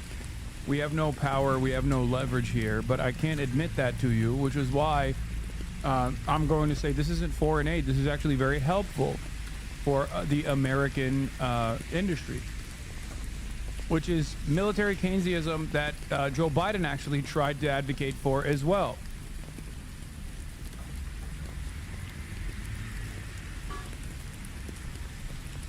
I'd go so far as to say, given the confines, given the conditions on the battlefront, Biden had more leverage to end it than Trump does currently. But understand where he's coming from and what he is signaling he's going to continue to do. It would have never, not even a million years, and Putin knows that too, would have never happened. But it did happen, and I came in, and I have to see if I can put it out. But it doesn't affect us because we're not losing soldiers there. Although, when I first came in, that could have ended up, it's not going to happen, but it could have ended up in World War III. That was really out of control. So now it's, they're shooting and they're killing people, and I think Putin wants it to end, and I think Zelensky wants it to end, and I think it's going to end. What is that report that he reached out to you about meeting on the government shutdown? Will you meet with him before you leave for Asia on Friday? Well, I will actually. I'd love to meet with them. I just want them to open up the country first. You know, the country is so hot right now, and they've never voted against, you know, continuation. They've never voted against. They've never done that. They're doing this because they have Trump derangement syndrome. But I would love to meet. I would like to meet with both of them. But I set one little caveat. I will only meet if they let the country open. They have to let the country open. The people want to go back to work. They want to negotiate. He wants to negotiate with the leaders of the party to open the country, but the only way he will do so is if they concede ahead of time. Like, what the fuck? Okay. They want to be served. They want to. They need the services of some people, and a lot of people need the money, the payroll. So I'll do it as soon as they open up the country. I'd like to meet. So you won't meet with them until the government. Just to be clear, you won't meet with them until the government. Heart of the deal, baby.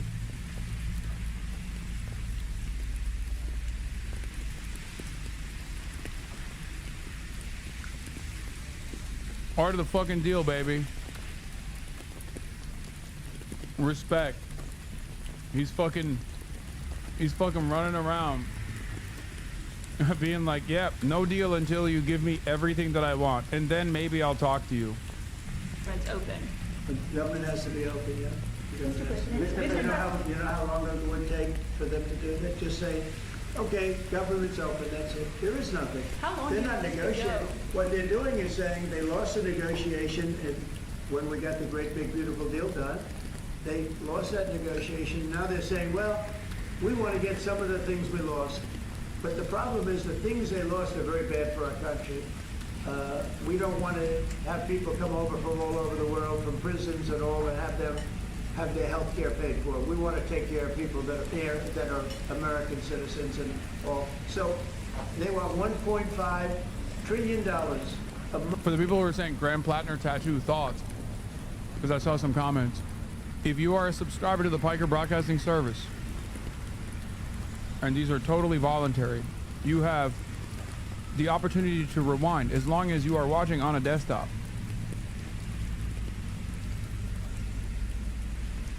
I have spent the first 3.5 hours talking about it, and then even diving into Lenin by the end of the conversation.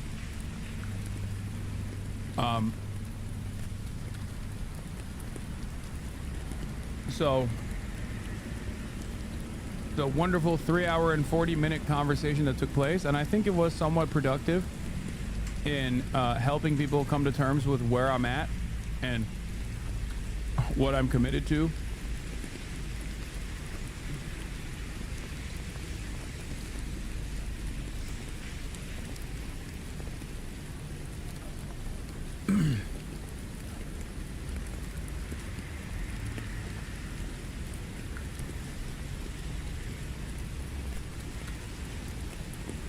I don't think anyone thinks Plattner is a Nazi because of the tattoo. I think he's a dumbass, which definitely doesn't really clash with his brand that much, but it does suggest the question, why run a smart person for office? Why not run a smart person for office instead? I think people need to think this through a bit, especially if Gaza is important to you. A loud advocate for Palestine and the same with a Nazi tattoo would be the ADL and AIPAC's greatest gift. Not a knock on his lane or what he's trying to do, but surely there's someone else. There isn't. That's the problem. A lot of people, including people who I greatly respect and admire, like Adam Johnson, I think sometimes don't understand what it takes to launch a campaign and a candidacy. Especially when literally this dude went in and got all of the fucking all the endorsements of every single labor union, Bernie Sanders, all these other people. Sometimes you're just locked in.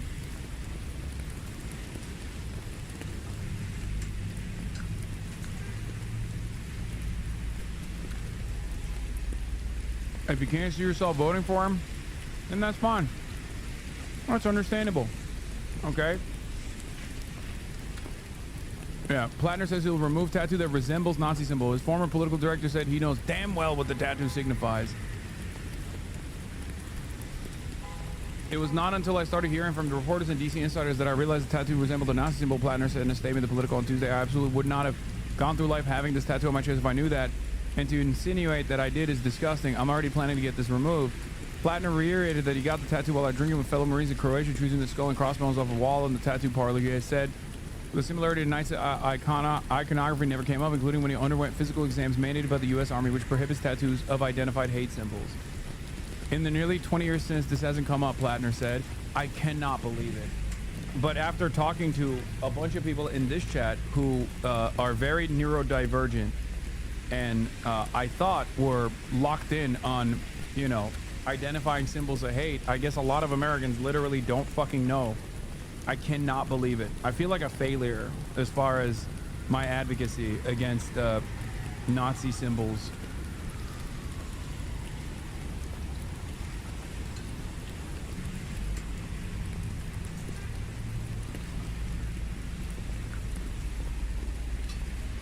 Only 40% of the chat said they knew that the totem cough was a Nazi symbol, a prominent Nazi symbol.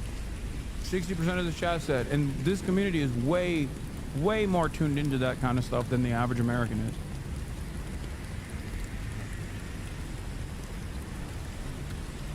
That is fucking crazy. How was that possible?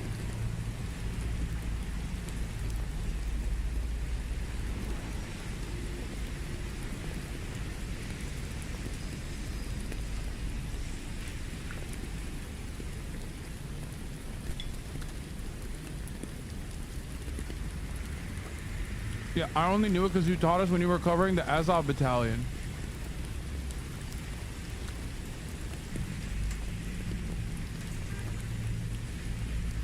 I only knew because I found out from you when I first started watching 7 years ago. Jesus Christ.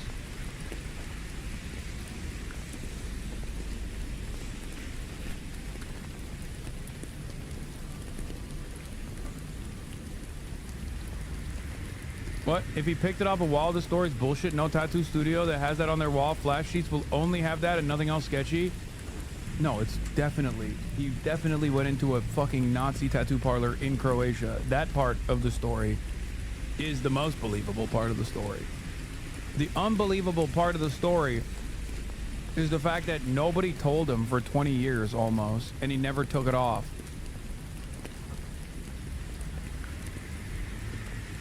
A fucking Ustazi supporting Croatian tattoo parlor being like, hell yeah, brother, this is the best tattoo to give you. That makes sense.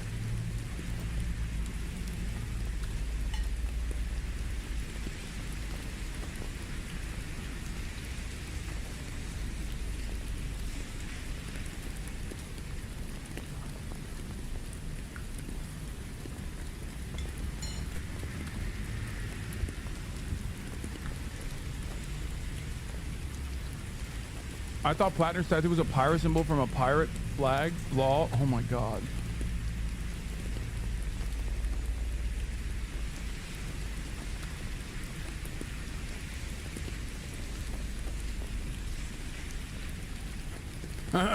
Plattner's statement that if we get the tattoo removed came after questions were raised, including from a former top campaign staffer, about how he could have been unaware of the tattoo's connotations. Maybe he didn't know when he got it, but he got it years ago and he should have had it covered up because he knows damn well what it means. Plattner's former political director, Genevieve McDonald, wrote on Facebook.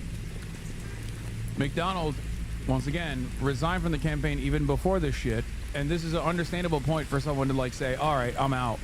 But the fact that she resigned because she saw Reddit posts of him being like, I'm a commie, I'm Antifa, and was like, okay, I'm out, implies I don't care about her perspective at all. I think she's a fucking dumbass.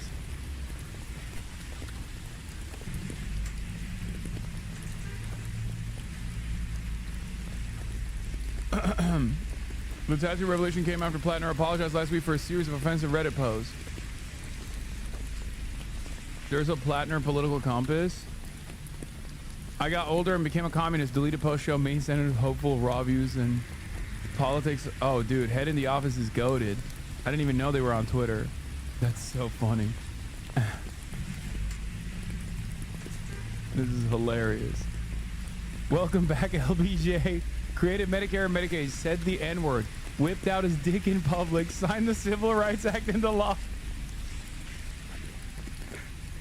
I think on the top, the top left quadrant, you could also say, sent the fucking National Guard to forcefully abide by desegregation in red states. Whipped out his dick in public. Oh, that's true. It's literally fucking true. That is hilarious. Top right, Vietnam War, obviously. I mean, that too.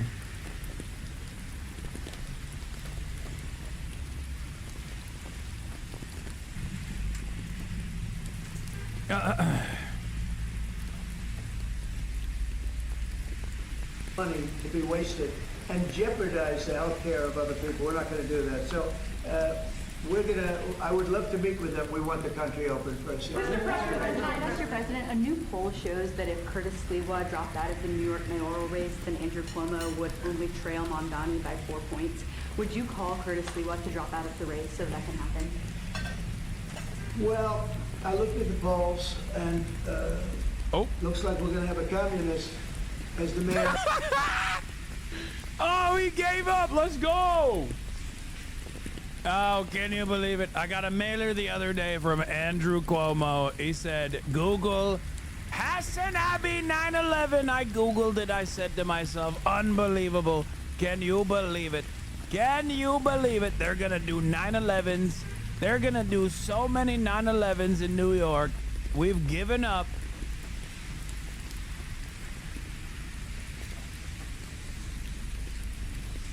What? Did he change it? New York, it'll be very interesting. But here's the good news. He's got to go through the White House.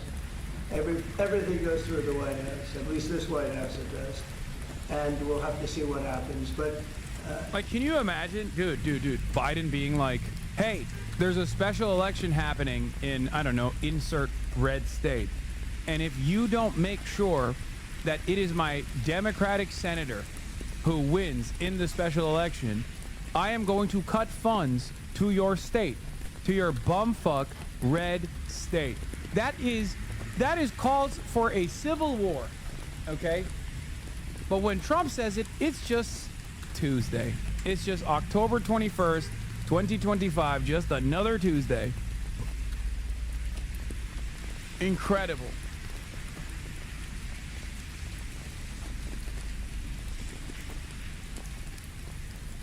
if he dropped out, he's not going to win. And not looking too good for Cuomo either. But maybe, I don't know, if he dropped out, maybe Cuomo would have a little bit of a chance, but not much. Because it looks like the lead is, it's not a great lead, but it's big enough that he should be able to win. So I genuinely don't understand what is in the mentality and mindset of like a lot of people online, online leftists who are so hyper focused on Graham Plattner. Like I don't understand it. Like why is this your main point of contention? I truly want to know, because there's something that I have never seen I have never seen this level of intensity. You spent 4 hours talking about him? I know. Part of the reason why is because, like, a lot of people are very, very pissed off.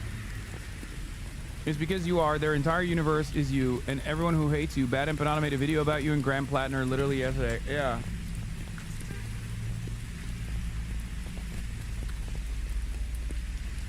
Because the Argentina Trotsky is leading them? Yeah, Mr. Permanent Revolution.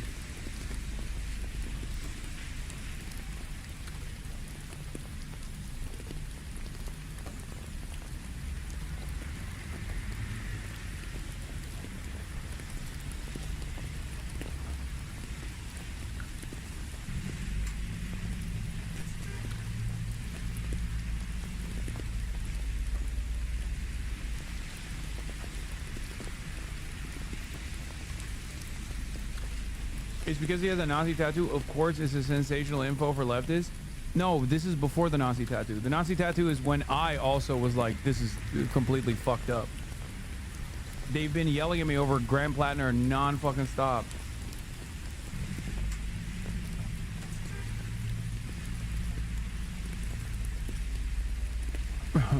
Zohar Mamdani, opposition research. Several kindergarten classmates recalled that Mamdani often sang lyrics threatening violence against Barney the dinosaur, a figure many in the Jewish community regard as a hero. Graham Plattner Oppo research. I heart eating shit.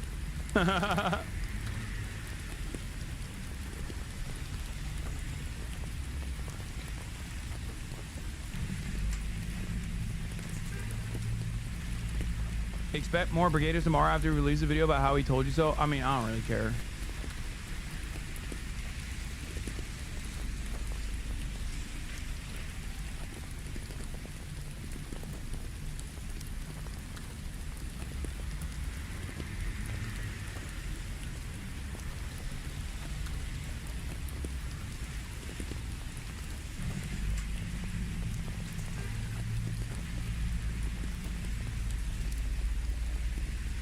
Here's my issue. How much leeway do we give him? Where do we draw the line?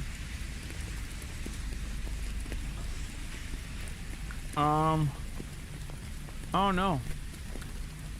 I feel like the Nazi tattoo thing is a decent fucking line to draw for many. All I was saying is I'm actually quite encouraged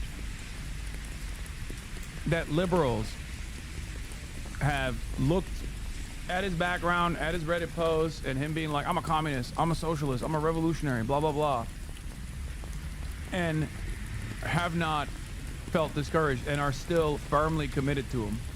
That actually blows my mind. Do with that information what you will, but I feel like you get a lot of mileage if you don't have Graham Plattner's fucking baggage and you are running on a campaign similar to that. That's what I'm seeing. And honestly, I don't give a fuck about what the leftists have to say about not Graham Plattner, but any fucking left flank candidate that could run potentially. Because, god damn it, we got some better allies right now. The Barbers and the motherfucking Debras, it seems, are way more invested, and have a firm commitment to the notion that a left populist candidate will actually destroy even red seats and will seize control over purple territories.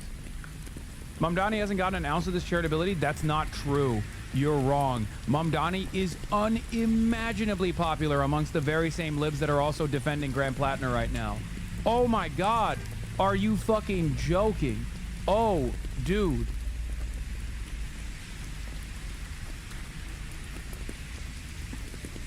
I think Zohran Mamdani is beloved in spite of the fact that he is brown and Muslim.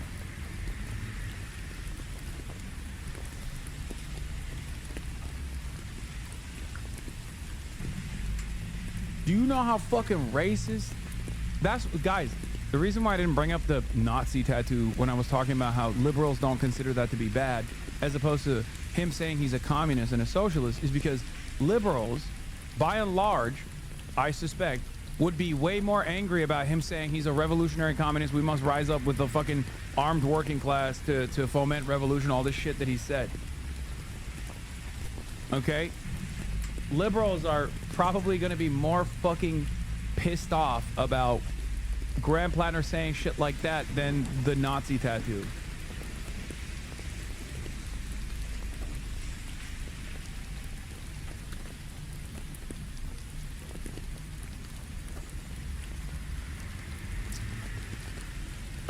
Graham Plattner has a skull and crossbones tattoo he's got as a soldier. James Tallarico is a Teach for America grifter funded by casino interests. Mallory McMorrow has a secret APAC plan for donors. Guess what pearl clutchers think is scandalous? The reason anyone pretends to care about Plattner's tattoo and Reddit posts is because they think he's coming after the rich. That's it. That's all it's about. They hate populists because we actually believe in equality that terrifies them. I want a vigorous examination into Plattner. This Oppo dump on his tattoo and Reddit post isn't that. I think a big part of the reason why the centrist Dems are coming after him, even though his left flank is like actually defending him, is because of if his campaign, in spite all odds, is able to overthrow Susan Collins, I need you to understand something, okay? If Graham Plattner, as a left populist, disillusioned veteran, like that's how he's presented himself, if his campaign, his left populist campaign, not like whatever you guys fucking think and whatever you're mad about, because I'm not even talking about his like policy agenda once he's in office. Who knows where he goes, okay? Will he probably be like an institutional Dem? It seems he's so fucking malleable that perhaps, yes. I don't think he has like as aggressive of a backbone to defend like leftist positions unconditionally, uncompromisingly, okay? But if he wins on a left populist flank in a fucking purple area and takes over a red seat, I don't think you guys understand what kind of incredible changes that can come from that. Maybe it's because I'm too close to the issue as a political commentator who speaks to the Democrats all the fucking time, both behind closed doors and also on the stream. But one of the number one arguments that the Matt Iglesiases of the world have consistently presented against left populist candidates is this idea that it doesn't work. It only works in New York if it does. It doesn't work in red districts. It doesn't work for purple seats. How dare you? Okay? I'm telling you, dude. If this motherfucker gets across the finish line, in spite of all of his ridiculous and awfully suspicious red flag riddled background, on a platform that's like, I don't give a fuck, I just want everyone to have health care. Yeah, I was a veteran, I was fucked up, I was stupid. Oh, I'm so stupid. I can't believe I got a fucking Nazi tattoo. So stupid. But like, I still want everyone to have health care. Like, I'm backed by all the labor unions. Like, if he runs on that campaign and he fucking wins a red Senate seat, dude, are you fucking kidding me? Are you fucking kidding me? I'm putting my nutsack on every fucking table inside of the goddamn Capitol, okay? I'm stamping my nuts. Every Democrat can suck me from the back after that, okay? Oh, what happened? I thought this was just a Zoran thing. I thought it couldn't fucking work anywhere else. I thought it was because New York is woke and gay. The opportunities are fucking endless, okay? I'm from Maine. He's our best candidate. I don't care what some terminally online folks who couldn't point out Maine on a map think about our choice between Plattner and a couple shitty lib dinosaurs. Probably won't door knock for him again, though, lol. Okay, well, if you think he's the best option, you should still continue doing that.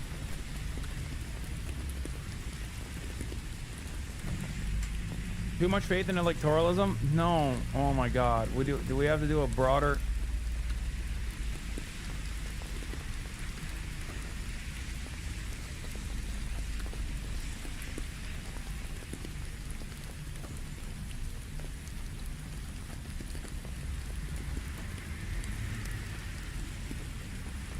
By the way, Patrick, lunch enjoyer, wants to collab with you at some point. He apologizes for any previous slice in the past. One of his friends may have done something that was off-putting and they didn't mean it. They're in the same group as Caleb and they want to link up. They appreciate every time you reference I heart eating shit. Sorry for interjecting on the convo. I'm a dumb chatter. That's so funny.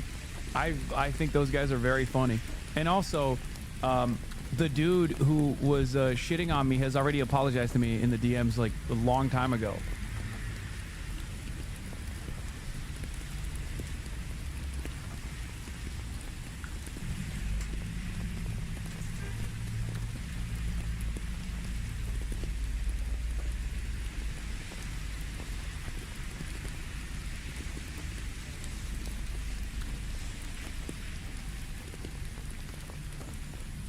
Said the same thing with Fetterman, bro. He literally chased down a black man, saying the same shit in terms of policy. We already established this is a real tried and proven method.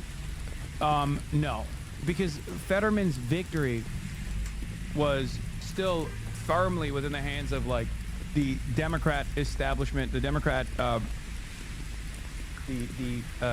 within the confines of like the Democratic Party.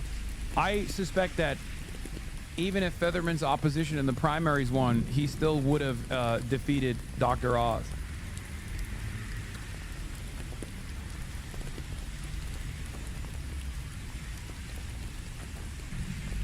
Like Connor Lamb would have fucking also defeated Dr. Oz, which probably my biggest fucking probably my biggest L.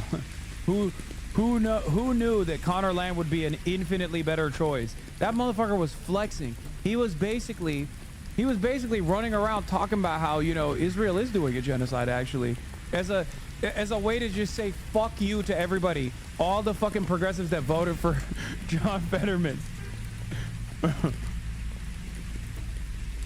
Literally, Connor Lamb was like, yeah, the Democrats really need to stop with this Israel shit. I was like, come on!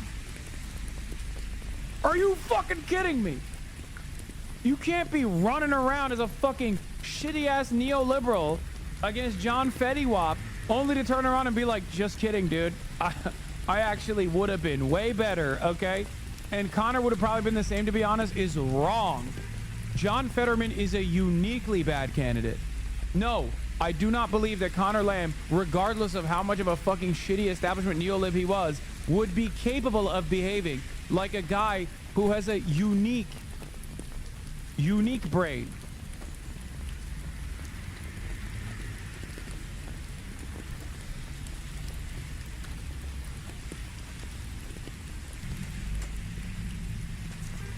Also, I can't understand why so many people, I think so many people were so bricked by Fetterman, no pun intended. So many people were bricked by Fetterman that they just cannot see a world outside of John Fetterman. John Fetterman is a once in a lifetime situation, okay? He got brain damage. It's not like he's hiding it. Like he literally was, he stroked out so hard, he became a conservative.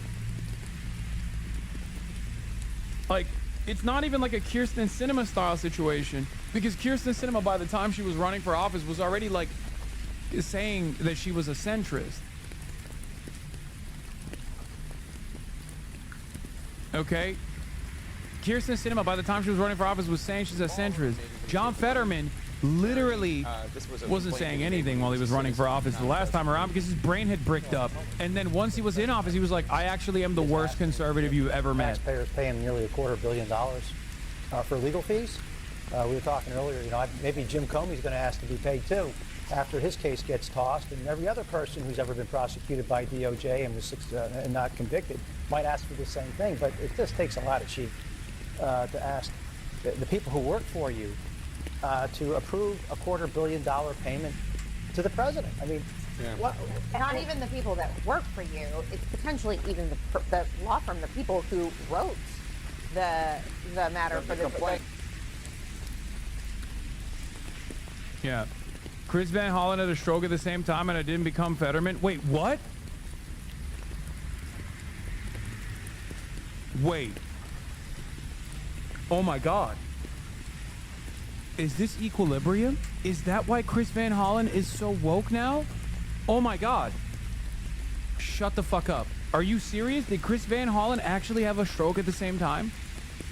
Dude.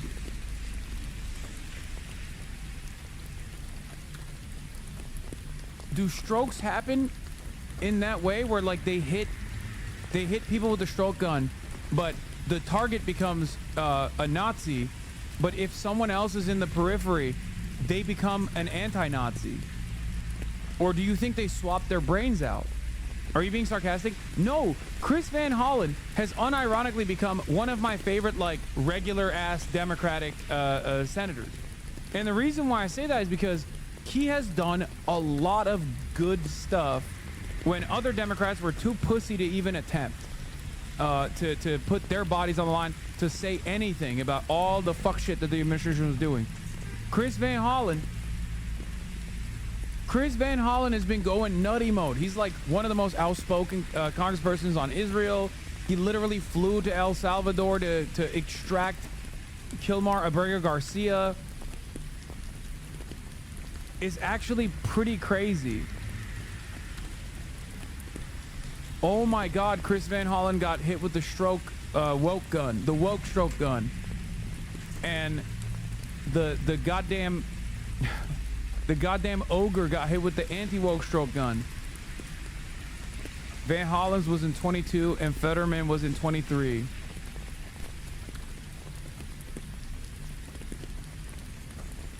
Maybe they hit Van Hollen first to try it out. It was a trial release. No, they were the same week. Wait, what? Statement from Senator Van Hollen. Today, U.S. Senator Chris Van Hollen released the following statement. This weekend, I was admitted to George Washington University Hospital for experiencing lightheartedness and acute neck pain. While I was delivering a speech at Western Maryland, at the recommendation of the attending physician, I sought medical attention upon my return. Earlier today, an angiogram indicated that I experienced a minor stroke in the form of a small venous tear at the back of my head. Wait. When was Fetty Wap? Obviously, every case is unique, but without actually weighing in on the Fetterman interview tonight, there is ample history of stroke survivors serving in the Senate. And really recent history, too. Tim Johnson, Mark Kirk, Ben Ray Lujan, Chris Van Hollen. Wait, it was around the same time. Bro.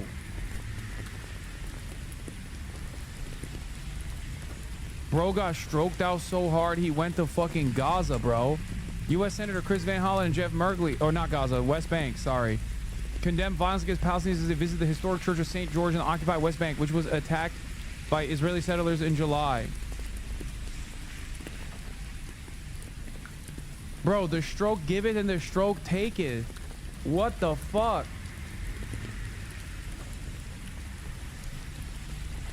What the fuck, dude?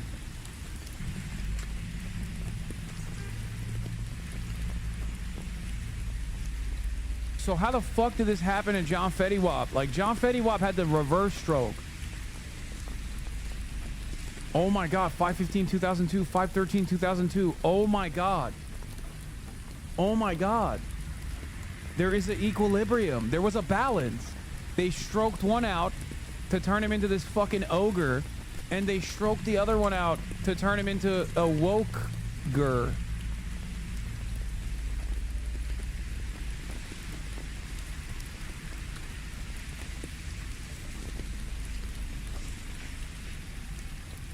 Perfectly balanced as things should be. You know, I don't know that I want to get involved. It's really a question of would I rather have a Democrat or a communist? And I would rather have a Democrat than a communist. Oh! Will you speak to Mamdani if he wins? Yeah, I'll speak to him. I have an obligation to speak to him, but I love New York. I've always loved New York. I just can't believe a thing like this is happening. I left New York, and we had a mayor, de Blasio, who was a disaster, but when I left, it was sort of before he could really take hold. And boy, New York was a hot city, and now it's sad to see what's happening, frankly. And with the communists in charge, look, you just go back 1,000 years. I mean, it's been done many times, 1,000 years. It's never worked once, so it's not going to work now either. On your ballroom, President, you're building your ballroom right now. They're also building the Obama Presidential Library. I'm wondering if you've seen. Have you seen pictures of the architecture? And yeah, I did. It's not too pretty. No, but it's closed. It's stopped. They ran out of money. I mean, he's building a library / museum. You know, you call it some museum, and usually they call it both. They call it library and museum. That's the official name. And they're stuck. And he wanted only women and DEI to build it. Well, that's what they got. And the construction workers are standing out there and saying, we want... Bro, even the threat of union organizing is enough for a company to immediately declare that they're raising wages. Okay? And just like that, the threat of a socialist Democrat mayor is enough for the Republicans to immediately concede and be like, well, I guess we can have a regular Democrat instead of a socialist one. Have you noticed that? Have you noticed that? Interesting.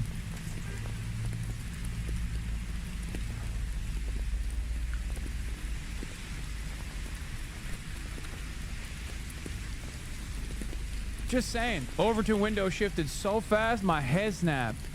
Meanwhile, this motherfucker's running around. This motherfucker's running around talking about 1,000 years of communism. He's talking about primitive accumulation, chat.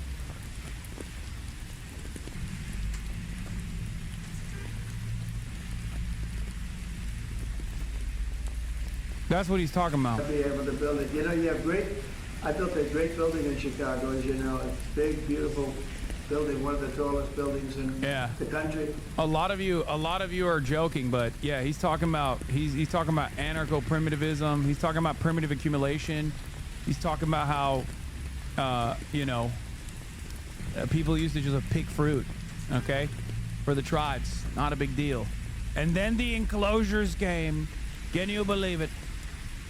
And then the enclosures came, and they said, no more public land. No more. The land-owning rentier class abolished the freedoms that the proletariat had in their subsistence living formation for thousands of years. And at the time, it was hard. The peasants could not stop themselves.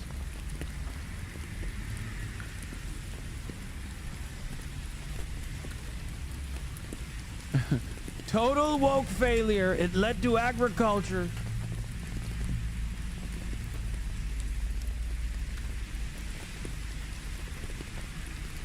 And we got it built very quickly, very well. And we use the construction workers in Chicago. They're great workers. They're great construction people. And I suggest that you get them involved, but they're hundreds of millions of dollars over budget, and I think it's stopped. I'm reading these terrible stories. Primitive accumulation refers to the process in which the ruling classes stole wealth from the producers before capitalism. You are thinking of primitive communism. Yes. Thank you for correcting me.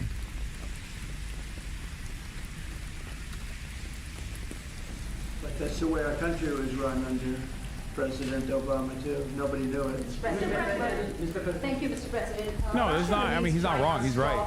Crude oil supply in September. Are you considering tariffs on China? Well, I mean, you read the same papers as I do, but I don't have to read the papers because I'm the one. Right now, as of November 1st, China will have about 155% tariff put on it. And I don't think it's sustainable for them, so I want to be nice to China. But China's been very rough with us over the years because we had presidents that weren't smart from a business standpoint. Some were good politicians, some weren't even good politicians, but they allowed China to take advantage of us and every other country to take advantage of us. If you see, I made a deal with the European Union. I made a deal with Japan, with South Korea. I made a lot of these deals that are great deals, and I was able to do it. It's really national security. I was able to do it because of tariffs.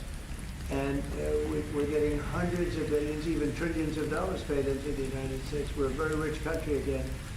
We'll start paying off debt.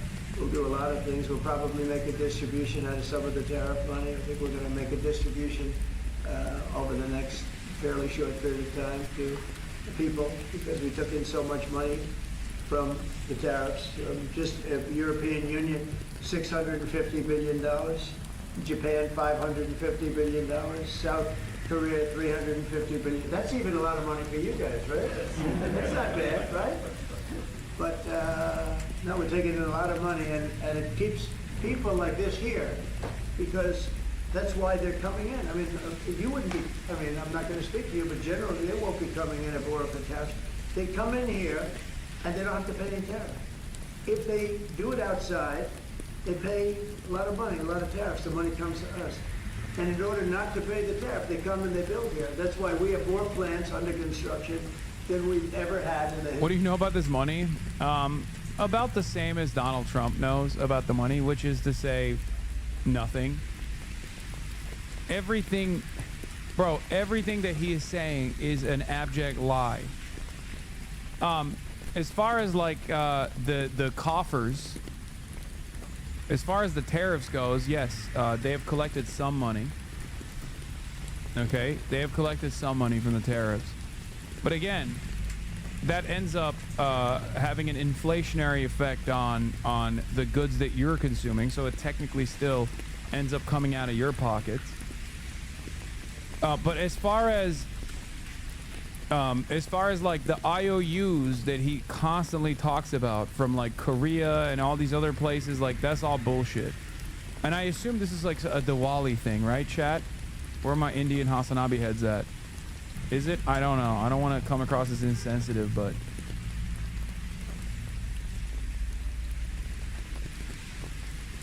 freak out.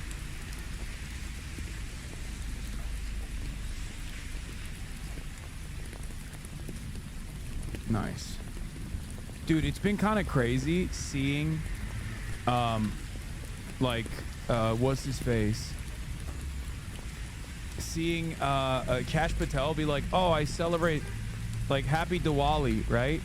And then there's just like right-wing motherfuckers who are like quote retweeting him and being like, stop with this shit. You better stop with this right now. You cut it out with this fucking Diwali nonsense. This not American. It's like, damn, bro. Yeah, it was Matt Walsh. Matt Walsh said, get the fuck out of here with this Diwali shit.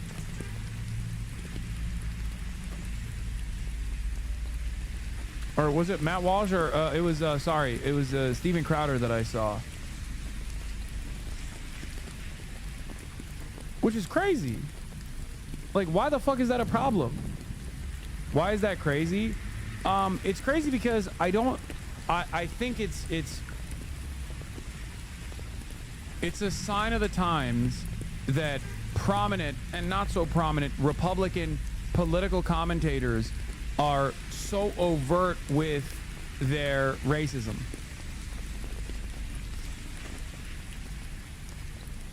Like, it's actually incredibly, it's devastating that people are so open about like their demands to deport brown people, like Indian people, even if they are prominent figures in the administration.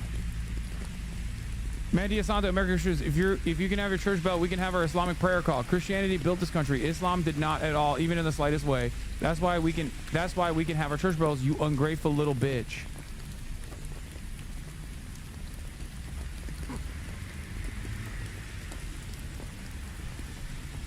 And then the one I was thinking of is Steven Crowder straight up.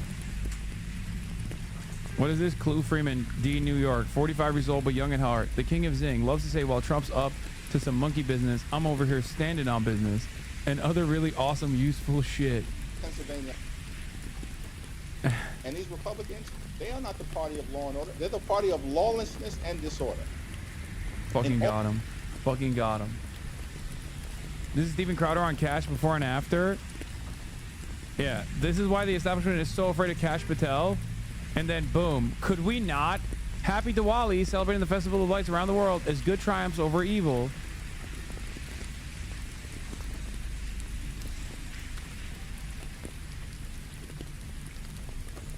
It's fucking nuts, bro.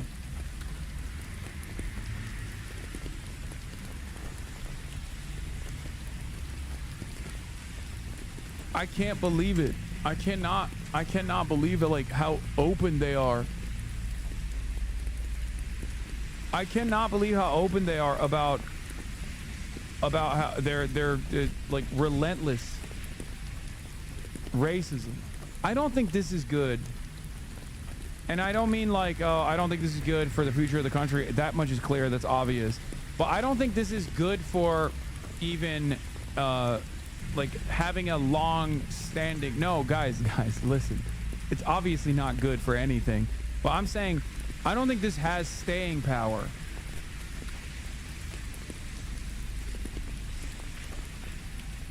Okay? Like, I don't think this is a successful way to have long-standing power in this country by just being like every single person that's like that has different practices than me is bad and wrong and must be abolished. Like, it's not a very sustainable thing you can do in a country like the United States of America. Because like, even if you are shitting on your own fascist soldiers, okay, even if you're shitting on your own fascist soldiers at a time when your ranks are way more diverse, it's just not going to work. Fascism nowadays is much more diverse than the previous formations, especially in the United States of America, because the United States of America is a diverse country. And unless they find like a higher order to tie themselves to, like unless they try to build something new instead of just like blanket white supremacist fascism, they're not going to be able to maintain this movement, which is good, I think. Maybe I'm wrong, but I don't think you can get away with like shitting on your own brave fascist soldiers like this.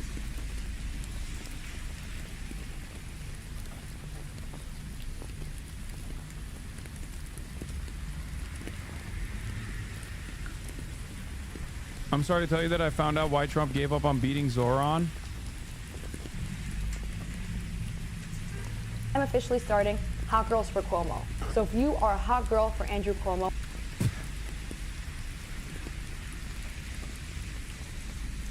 You are actually correct, because whites will be a minority as a collective by 2060. I mean, whites are already a minority depending on what your definition of whiteness is.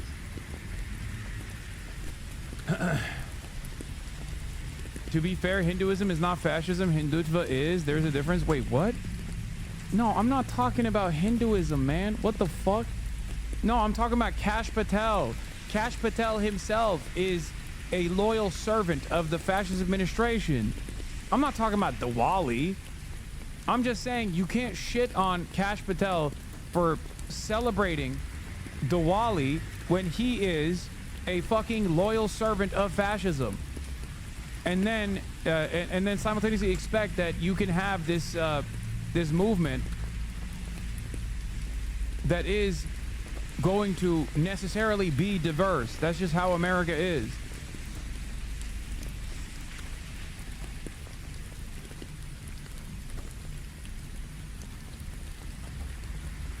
What is this? You need to see Matt's quote of this. It's diabolical. Click the link in this quote. Honestly, I was skeptical, but they did a good job with the website. That's awesome.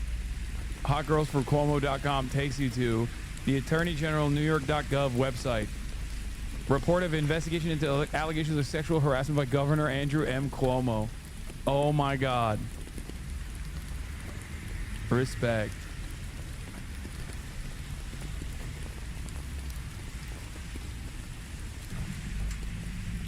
Free scroll the replies to this Bill Ackman tweet. The Zoran Mamdani campaign is actively working to keep Curtis Lewa in the race. Come on, Ackman, stay in your lane.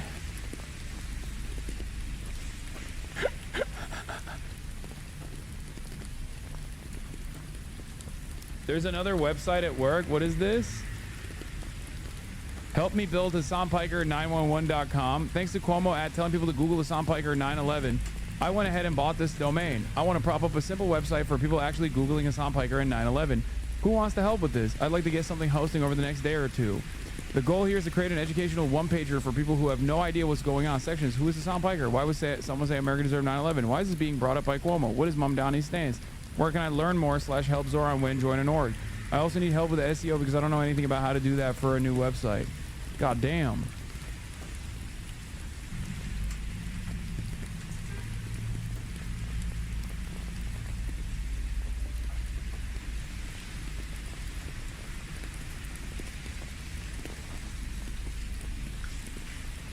getting the smears in at the final buzzer.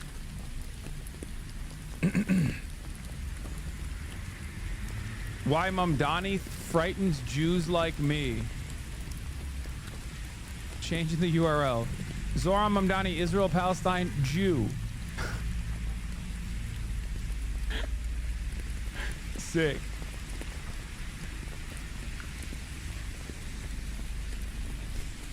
Cuomo is gonna win them all after this one. What is this? I mean, we're gonna talk about fucking De Blasio, you know. What the fuck? He's doing AI ads? Oh god, he is so fucked. He is so fucked. Oh Jesus Christ, doing AI slop. Ay ay ay, what a fucking shit show this has been. They're just so desperate that they're hitting every fucking racist line that they can. Anyway, let's finish this Trump thing and then I'll get to Zoran. Of our country. And you wouldn't think it's complicated, but you would have thought somebody would have done this a long time ago, sitting in this beautiful seat behind what's called the Resolute desk. You know that, right? These are very famous. This is even more famous than any of your desks. But your desks are right here. Follow up on her question to you, because the New York Times is reporting that your legal team is seeking $230 million from your own Justice Department now in response to the investigations into you. Is that something you want your legal team to do? I don't know what the numbers are. I don't even talk to them about it. All I know is that they would owe me a lot of money, but I'm not looking for money. I'd give it to charity or something. I would give it to charity, any money. But look, what they did, they rigged the election. And as you know, we had, in one case, 60 Minutes had to pay us a lot of money. George Slobodanopoulos had to pay us a lot of money. And they already paid. You know, they paid me a lot of money because what they did was wrong. And, you know, when somebody does what's wrong. Now, with the country, it's interesting because I'm the one that makes the decision, right? And, you know, that decision would have to go across my desk. And it's awfully strange to make a decision where I'm paying myself. In other words, did you ever have one of those cases where you have to decide how much you're paying yourself in damages? But I was damaged very greatly, and any money that I would get, I would give to charity. Thank you, Mr. President. Is the Democrat Party now more Zoran Mamdani's party than it is even Leader Schumer's or Leader? Probably is, yeah. Look, it's, maybe he'll run for president in 4 years. You have a communist president. That would be interesting, right? I don't see it happening. You know, I've always said you will never see, and I always talk about socialism. You will never see a socialist so-and-so. And I was right. I'd say in the speeches, we will not have socialism in our country. And I was right. Communism, yes, but socialism. In other words, they skipped socialism and they went down to communism.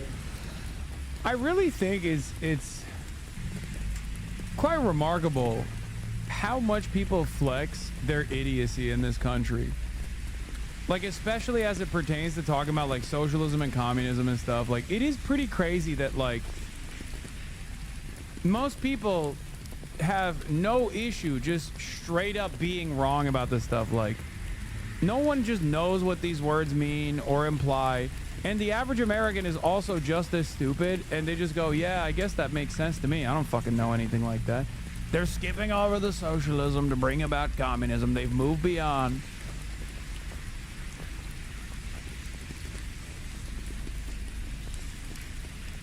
It's just, okay.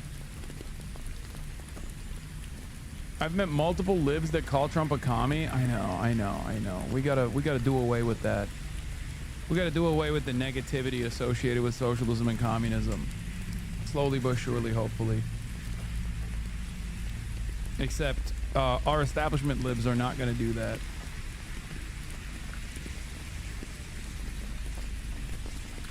No, he's a communist, and he's going to be maybe the mayor of New York. I don't know, maybe, you know, polls are off, but these polls seem to be pretty consistent. But he would be, I would say he would be the leader of the party. It's not Schumer. Schumer's shot. He's shot. This poor guy, I feel sorry for him. I've known him for a long time, but he's I think he's mentally gone. He's been beat up by young, radical lunatics. And I think Chuck Schumer is, he's gonzo. I really do. I think he's probably not going to run. It shows that he's losing in every poll. Now, this is hard. You know, he wants to meet with me. It's sort of hard to be with a guy after I make a statement like that, but I'm just giving the facts. I think Chuck is probably finished. I know some people, Democrats, that would be good, some good politicians and some, reasonable people. But I understand that they would not have a chance of, getting even the concept of holding the torch. They're not going to get it. But they have some people that I really believe they're low IQ people. They're stupid people. And they seem to be leading the party. So we'll see what happens. Look, the Republicans are strong. We have great leadership. We're very strong in every way. Oh, yeah, definitely. Definitely. And we're going to keep it that way. But we are really a strong party. Our party's grown magnificently. We've got nowhere. Look at all the union votes I got. Nobody thought that was ever possible. Look at the election where I won popular. I won everything. I won all 7 swing states. If you win 3 or 4 swing states, you're doing great. I won all 7 by a lot. And I think the best thing when you look at districts, 2,700 versus 525. That's big. That's why the map shows all red. So we won in a tremendous landslide, and that's because people like our policy. I guess they like me, but they like my policies. Strong borders, good education, low taxes, Indy, great big beautiful bill. We got the biggest tax cut in history. Not only no tax on tips, no tax on Social Security, no tax on overtime. We got the biggest tax cut in the history of our country in the bill that we just approved. And I think people see that and they like it, and that's why we're doing well, but they are not. They do not have leadership. Thank you very much, everybody. Thank you, Brad. Thank you very much.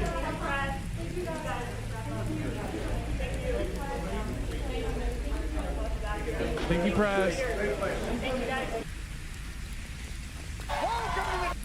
Okay, don't care about this as much. We got friend of the show, Pablo Torre, discussing how Democrats can brand themselves around economic populism. A lot of folks are saying this. Many people are saying this, folks. Many people are saying this. Of the bubble that has been sort of branded for them. This whole moment is about, yes, Donald Trump and all the ways in which people were protesting, and that should be the case. It's also about the larger economic landscape. The unifying message that has propelled Mamdani in New York, that has given rise to lots of genuine, I think, instincts of economic populism across America that have sort of corresponded to frustrations in those polls is, what if we said the position here is actually against billionaires, the ultra-wealthy, the people rigging the economy, for whom this administration has been their greatest friend? Like, that to me is the moment. I mean, the clean CR thing, I'm with you guys. That is hard to communicate to even those people who are losing subsidies, losing their health care, losing their salaries as government employees. But the whole idea of, what if right now the Democrats brand themselves around that populism in a sincere way? That's the crossing the aisle possibility that I think is quite real to them.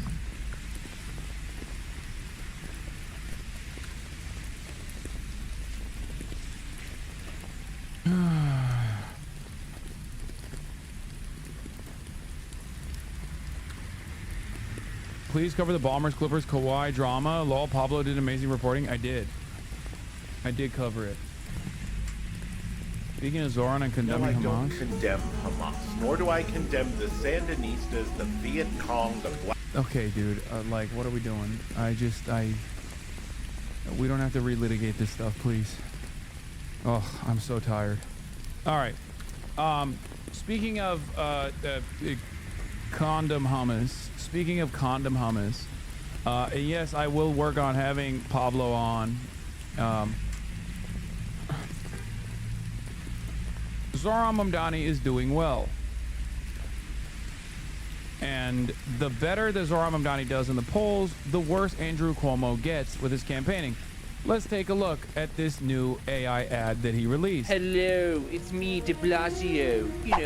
New York City's least favorite mayor. Today, I want to introduce you to my mini-me Mamdani. Hiya! If you thought my policies were evil, you're gonna freaking hate this. Sure will, boss! In 2020, I cut $1 billion from the NYPD, which dramatically spiked crime. But I wanted to fund the police entirely! So evil, so unsafe. My mini-me also wants to cut gifted and talented school programs for kids, just like I tried. until the backlash. There's no such thing as talent. Socialism means we're all equally dumb. Right. And he's even copying my failed rent freeze I tried on millions of units, which ended up plunging the rates of available units and making the housing crunch higher and stop new housing construction, which would actually lower rents. But I'm gonna do the same thing while doing a TikTok dance. And most evil of all, I depoliced sex work, which ended up increasing sex trafficking for women and young girls in New York City. So I'm gonna take it further by decriminalizing prostitution completely.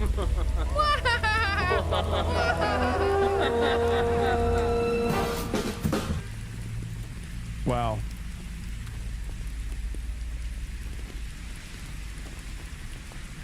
Once again, I find myself asking the question that some of you in the chat are asking as well, which is, who is this for? Like, who is going to watch this and go, hell yeah, brother, I'm voting for Andrew Cuomo?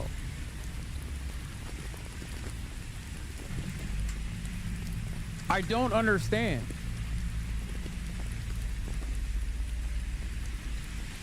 Anyway, what's dumb about this clip is that Zoran has never promised free housing or free transportation. He's promised a rent freeze on rent-stabilized apartments and free puzzles. You still pay for the subway. His agenda is fairly doable if negotiated with Albany. I wish that he could promise free housing and free transportation. That'd be fucking sick.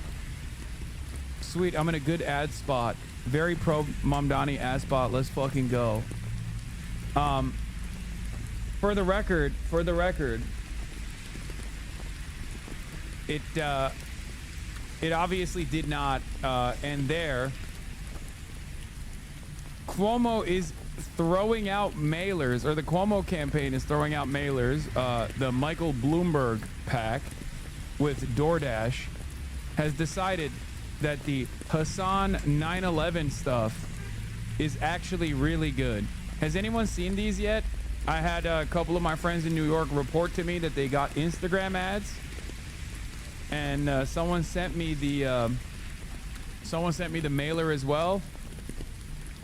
Oh, here it is. Tyson Brody reports. Amazing Fix the City ads on IG. Favorite part is that they have to add 9/11 for Hasan rather than just his name, unlike the other two, because Googling Hasan would just bring up his channel and fans. Google Hasan Pica 9/11. Paid for by Fix the City Inc. Executive Director Megan Brown. Top 3 donors Michael Bloomberg, DoorDash, and John Hess. Not expressly or otherwise authorized or requested by any candidate or the candidate's committee or agent. More information at nyc.gov/follow the money. Vote for Cuomo. And then Google Rebecca Kadaga and Google Siraj Wahaj. Why did they say Hasan Piker 9/11? Why didn't they just put my name? That's fucking bullshit. Nothing quite as sad as a super PAC that never landed on something that works, just endless spaghetti at the wall.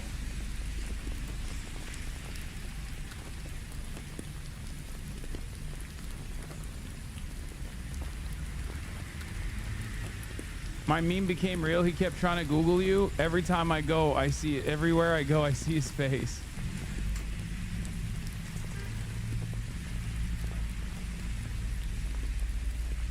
There are so many people in politics and media obsessed with messaging to a population of Americans that statistically do not exist. It's very gratifying to see Cuomo run his whole campaign around it and just eat relentless shit. Completely true, and yet I would like to hear more. How would you describe this population? Guy who works at a factory but vociferously supports businessmen and the free market, hates socialism, season ticket Israel Maccabees fan, owns a 2-bedroom house, but is intensely invested in landlords' rights for some reason. Only media he watches is News Nation. So have we gotten, have the mailers actually kicked in? Let's look at trends. Trends.google.com. Okay.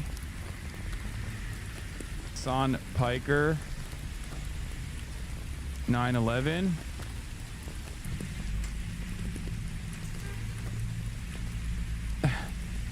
This is the past day. Hold on. Past 90 days. Oh, big blip. Big blip. I guess no one searched it. By the way, it's not even in Minnesota is searching me more than, okay. Little blip on October 7, 8, 9. only on October 17. Another major blip, which I suspect is that when the debate happened? Number 1, Alabama. Number 2, Virginia. Number 3, New York.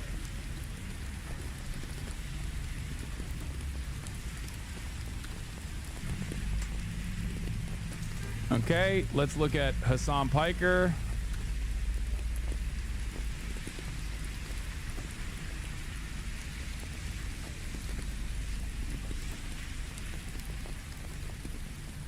Okay, nope, not a lot of motion there. Peaked at October 9th.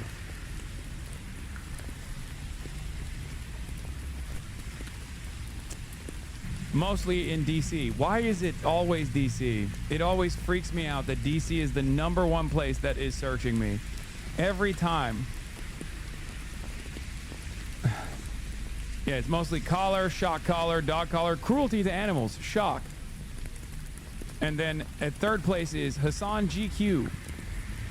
And then at 5th place is Hasan Piker GQ. So yeah, it hasn't had the same motion as even Doctober 7 or Shocktober 7 did. The trend for your name, No 911, has had its all-time max around October 9th, the Kaya Saga. Yes. What is this? Google.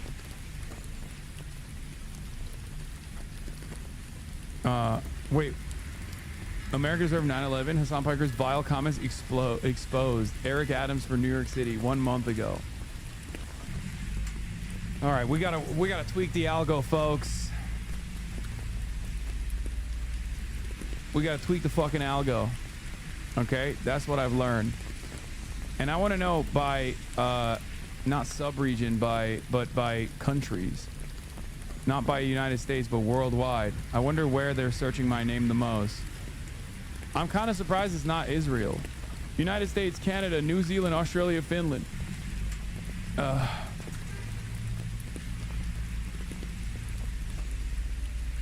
What is this? You're never beating the allegations? Hasanabi Gaming.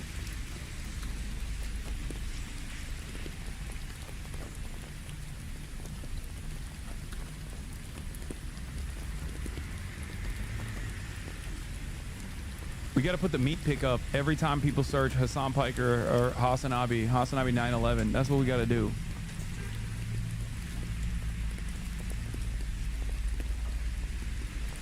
Well, everybody posts Hasan's meat pick with the words Hasan Piker 911, and I'm sure the search results will be super normal next week. Yeah.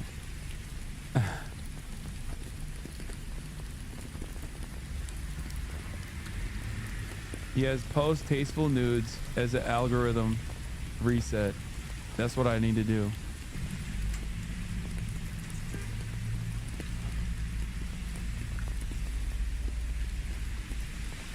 Anyway, but yeah, that's cool that this is what they're trying to do as a last-ditch effort.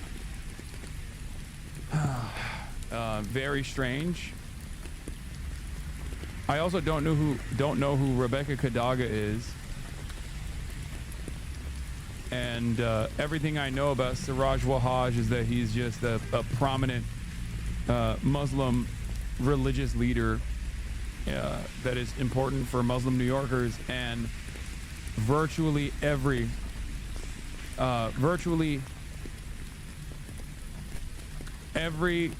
single person running for mayor before or after has actually linked up with him. Giancarlo showed me that all of your ops are coming out for Cuomo. Yeah.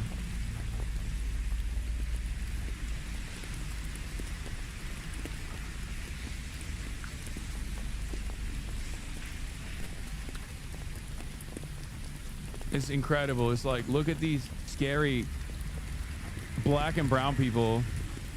Look at these scary Muslims. They're all radical. He wasn't, no, Megaphonics DJ, you are wrong. Siraj Wahhaj wasn't an unindicted 9/11 conspirator. He was an unindicted former World Trade Center bombing former unindicted conspirator. As in, it wasn't the 9/11, it was the last time before, it was in the one in 93.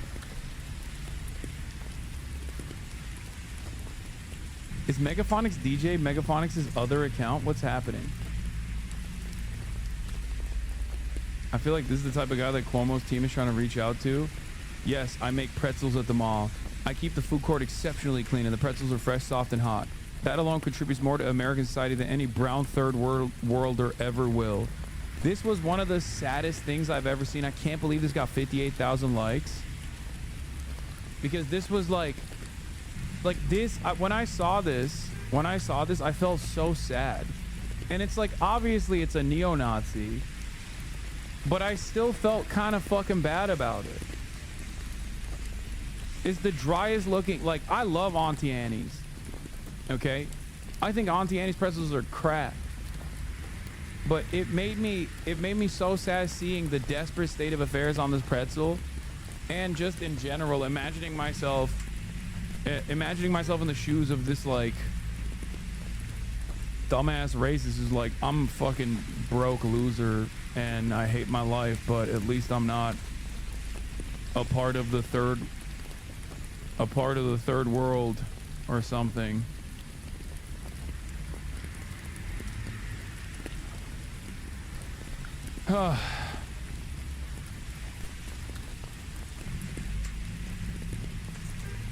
Of course, Matthew Castle's in the tank for Cuomo. Yeah, Matthew Castle is a features reporter at Jewish Insider, a big op of mine, big time Hasbara boy.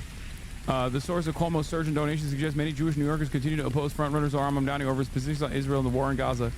They're just so aggressively trying to prop up Cuomo, which is a failure. The thing that I don't understand about, like, the Google Hasan 9/11 comments, by the way, is that it doesn't do anything to Zohran Mamdani.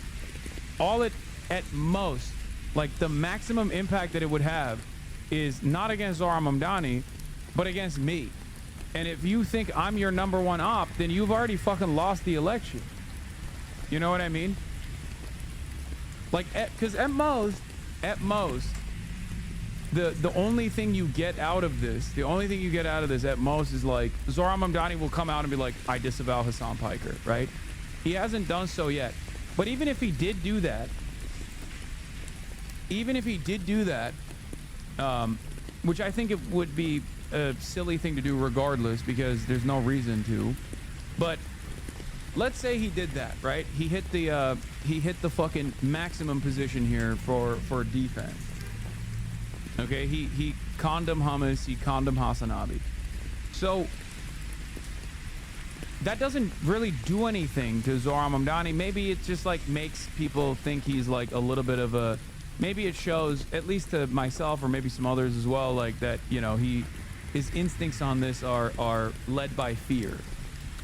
Okay? Having said that, that's not really going to impact him all that significantly in this race. And all that would do is basically, I don't know, put me in the hot seat for, like, put me in the fucking hot seat for, like, a week. Right? That's it. And it doesn't make any sense because, like, you're not running against me, dumbass. You know? You're not running against me. You're running against Zohran Mamdani. So it doesn't make any sense. Which is why I keep saying, like, it's very it's just like a really stupid thing for him to keep hammering on. Did you expect to end up being somehow a part of the New York City mayoral election? No, I did not. I did not.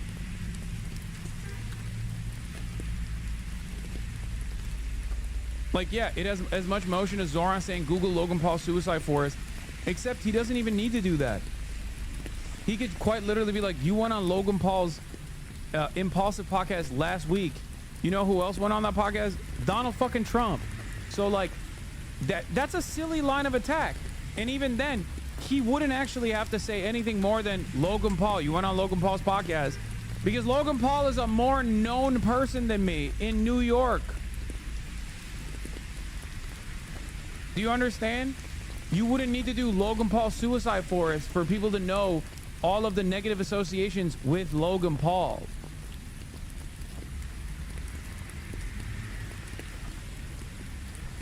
What? When I search your name on Google, this is what comes up, and it's not even a meme. Hasan Piker is hot. Hasan Piker is flirting with the revolution. Hasan Piker is a tanky. Hasan Piker is so hot. Hasan Piker is Turkish. Hasan Piker, is he married?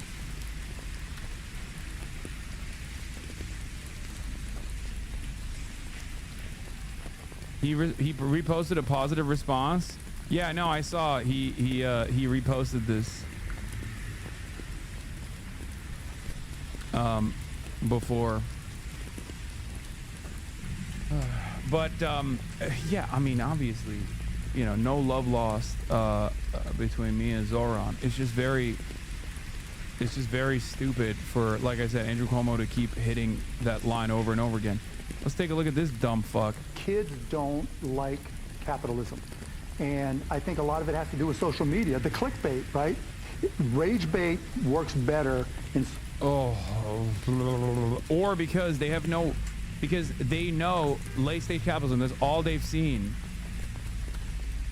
Social media and gets more people's attention. And if Mondami is out there saying, you're getting free housing, you're getting free transportation, you're getting cheaper groceries, I mean, of course, that's what they need, particularly in New York, and that's what they're going to respond positively to. Is there any way that can work? No. No, of course not. No. Look, we have a financial literacy problem. Alright, this is who Flopmala was listening to. True.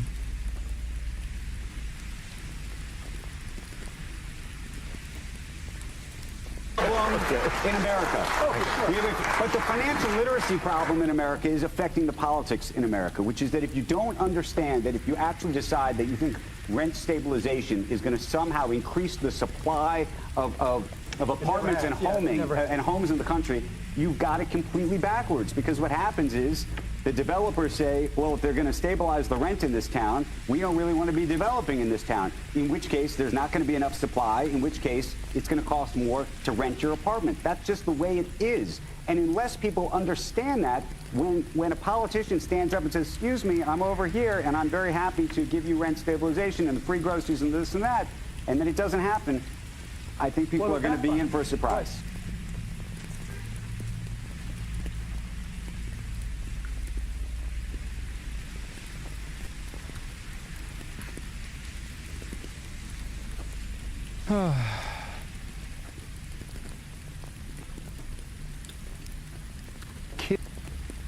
It's fucking crazy because he knows this shit is possible because he did it with medicine. Mark Cuban is the reason I only pay $30 for epilepsy meds instead of $700. Yeah, I wonder why kids fucking hate capitalism, dude. Justin, Amazon aiming to replace 600,000 jobs with robots by 2033. A bunch of upwardly mobile millennials will be losing their jobs in the mid to late 40s. That'll be good for society. Housing costs will probably go down in Seattle though. Like every single person who controls the levers of power in this country are actively telling anyone who will listen that they don't give a fuck about you. Okay? They don't give a fuck about you, and you can eat shit and die, and it doesn't matter. You're cooked. Your future prospects are gone, and we threw it away for a crumb of additional profits, right? Why would anybody look at the system and go, oh wow, I feel really great? If anything, in all of this discontent, in all of this chaos and confusion, I'm fearful that many young people actually look towards an alternative specifically designed around fascism. Like, that's initially what was so alluring about Donald Trump's appeal, especially to young men. That's what it was. Oh, this guy's gonna shake things up, and he's going to punish the enemies that the Republicans have identified as the liberal Democrats. Bernie about Plattner, follow-up. In all due respect, all right, what I'm worried about, 50,000 Americans may die unnecessarily, and you're worried about a tattoo. When I asked about his comments about sexual assault, he said, have you served 4 tours of duty? I said, I have not. I should note that Bernie was heated and pointing his hand at me. Meanwhile, Ron Johnson told Katie Edmondson, Bernie's getting pissed. He asked you if you served 4 tours of duty, as if that explains or excuses things.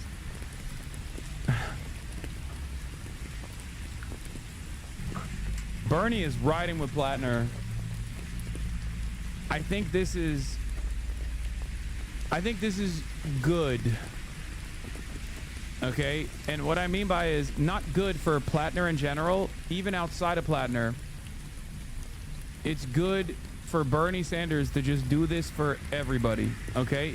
Because if he does this for Plattner, he'll do this for Ilhan Omar, he'll do this for Rashida Tlaib, he'll do this for other candidates in general who are under attack. Dark Bernard, I wish he would go even more ham on the Zoran stuff, but luckily Zoran is not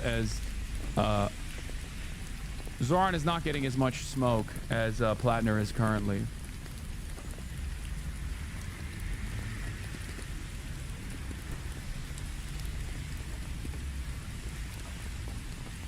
The simplest lesson from this is that one should simply just take that kind of freewheeling populist approach while simply not making avoidable mistakes. It's possible to see Bernie, but it's not going to happen all the time, especially as you explicitly aim to run new candidates. In my opinion, the Tea Party example is the most illustrative here. They wanted candidates who represented real right-wing voters. They got them. It changed the map, but also meant that they lost a ton of winnable races by running people like Roy Moore, Christine O'Donnell, and yes, Trump. I don't think you can make a comparison between Graham Plattner and like Roy Moore. I think this is like, I get the broader thing that he's trying to say here, which is that if you do left populism, like sometimes you're going to have candidates that are not great and are susceptible to opposition research. But Roy Moore was a child rapist and also was a career politician. Roy Moore was a child rapist and a career politician before he ran for Senate. Okay? Like, Graham Plattner has never maintained any fucking political ambition or held any office whatsoever. And also, I don't even necessarily agree with running right populist candidates. Hey, Ezra Klein said run conservative Dems, so maybe the tattoo will appeal to him.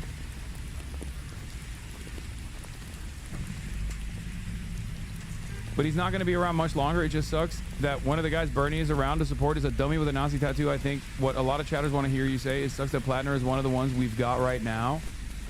Yeah. It does. Because like I've said, at best it shows that he is not very smart. And at worst, he is a Nazi. Which is, again, not great. Okay?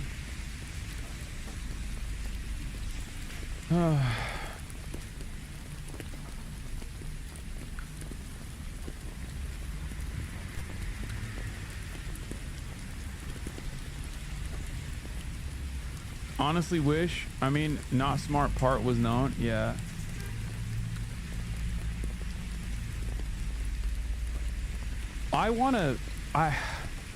Are there actually fucking jarheads out there who don't think that this is a Nazi tattoo and it's just like a cool tattoo that people have or something? Like, I don't understand. Like, is that real? Like, that is so fucking stupid. I can't believe it. It's unbelievable.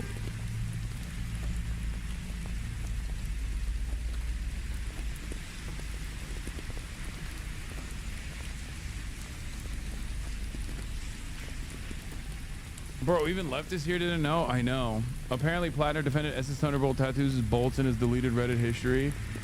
Yeah, now we got my community doing Oppo research on this guy.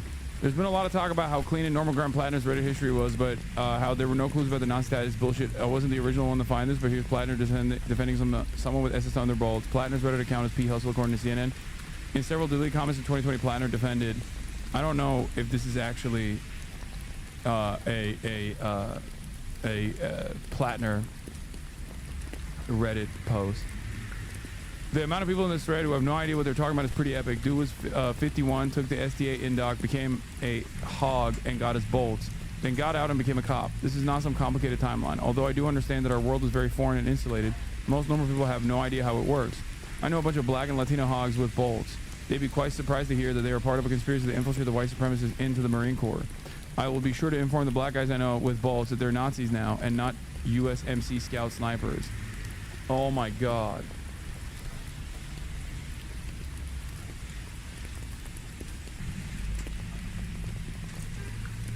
I've literally talked about scout snipers and the bolts tattoos that they have.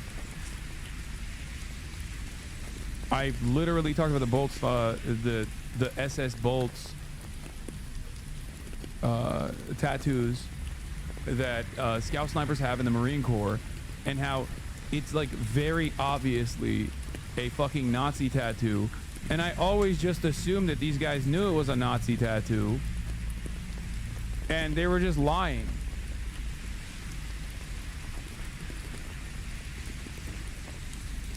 Yeah, like this is a famous instance. I learned today that this was racist. I'm covered in tats, and after looking up race tattoos, bolts are super common in the military. Even unknowing Dems have them.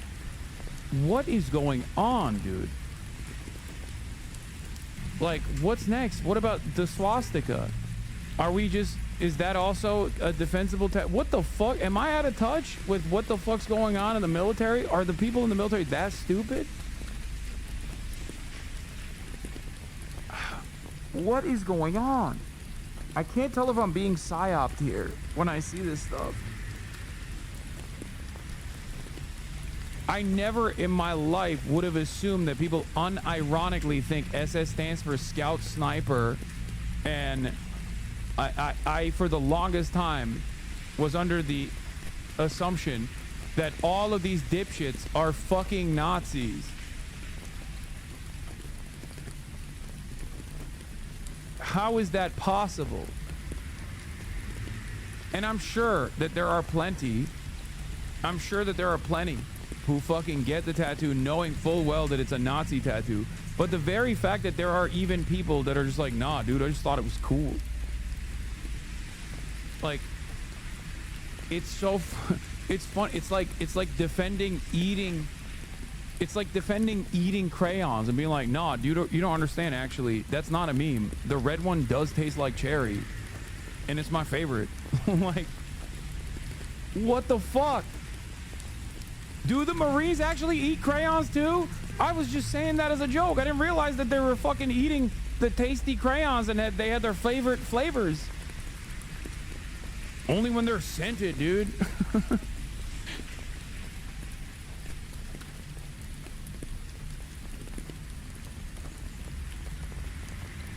They are in the military because they didn't have many prospects because they sucked at fucking American high school, which is dog shit. It's like Americans only claim to know about World War II or are only taught World War II, and they know such little about World War II. And this to me proves that once again. How the fuck are you a part of a military tradition that destroyed the fucking Nazis, and you just get that shit stamped on your body and you're oblivious that it's a Nazi symbol? I think you're underestimating how dumb Marines can get. My father-in-law was a Marine. I can vouch for the cavemanness. Oh my God.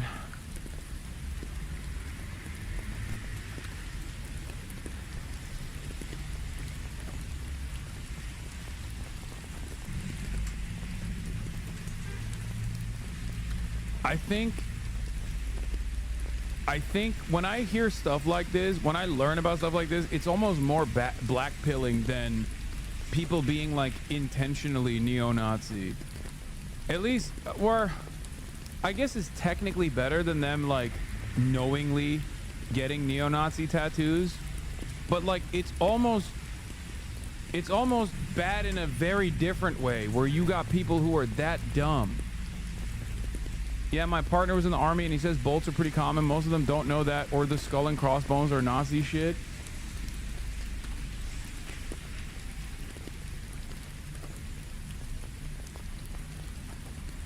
This is unironically causing me to reconsider a bunch of shit.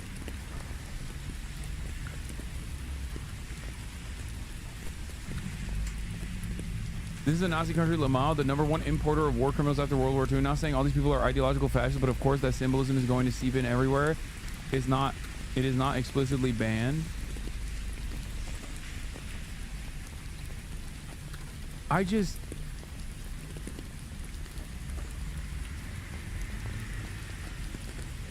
Like, how do you do that? Like, how do you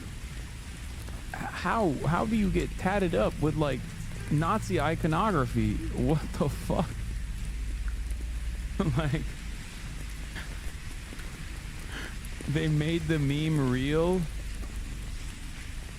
Marines rejoice. Someone made crayons that are actually meant to be eaten.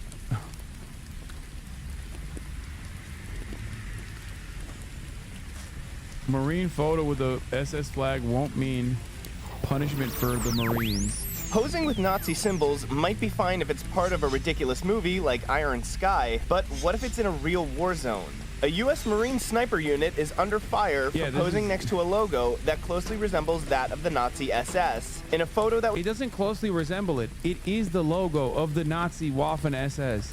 That's what it is. Was taken in Afghanistan's Helmand province in 2010. The Marine Corps decided this week the soldiers in the photo would not be punished, saying the behavior was unacceptable, but that it was a naive mistake. Apparently, the unit intended the Lightning Bolt SS logo banner as a shout out to sniper scouts, not... That's the Nazi. That's just the Nazi SS bolt.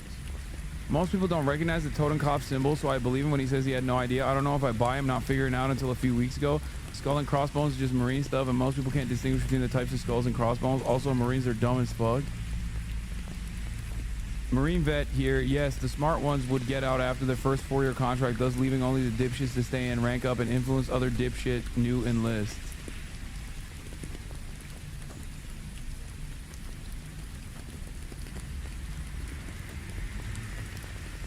Is 50-50 ignorance and just wanting to belong? Are there some that know and do it? Yes, but when you tell a young Marine you are the best and the abbreviation is SS, they go for it. Most of it isn't malicious. Even the submarine service abbreviated SS, though there's a bit more history involving World War II Germany that I don't see many SS tattoos from submariners.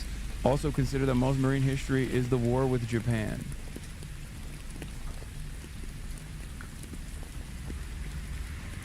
I don't know. I guess it's technically better that they're not all just like rugged ideological Nazis, but also it's remarkable how stupid so many people are. What the fuck? This is sad, dude.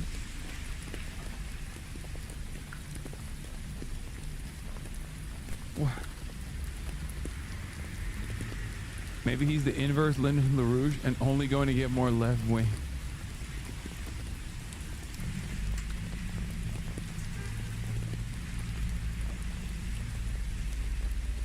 Please, this is literally the same. No, I know, man. I know it's the same. What are you talking about? You don't need to tell me it's the same. I know what this fucking logo is. In World War II. Some groups say the Marine explanation is not believable and that the soldiers, no longer with the unit in question, should be investigated. Meanwhile, the Marines have added the photo to a long list of training exercises about what not to do. That was 13 years ago, man. Anyway. J.D. Vance is in Israel. Oh boy. The vice president landed in Israel to try to calm fraying nerves. Donald Trump's name is all over the ceasefire agreement, and America doesn't want it to fail. We followed him to the south of Israel, where American teams are planning their part in Gaza's future, whatever that may be. The ceasefire has been stretched over recent days, Here Vance called for calm and patience. I don't think it's actually advisable for us to say this has to be done in a week, because a lot of this work is very hard. It's never been done before, and in order for us to give it a chance to succeed, we've got to be a little bit flexible. I think what you're seeing from our Gulf Arab friends, certainly from our Israeli friends, is a certain amount of impatience with Hamas. Do you now believe it is feasible to have a governance structure for Gaza that does not include strong Palestinian voices? We need to make sure that both the Palestinians living in Gaza, but also the Israelis, are able to live in some measure of security and stability. We're doing all those things simultaneously. And then I think once we've got to a point where both the Gazans and our Israeli friends can have some measure of security, then we'll worry about what the long-term governance of Gaza is. Vance knows that the reconstruction plans are still vague and ill-defined, but nations, including Britain, are now joining forces to offer help. This building where J.D. Vance was giving his comments from is an important part of the story, because this is being designed as a coordination centre between the civilian authorities and the military. As and when Gaza is rebuilt, the plans will be drawn up here. Steve Witkoff and Jared Kushner, Trump's trusted emissaries, are also in Israel, meeting freed hostages. This is a display of US diplomatic heft and a warning that whatever happens, the White House wants this ceasefire to work. Humanitarian aid is getting into Gaza, but it's still well below the target. The crucial Rafah crossing remains closed. For many in Gaza, the joy that a peace deal was agreed has been replaced by the fear that it might fail. We are praying to God that this truce holds, that it lasts long enough for them to let in the essentials of life, meat, medicine, everything we need. The pharmacies are empty and the market prices are sky high. Anyone who tells you things are cheap, they're not. Life is really difficult right now. Life in Gaza remains desperately hard. These people were queuing to get cash from a bank that reopened, but most left empty-handed. This is a land of sorrow and of splits, cut in half by these blocks. On one side, the Israeli military is in control, and on the other, 2 million people. Was the relation between America and Israel always like this? I feel like I'm in an alternative reality. It's like Israel is part of America out something. No, Trump won was when this relationship dramatically escalated, and Israel got onto the driver's seat completely. And it was really bad because back to back after Trump won, you had a malignant narcissist who got hundreds of millions of dollars from the Adelsons that was willing to let Israel do whatever the fuck it wanted, and then followed up by an ultra-Zionist who was a career dick rider of Israel, like an honest, legitimate pro-Israel guy like Joe Biden. So back to back, there was no reining in of Israel at any point, and here we are. Trump is back in office, and he is letting Israel do whatever the fuck it wants. Like Barack Obama, for all of his faults, for all of his failures, unironically did do things in his time in office that Israel didn't want the American government to do. Okay? And even then, he was super pro-Israel, make no mistake, as every president is. But it was clear that there was some kind of autonomy in the decision-making process for America. There was some sovereignty where they were like, hey, you're the junior partner in this coalition. Israel obviously still would do fuck shit that no other country would be able to do, like having Benjamin Netanyahu come and deliver a speech in front of the U.S. Congress against Barack Obama, which he did. And that was attended by both parties, which is crazy when you think about it. The reason why that was allowed, which by the way, Joe Biden was there in attendance as Barack Obama's vice president. Think about how fucking nutty that is. The reason why he did that was because they hated the JCPOA. They were allowed to smear Obama as a Jew hater over and over again. Wait, did Joe Biden not attend? I thought he did attend. Am I misremembering?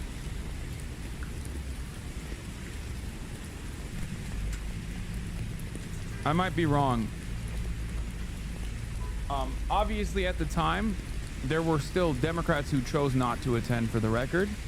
Not every Democrat was in attendance, but it doesn't matter. Like, a big chunk of the Democratic Party was in attendance for the fuck Barack Obama, Benjamin Netanyahu congressional speech.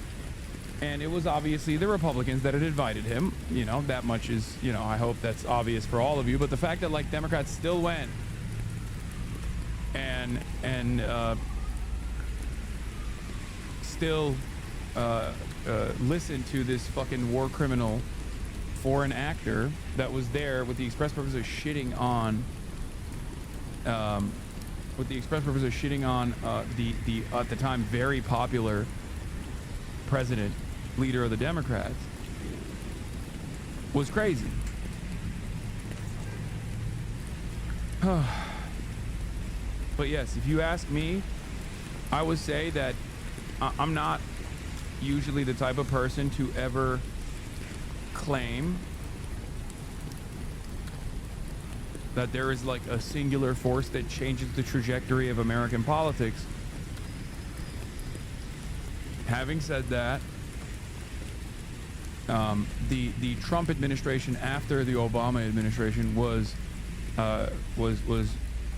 dramatic in its allowances for Israel, which is ironic because so many groypers and like anti-Israel, anti-Semites think Donald Trump is like this based guy. Let's talk a little politics. New And York City. he is literally a bigger dick rider for Israel than Barack Obama was, who they hate. Liberal media has grown comfortable with naming the spoiler the ceasefire. Breaking news, American officials said they were increasingly concerned that Benjamin Netanyahu could dismantle the Gaza peace deal. It seems Netanyahu came around to the liberal position within Israel of faking a ceasefire, getting Israeli captives back, then manufacturing a thin pretense to resume genocide. The open question is whether the White House is part of this ruse or will actually apply meaningful pressure. Again, this is why you've seen 9,000 media mentions about Hamas disarming, e.g. everyone in Gaza with a gun surrendering and welcoming Israeli-U.S. occupation. Because this is the new release the hostages, a bad faith rhetorical bludgeon used to hand wave away endless child killing. Per the agreement, there is zero obligation to Hamas disarm in phase 1, but suddenly it's everywhere as a vague liberal moral imperative. Meanwhile, the military that has killed over 20,000 children is a precious defensive army in urgent need of full liberal normalization. I mean, I said this was the worst case scenario, but a lot of people have confidence in Trump for some reason. So all we can do is just wait and see. Meanwhile, Sliwa is staying in the New York City mayoral race. Mayoral I'm not candidates dropping are out. preparing for the second debate of the general election race tomorrow night. It comes as a new poll reveals a much closer race if Republican candidate Curtis Sliwa drops out. Let's get right to Good Day's Robert Moses. He joins us more on what Sliwa plans on doing. Good morning, Robert. So, Shani and Dan, good morning to you. 2 weeks to go until Election Day, and on the eve of the second and final debate and just 4 days before early voting starts, the pressure really is building on Republican Curtis Sliwa to drop out of this race in order to set up that one-on-one matchup between Zohran Mamdani and Andrew Cuomo. A survey from AARP and Gotham Polling shows Mamdani and Cuomo in a statistical dead heat. That is, if Sliwa drops out. That's not earth-shattering news because other polls have reached the same conclusion. But yesterday's poll really does provide more fodder to those who see Sliwa merely as a spoiler. Last night at a synagogue on the Upper West Side, Cuomo called Mamdani anti-Semitic and argued his case anew that Sliwa needs to drop out. He is not a viable candidate to win. He knows that. But he is a viable candidate to make Mamdani a winner. I am hopeful that before the end of the day, he realizes that there's something bigger at stake than his notoriety or his... Cuomo is far from the only bold-faced name making that argument. Billionaire John Katzimatidis, the CEO of WABC Radio, where Sliwa worked before running, also called on Sliwa to drop out so he doesn't, quote, inadvertently help another candidate, i.e. Mamdani. Sliwa, for about the millionth time in this race, says he's not going anywhere. Israel shills floated a bombshell revelation that will force Sliwa to drop out. Turns out it's just that he, like most voters, doesn't like the foreign country of Israel very much. These clowns really think Americans are and should be as devoted to this foreign country as they are. Curtis Lee will be leaving the New York City mayor's race. He hasn't announced it, but after what I share in the coming hours, he will. Curtis, you are a disgusting evil man. You thought we wouldn't find out. The people of New York will hate you for this, and rightly so. You are evil. Screenshots of alleged tweets to show wife of New York City mayoral candidate Sliwa blasting Israeli hostage rescue and Gaza deaths. Isn't she Jewish? Isn't Curtis Sliwa's wife literally Jewish? A Jewish New Yorker.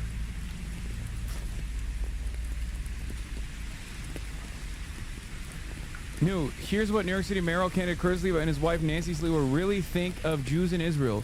In addition to criticizing Israel's June 2024 hostage rescue, accusing Israel of slaughter, and complaining that the ICC should have acted against Israel sooner. Are they trying to beef up Curtis Sliwa's chances? Is that what's going on?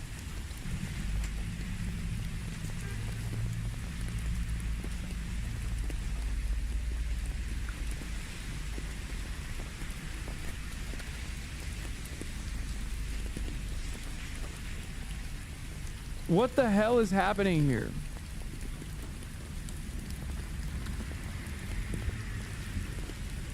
Wait, so his wife is anti-Zionist? How is that bad? I don't think she's anti-Zionist. But like, it's just. John Katzimatidis is a part of the billionaire class. Look, John Katzimatidis is part of that billionaire class. They think that they can pick the next mayor. How did that work out? They went to Cuomo in the primary. Cuomo was up by 40 points. Zoran Mandami was down at 1%. Zoran Mandami won the primary convincingly at 13%. So throw the polls right out the door. And secondarily, whatever happened with the people deciding who the mayor should be? So I should drop out. I am the only Republican. I am a designated candidate. The only independent candidate is Andrew Cuomo. You have to go through a maze to find him on the ballot. Let him go out. He gets his people to vote for him. I get my people to vote for me because I have a get out the vote effort. We know Zoran Mandami did a great job in the primary getting his vote out. There's nothing complicated about this. It's called democracy, the people's right to vote. And the billionaires don't want the people to make this decision. I trust the people, not the political elite and not the billionaires. Let me ask. Fucking. He's so ridiculous, dude. Lamau, this is the big breaking news that was supposed to force Sliwa to drop out. He accused Israel of slaughter. If anything, this will give Sliwa a boost in the polls. Times are changing. Criticizing Israel's very good politics, but Zionists are in denial. Yeah, I feel like they're trying to get people to vote for Curtis Sliwa with this shit. Wait, what is this? This has nothing to do with Curtis Sliwa, does it? Nancy Sliwa, Curtis Sliwa's wife, posts with this GIF. Thank you, New York City Mayor, for your strong support of Israel. Throughout the day, I've been monitoring the protests that started in Times Square and that moved through our streets throughout the Israeli consulate. At a moment when innocent people are being slaughtered and children kidnapped in Israel is disgusting. Please leave. Wait, this is not even an anti-Israel response. This is a GIF reply that doesn't even imply that she is like anti-Israel. It just implies that she's anti-Mayor Eric Adams. What the fuck? Decolonizing the Hindu mind. Beautiful. An entire Israeli neighborhood gathers on balconies to sing Hatikva, our national anthem. When Indian did it during COVID, the entire left wing mocked us. We will not be broken. What is this? This is not even Curtis Sliwa, by the way. Curtis Sliwa's wife. This was in the Gaza Strip about an hour ago after an Israeli airstrike. Just in case this wasn't already perfectly clear to anyone, life is not for playing games. Not amongst those animals who drop bombs on innocent folks, I guess. Okay, maybe, wait, what the fuck? October 9th, 2023? Okay, maybe she is actually anti-Israel. That's what happens when you hide hostages among your civilians and then indiscriminately bomb both. Very intuitive. Oh my God.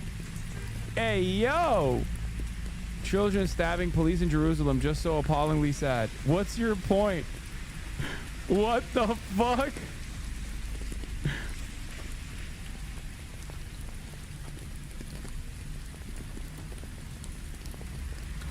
Is Curtis Lewa's wife anti-Israel? What? The first couple of responses don't actually mean anything. Oh, this is what... Oh my God. November 9th, 2023. Noam knows what he's talking about. This is the video. A truce accord is established. Hamas lives up to it. Israel violates it, never keeps up to it. Finally, Israel escalates its violation. That elicits some kind of Hamas. Okay, I was wrong. Oh my God. Nancy Sliwa unironically is openly anti-Israel. Curtis said his wife was a Bernie supporter in 2016. Oh my God. Maybe he wasn't wrong when he said she was the best thing to happen to him. What the fuck? Former New York City Mayor Rudy Giuliani wrote to me on X on behalf of the Sliwa campaign. I asked him a basic explanation of Sliwa's supposed path to victory. He has not responded. Something strange is going on. Republicans, we need to ask questions. This is disturbing. Link below. Excuse me, don't speak for me. You're a propagandist. Israel made it clear. Release the hostages or we'll keep fighting. Children died as a result. Children, you absolutely disgusting propagandist, died because Hamas leaders living lavishly did not care.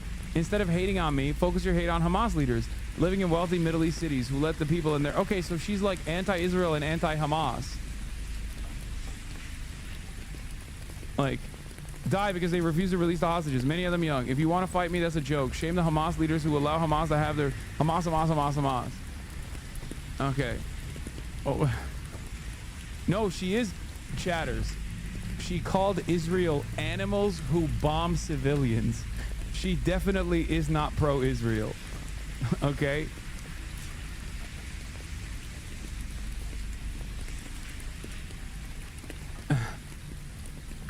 She literally, on October 9th, when many of the people who are chirping in here right now were also yelling at me about maybe going a little too hard on Israel, she was going hard on Israel just as hard as I was.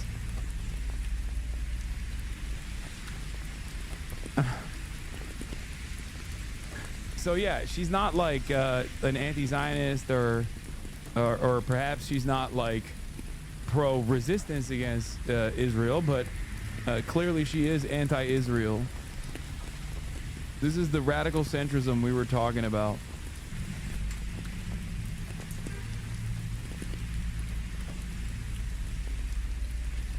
Only perfect candidates are the Harvard Law conveyor belts, please. Highly disciplined, all boxes checked, well-liked and humble. Absolutely no spiritual connection to having physical body except for severe IBS. Volunteered to soup kitchen in high school, signs, emails, cheers, etc. Dude, the Podjons are going crazy mode on Graham Plattner. They are fucking... Dude, this gives me a little bit of confidence amongst the libs, especially considering that there is an alternative out there, okay? There is very clearly a centrist alternative out there, and they're not taking it, even after this dude had a fucking Nazi tattoo.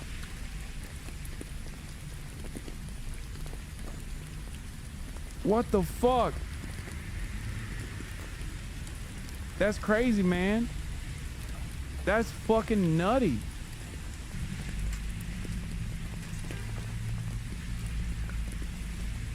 No shit, he's white, man. Isn't it kind of sus though? I don't, you're the friend who's too woke now. Centrism is a death sentence. I'll take dumb fucks who don't know what tattoo they're getting with leftist economic policies over centrist neoliberals every single day. I just think that like anti-Israel left flank Democrat candidate being defended by the Obama speechwriters as opposed to the centrist Democratic establishment handpicked candidate Janet Mills is crazy. If you can't see it, I don't know what to tell you. This actually gives me a little bit of confidence. I don't think it's just because he's a white man. I think it's because liberals want people to fucking win and fight, and they think Graham Plattner's gonna do that for him. Like him being a white man him being a white man probably plays a role as well, because like liberals also always assume that white men are more likely to win elections than like any other minority group, even including like minority identity liberals. My goat is washed. 5 years ago, you would have taken that as evidence that Plattner is not a real leftist.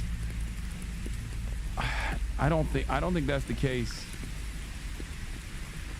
Especially considering that the opposition research that you're seeing, the oppo stuff that you're seeing, is not just about the Nazi tattoo. That's new. They've been doing this since he came out of, since his Reddit post came out, and he was talking about how he's a fucking commie.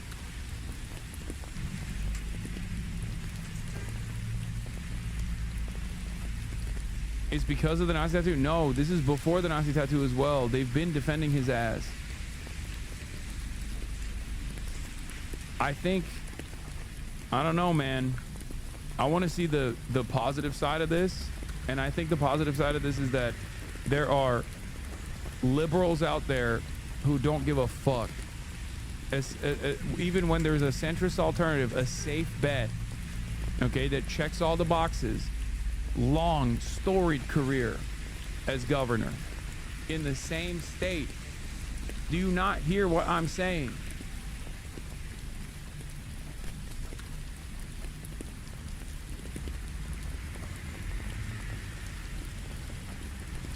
For all the people mad about Plattner because they're not convinced he's a real leftist, people in this chat.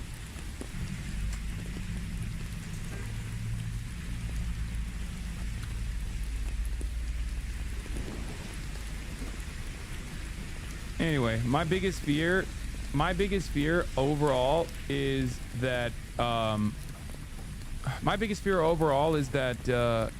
this spells bad decision making for Plattner, and that he is malleable potentially once in office, and I do worry about that. Nancy Sliwa has replied to you before. Shut the fuck up. Bro, you cannot be a communist if you have a totem cloth tattooed on your chest. Brother, I don't think he's a communist. Okay? That's not what I'm saying.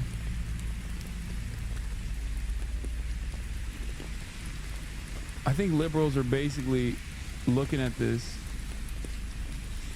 I think liberals are basically looking at the situation and they're like, Donald Trump is a pedophile and he stole the election. I would vote for a fucking dude with a totem cloth on his chest if I believe that he is going to be a better alternative than the centrist old person. And it's literally, unironically, the old people that voted for centrist their whole life saying this shit. Like, something is shifting in the water, okay? That's all I'm saying. It fucking feels like older liberals, maybe I'm wrong, but it fucking feels like older liberals who have spent most of their formative years backing vote blue no matter who, harm reduction narratives, okay, are thinking to themselves, no, I think, like, I don't really give a shit about any of the red flags. He says he wants to do Medicare for all. He says he's going to be like a real one, a real salt of the earth kind of guy. I'm with it. I think a bunch of liberals who are willing to overlook a fucking Nazi tattoo on the chest of a former hoorah jarhead are probably going to be way more enthusiastic about a person who doesn't have any of that baggage and doesn't have any of those red flags, but is also abiding by a left populist policy platform. That's good. People who say, we're not taking, candidates all around the country that say, I'm not taking any fucking money from big donors. I'm not taking any shit from the establishment Democrats, and fuck Chuck Schumer, fuck Hakeem Jeffries. Like, people who say stuff like that seemingly are people that the liberals in the Democratic Party's primaries are now looking for. This is a big shift. You're correct. My mother has come around to what I've been saying about the Dems, and she refused to do so before the election, even after for a while. Now she's furious with the Dems and their dumb shit.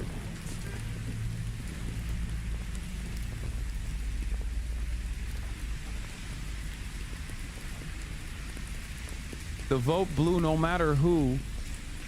Liberals.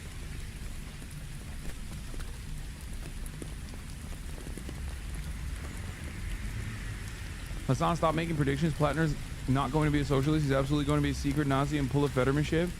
First of all, I never said he was going to be a socialist. As a matter of fact, I said his horrible decision-making process shows me that he's malleable and most likely not going to be that. But secondly, I don't understand, like, what's going on? Does it matter what I say at all? Or do you guys just hear what you want to hear and then get mad?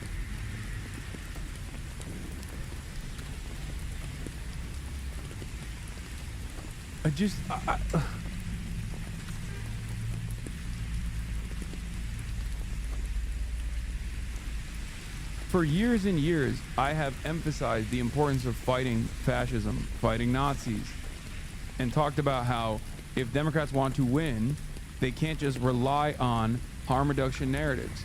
They must have a strong and committed response to bringing about radical change. And now it seems like the liberals are coming to that conclusion on their own. Not because they heard me or anything. It's not like these Barbers and Debras are listening to me. As a matter of fact, all the people who are listening to me are looking at the situation and they're like, nah, fuck that. Barbers and Debras are actually voting for him because he's a psyop by the CIA to actually eviscerate the leftist movement that was actually really robust and really threatening the order of capital that has been calcified in every American institution in perpetuity. That's like, which one do you think is more likely? Do you think that the liberals are looking at like left populist candidates and going, no, that's actually probably a better alternative than the fucking centrist Democrats, and I want that because I don't want Republicans to win any longer? Or do you think they are doing the other thing where they're like, I love that this is a CIA psyop designed to actually destroy the left, which I simultaneously believe is scary, but also is causing so much terror? It's probably the first thing, don't you think?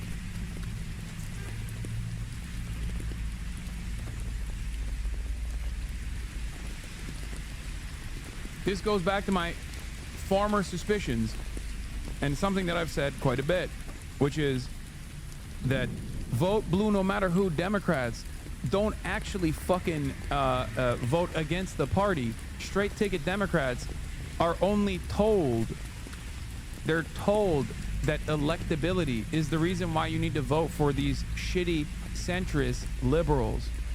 Okay? The electability argument is the reason why they think that centrism is the appropriate measure.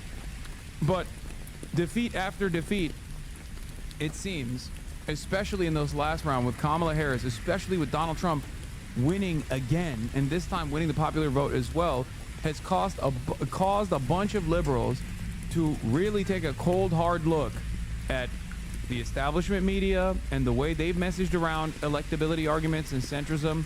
And it has made them actively very critical of the lackluster efforts, the non-existent resistance efforts from the Democratic establishment. And it's caused them to unironically turn around and say, we need more Zohran Mamdanis.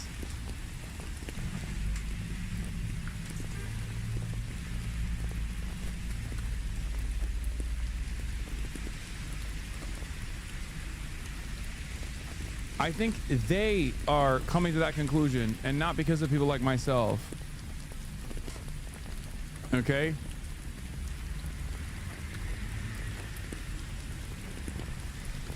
Democrats emphasizing the Plattner Oppo dump are the same ones who are supposedly concerned about the party losing young men to the right. Maybe rewarding contrition would be good politics if you want to bring radicalized young men to your side. Liberal censoriousness is toxic. Is angry white libs latching onto the first person who looks like a white savior who will fight more than the current Dems? It's still racist, but it's in resistance to Trump, so now we got to push him further left. Yeah, my point is, this is not even about Graham Plattner, even though if Graham Plattner wins, if Graham Plattner wins, it is a direct response to all of the electability arguments that centrist neoliberals have actually presented to the rest of the country. constantly claiming, well, you know, Zoran Mamdani can win or AOC can win in New York because New York is woke and gay.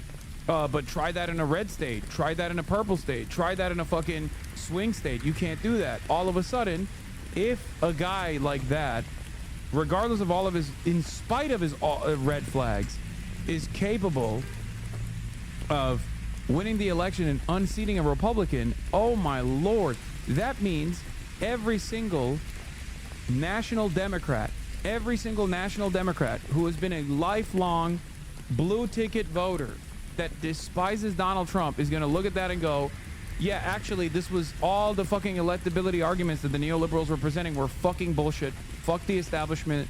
We need more Bernie-style candidates. Okay? Just as Zoran was proof of concept for digging in your heels on your policy positions and not compromising on certain things that the population also agrees with you on and getting rewarded handsomely for it with an underdog candidacy against a dynastic politician, a dynastic family name in New York in a Democrat primary, okay? The very fact that Zoran Mamdani cut away from a incredibly heavily populated field of 16 other candidates, made a name for himself, and actually won by larger margins than fucking Eric Adams did, implies that there's something there. There's something there about focusing on issues. Okay, being issue specific, being and refusing to be defined by how your opposition defines you, and instead setting the standards for yourself. This is who I am. This is what I'm about. The Bernie method.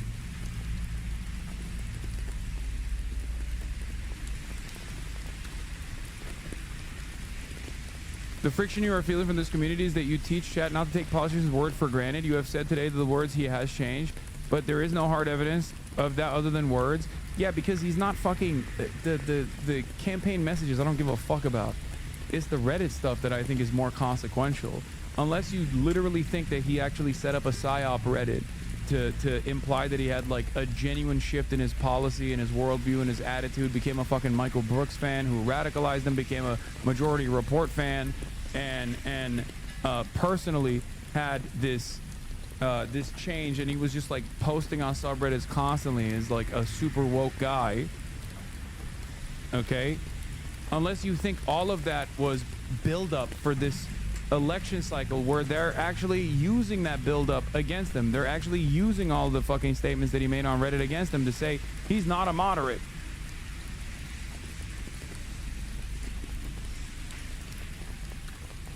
When you said, I thought you said you don't care about his Reddit. No, I don't care about shit he said in 2013 on his subreddit, as opposed to shit he said in 2020.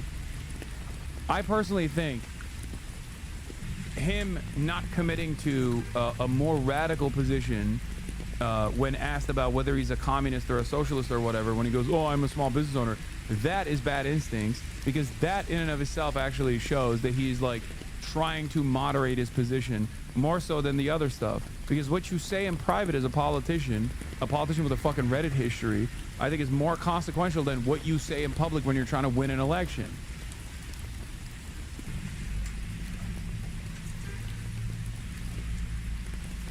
I ain't reading all that, not voting for a Nazi. Well, you're not from Maine anyway, so I don't think you have to, like, yeah, and that's perfectly valid. But I don't know why you're saying this.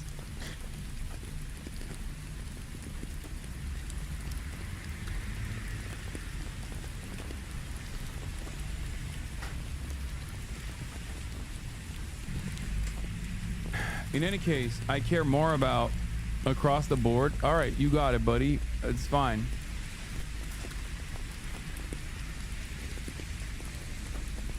No one is making you vote for him.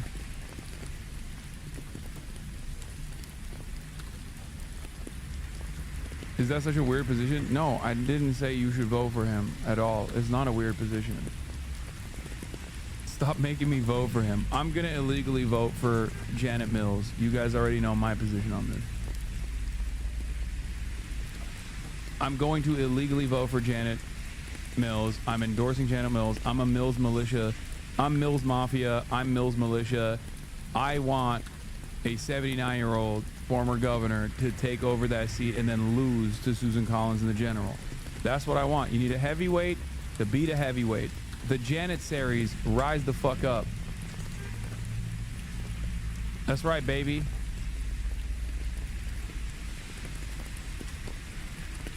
I don't get it. Because the lib is pro-ICE, pro-Israel, didn't sign labor laws, pardon a rapist. So these people are here to argue with you to just not vote. Yeah. It's the broader scope of this conversation is exactly what we were talking about before, which is people with no like viable alternative, no viable method for change, who simply just want to fucking criticize whatever the fuck I'm saying. And it's not even like what I'm actually saying, like the broader picture or anything like that, but it's quite literally what they misunderstand about what I'm talking about.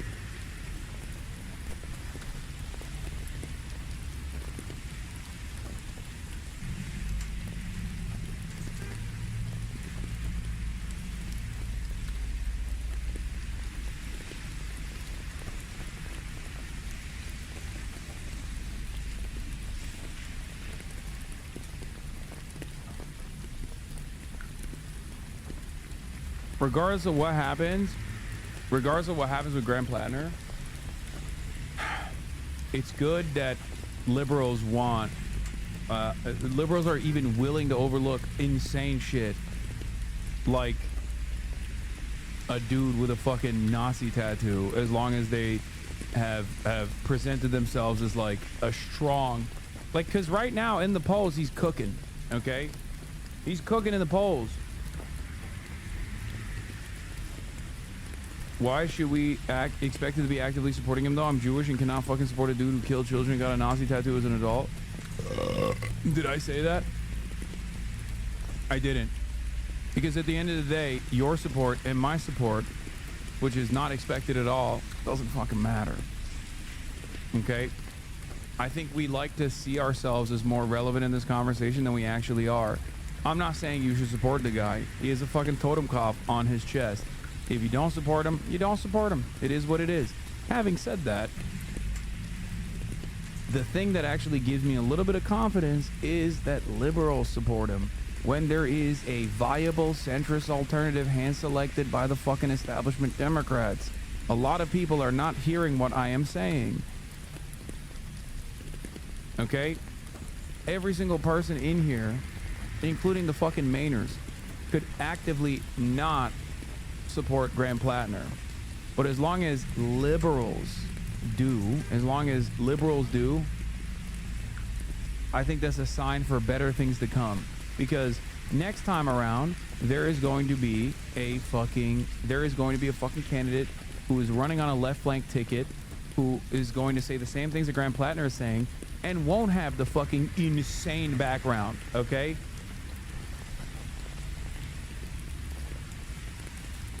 And guess what? I suspect liberals will be going along with that candidate too, as opposed to whatever centrist pick there is. Your support does matter, Hassan. It matters your minority fans and those. Dude, this is literally the fucking. Your support does matter, Hassan. It matters to your minority fans and those of us from the third world that know victims of Blackwater Mercs and U.S. imperialism. Oh my God, this is Radlib tendencies, but this time in an anti-imperialist land. What the fuck is happening?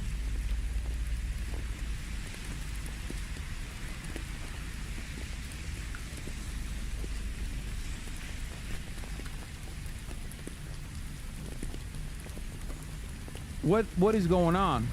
What is happening here? Okay, well, don't worry about it. All right? If you're living in the third world, the main Democratic primary unseating Susan Collins is not going to move the needle in any direction for you. Okay? You understand that, right? Because it's not like Susan Collins is like a radical third worldist, a Maoist third worldist, and neither is Janet Mills. So from your perspective, from your background, the output is all the same. America's war machine continues. Okay? Like, this is just someone trying to make an argument against a position that I'm not even holding. Okay? I'm genuinely convinced 80% of chat is selectively deaf today and think that you've been constantly endorsing this guy instead of just reading the general attitude of liberals. Yeah, I'm happy with what liberals are doing.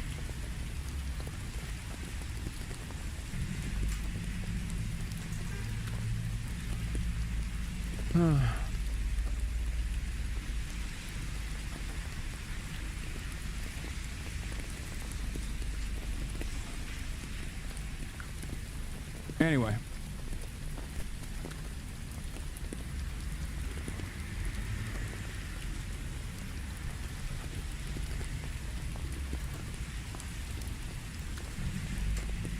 New York City mayoral election is in 2 weeks, and that's going to prove to Mainers that this Plattner guy who says some of the same things can win. It'll be over after that. Time to get over it, chat. Yeah, exactly. But ultimately, it's a good thing that liberals are like, I don't give a fuck. No matter how insane a person or how irredeemable a person's background is. Especially, and I think this is the most important aspect of this, there is a fucking centrist establishment-backed candidate, and I ain't hear no fucking liberals that watch Pod Save America talk about how Janet Mills is the best option for Maine. What are we doing here? It's crazy. So hell yeah, I say to the libtards. I love them. I love liberals and I hate the left. I am a liberal now. That's it. That's right. That's what I'm talking about. I'm Mills Mafia. I'm a Janissary. But if the liberals themselves are seeing an alternative vision here, if the liberals themselves are seeing an alternative vision here in Grand Plattner, then good on them. I think that there is a systemic shift here, and I like it. Half liberals were brain broken by the electability false narrative of the Clinton campaign. Once leftists win in the Trump era, it'll be a new day in that electability calculation that libs assess over. Yeah. Yep. Your perfect radical centrist Dem candidate? Yeah, I already mentioned.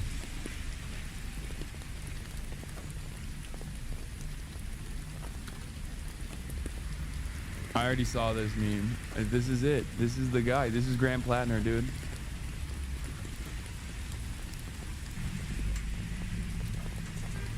Please don't make it look like all it takes is a bit of irony to win the left over to the libs. Wait, what? I have yet to see one battle after another. Now I have to wait until it comes to video on demand, unfortunately. All right, we got Louvre Heist, not height. I do want to talk about that. What? This isn't about electability though. Dude has a Nazi tab, man. Like, come on, you can't just write us off as electability. Wait, what? Brother. It's perfectly valid if you think that a dude that has a fucking totem cough is just a bad candidate. But it's not up to either of us. The assessment is now in the hands of the Democratic politicians, or not the Democratic politicians, Democratic Party voters in Maine. Okay? Please let me move on from this story. I'm not saying you have to hug and kiss Grand Platter. I don't care. I don't care. You're not listening to what I'm saying. You're not listening to what my words that are coming out of my mouth. Okay?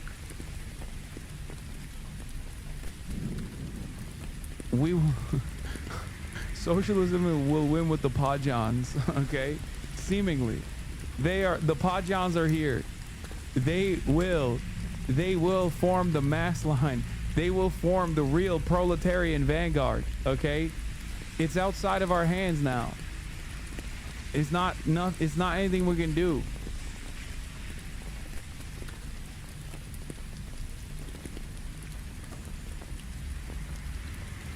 The Podjons are restoring the former glory of the Communist Party of Deutschland. Okay? The true anti-fascist contingency. The shocking art heist at the Louvre Museum in Paris. It all happened in less than 8 minutes on Sunday in broad daylight. And the thieves, guess what? They are still on the run. Elizabeth Palmer's in Paris with the very latest. Elizabeth, good morning to you. A lot of people still can't believe there has not been an arrest in this case. Major, major security breach. Yeah, we're hearing from some experts. They expect the criminals will be caught, but the jewels won't be recovered. We'll have to see. There are many people down here at the Louvre, in spite of the fact that it's closed, but it's always closed on a Tuesday. Nevertheless, crowds have gathered to have a look at what is essentially a spectacular crime scene. The police found plenty of evidence under the thieves' ladder, including a power saw, gloves, and a walkie-talkie, as well as gasoline. Apparently, they'd wanted to burn their tools, but didn't have time. The robbers wanted France's crown jewels, priceless in historical terms, but broken up and sold on the black market, still worth multi-millions. This heist is... How do you even sell something like this on the fucking black market? Like, I don't understand that. How do you even do that? They released the timeline? 30 minutes after the Louvre Museum opened on Sunday, thieves entered the building on the south side. The heist took a matter of minutes. Here's how it happened. At 9:30 on Sunday, 4 individuals arrived on scooters in a truck that had... You break it down and cut the gems? Isn't it more expensive intact? Like the entire thing? Like, that's a crazy thing to steal just so you can sell the gems individually. Like, that's crazy. I feel like there's probably other jewels that you can steal that you could cut down as opposed to like destroying this like incredibly historically significant artifact. It's worth $102 million according to the French prosecutor. I don't think that these guys are gonna fucking break it down. I think they're gonna sell it to like a Russian oil oligarch or some shit. And I suspect that this is a targeted crime regardless. Like, I assume that this was for a specific buyer in mind. I don't think you fucking do a heist on something so spectacular without having a buyer in mind ahead of time. There is 0% chance that this wasn't a sponsored hit, because the most infamous jewelry theft gang with Balkan ties is known as the Pink Panthers, an outfit cited across Europe and Asia for dozens of jewel thefts worth hundreds of millions of dollars over the past couple of decades. I don't believe that this would be stolen. Something like this, like a historic artifact of this significance, would be stolen so that they could chop it up. Mechanical ladder attached to the back of it. 2 of them ascended to the balcony and used power tools to carve into the outside window. At 9:34, they burst inside the Apollo gallery that houses all of the Louvre's special royal jewels and used their saws to break into 2 of those cases. In the meantime, we've been told that the security guards really quickly got people out of that room. This very wing of the Louvre also contains the Mona Lisa, so it's the most sort of precious things in France are there, but only 75% of the rooms have security cameras in them. What? 4 minutes later, they emerge with 8 precious... Wait, what? I'm sorry. So all of the most expensive items in the world's perhaps most famous museum, they're not under 24/7 surveillance? What the fuck? I can't be the only one who like loves heist movies and shit like that. And when I went to the Louvre, like one of the things that I was thinking is like, how do you pull this off? And with my primitive ape mind, I look around and I'm like, there's 0% chance you can steal anything in here.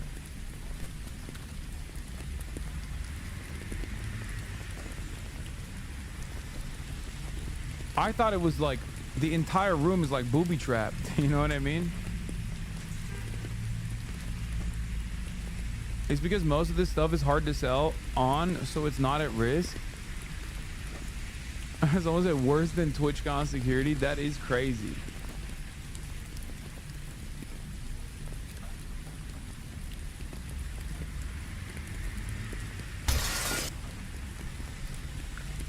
Tragedy and Oh, sorry. Let's finish this. items, including tiara, necklaces, a beautiful brooch, and a crown that had been worn by the Empress. They ran out, dropping that crown along the way. They descended the same ladder. They dropped the crown? And sped off. We know the investigation's ongoing, that they haven't ruled out any motive, but I think there's a collective sense of sort of shock, distress, like you would feel if someone had come into your house and robbed you at home, but also profound sadness. A huge amount of pride. Also, I thought, bro, I thought they were all dupes. I thought they were all dupes, brother. I didn't think that you had the real, genuine thing up there. Like, that's the other thing. Like, what? So this whole time when I went to the Louvre, like, I was looking at the real thing? I don't know what the fucking difference is. Why would you put the real thing right there? Yes, why do you think they're all dupes? What do you mean? Why would it be the real thing? I thought they just like dusted off the real thing from the tomes whenever there was like special clients or something.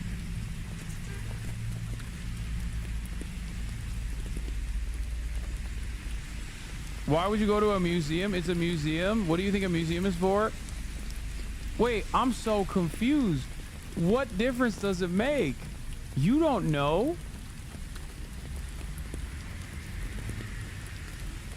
I thought that's how they do it in the movies. What if they were dupes and this whole thing is just a way to make them think they got away with a big heist?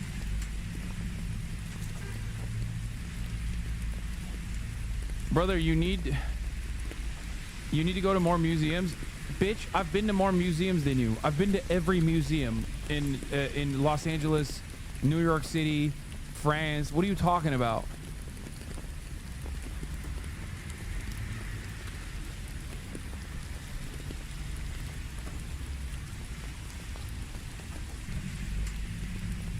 About that museum is by far the most important museum in France. It's a former palace, and all of these jewels are really important treasures to the culture of France, the history of France. 30 minutes after the... I cannot believe it, dude. Wow. We are getting more of the incredible details through the day today of the robbery at the Louvre Museum, one that took less than 7 minutes from the moment the group of 3 or 4 thieves broke into the first floor of the southeast building of the museum, smashing a window. Dressed, it's reported as workmen. 9:30 this morning, broad daylight, and using an extendable power ladder from outside, using then a workman's lift to get into the room they'd targeted. It's been described by Laurent Nunez, the Interior Minister, as priceless historical and cultural value that's been taken. It's not clear exact at the moment as to what has been removed, but jewellery from 2 displays at the museum's Apollo Gallery is where the jewels were taken. It holds the remnants of the French crown jewels. The Louvre, as you can see here, earlier closed shortly after exceptional reasons, it said. The authorities recovered a 19th century gem-encrusted crown near the museum, but the culprit's still at large and the target of a manhunt. Let's bring in Arthur Brand, historian detective, as I mentioned at the top, the so-called Indiana Jones of the art world, celebrated for recovering priceless works, Dali, Picasso, Van Gogh, and joins us on the programme. Welcome to France 24 tonight, Arthur. Let me ask your initial thoughts about how brazen this was and how quick it was too. Well, it's the theft of the decade, you know, targeting the Louvre and You've been to the Louvre, so you've probably seen the Mona Lisa behind the glass and roped off with like a 4-foot buffer, right? Why would they do that if it was a dupe? I don't know. To avoid having it be stolen. Like, to make sure that there ain't no fucking way that is being stolen at all. It's like security theater. That's what I thought.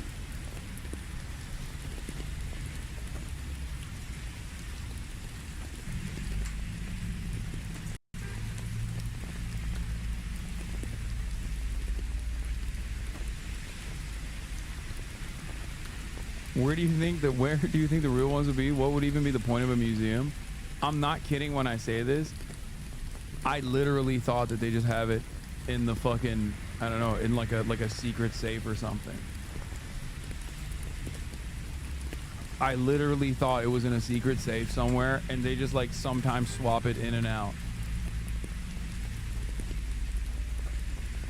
Sorry, this is your funniest take ever? That's fucking hilarious. I'm not joking, dude. I genuinely thought that they just have all the shit in a secret safe, and everything I've looked at is just like a very well done dupe. And they sometimes put the real stuff out there, and they sometimes swap it out. And the reason for why they do that is because, like, you know, they just throw the thieves off their game, you know? Tell me this, did you enjoy museums thinking you were looking at fake shit? Yeah, I still thought it was cool. I still thought it was cool.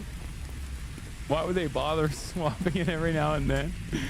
I don't know, to throw people off. I clearly didn't put much thought into it.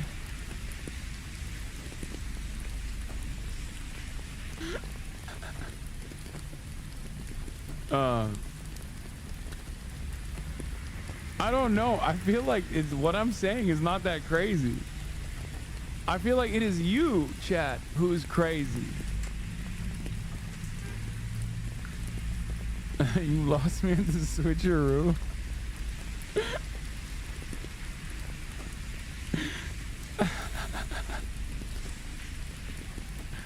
Stealing the crown jewels related to Napoleon. It's the ultimate heist.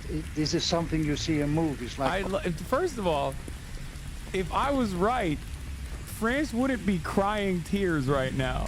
Okay? So who's the stupid one now? How dare you come to me in this moment where I'm the most correct with my position that they should have been dupes all along? It turns out if they had dupes up there, they wouldn't have been duped by a bunch of fucking thieves. Vindication, why museums hide masterpieces away. In major museums around the world, some truly great works of art are hidden away from public view. What are they and why can't we see them? Numbers don't lie. New York's Museum of Modern Art, 24 of the 1,221 works by Pablo Picasso in the institution's permanent collection can currently be seen by visitors. Just one of California's conceptual artist Ed Ruscha's 145 pieces on view. The walls of the Tate, the Met, the Louvre, or MoMA may look perfectly well hung, but the vast majority of art belonging to the world's top art institutions and many countries' taxpayers is at any time hidden from public view in a temperature-cooled, darkened, meticulously organized storage facility.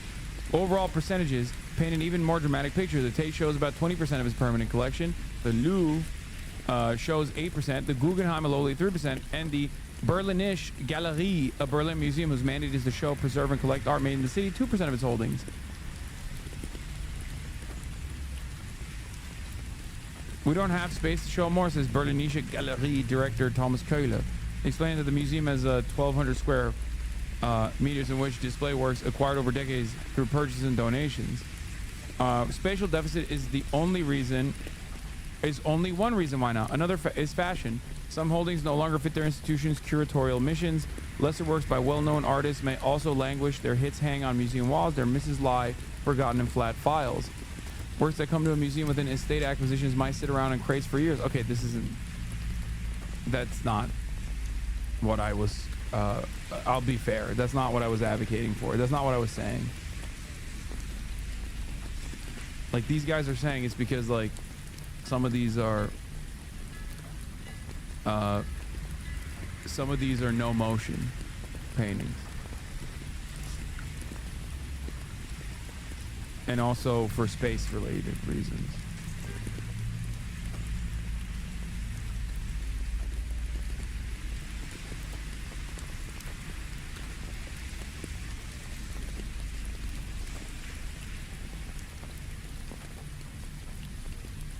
Also, if they go on tour, you have to pay extra to go into those rooms. There's usually security.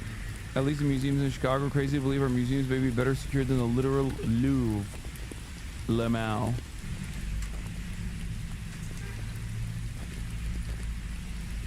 The crown jewels of France were only worth 3-year Aaron Gordon extension.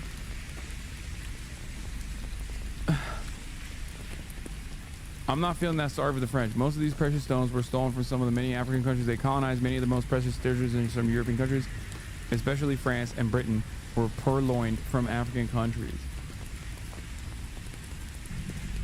Ocean's 11 and Ocean's 12, so it's the theft of the decade.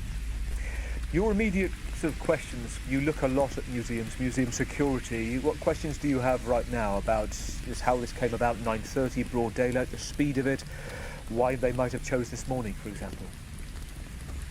Well, it's Sunday morning. It's the quietest morning in the week. People are recovering from Saturday night, and it seems like a very simple theft. You know, they used this ladder, they entered. It took them 7 minutes to break the glass, which was not thick enough, obviously, and they went away with all these crown jewels. So something was wrong in the Louvre, not only today, but apparently already before, because, you know, it went too easy.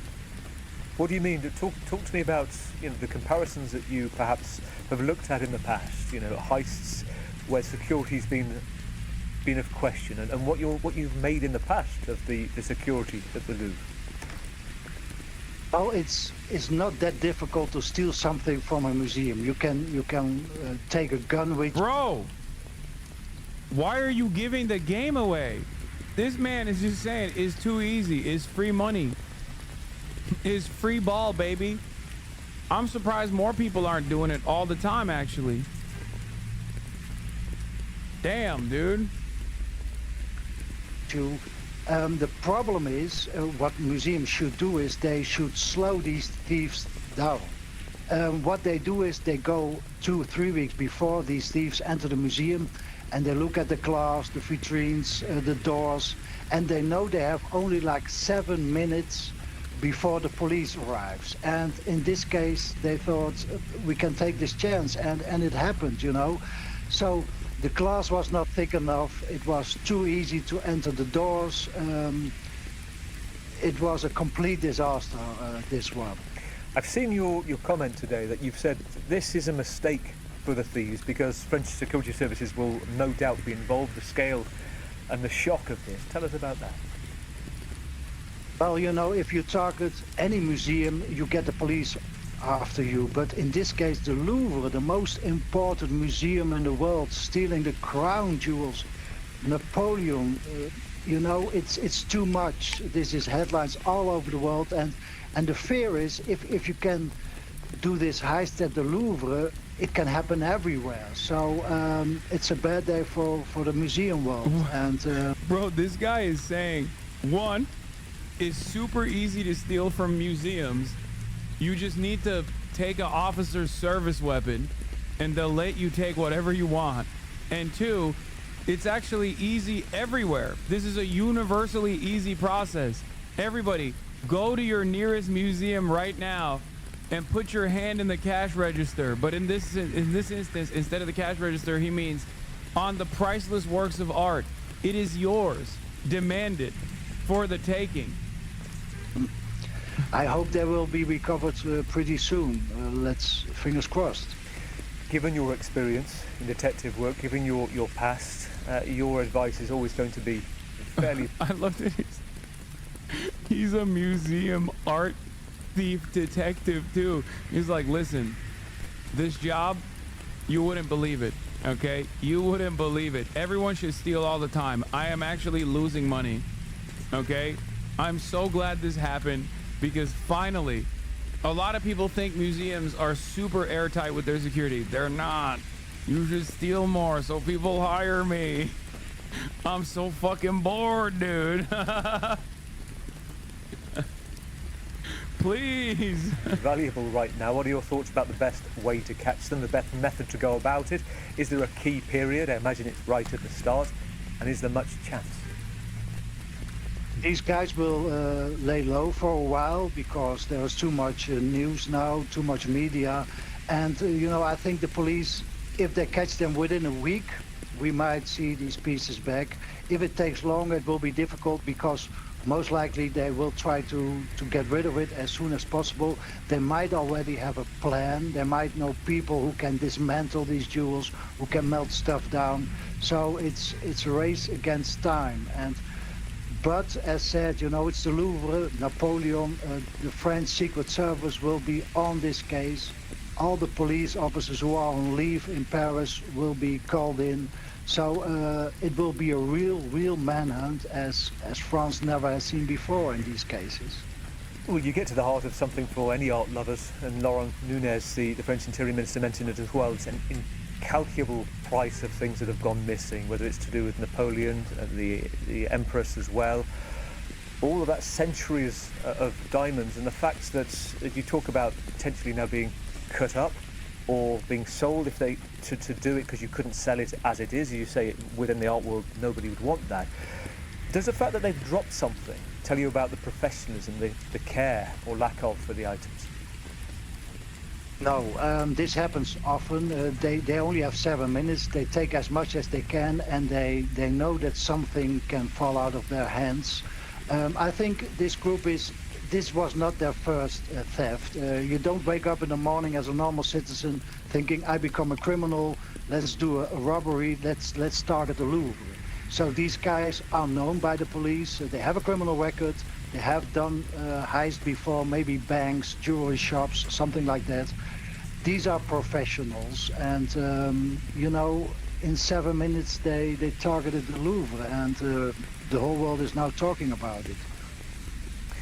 Selling this on, what do you predict they will try and do? You talk about trying to smash it down. I mean, anybody listening to this is a kind of heartbreak to know that this potentially could be the last time in that form these things are seen. And yet we also heard you say, well, there's a kind of week where you'd be, is hopeful the wrong word or the right word, that there could be some redress here, a potential for recuperation. Well, the thieves will be caught without a question. They will always get caught, and especially in this case, you know, the Secret Service will be on it. The thing is, if you catch the thieves, that does not automatically mean that you get the loot. They might have sold it already to somebody. They might have melted it down. So that's a problem in these cases.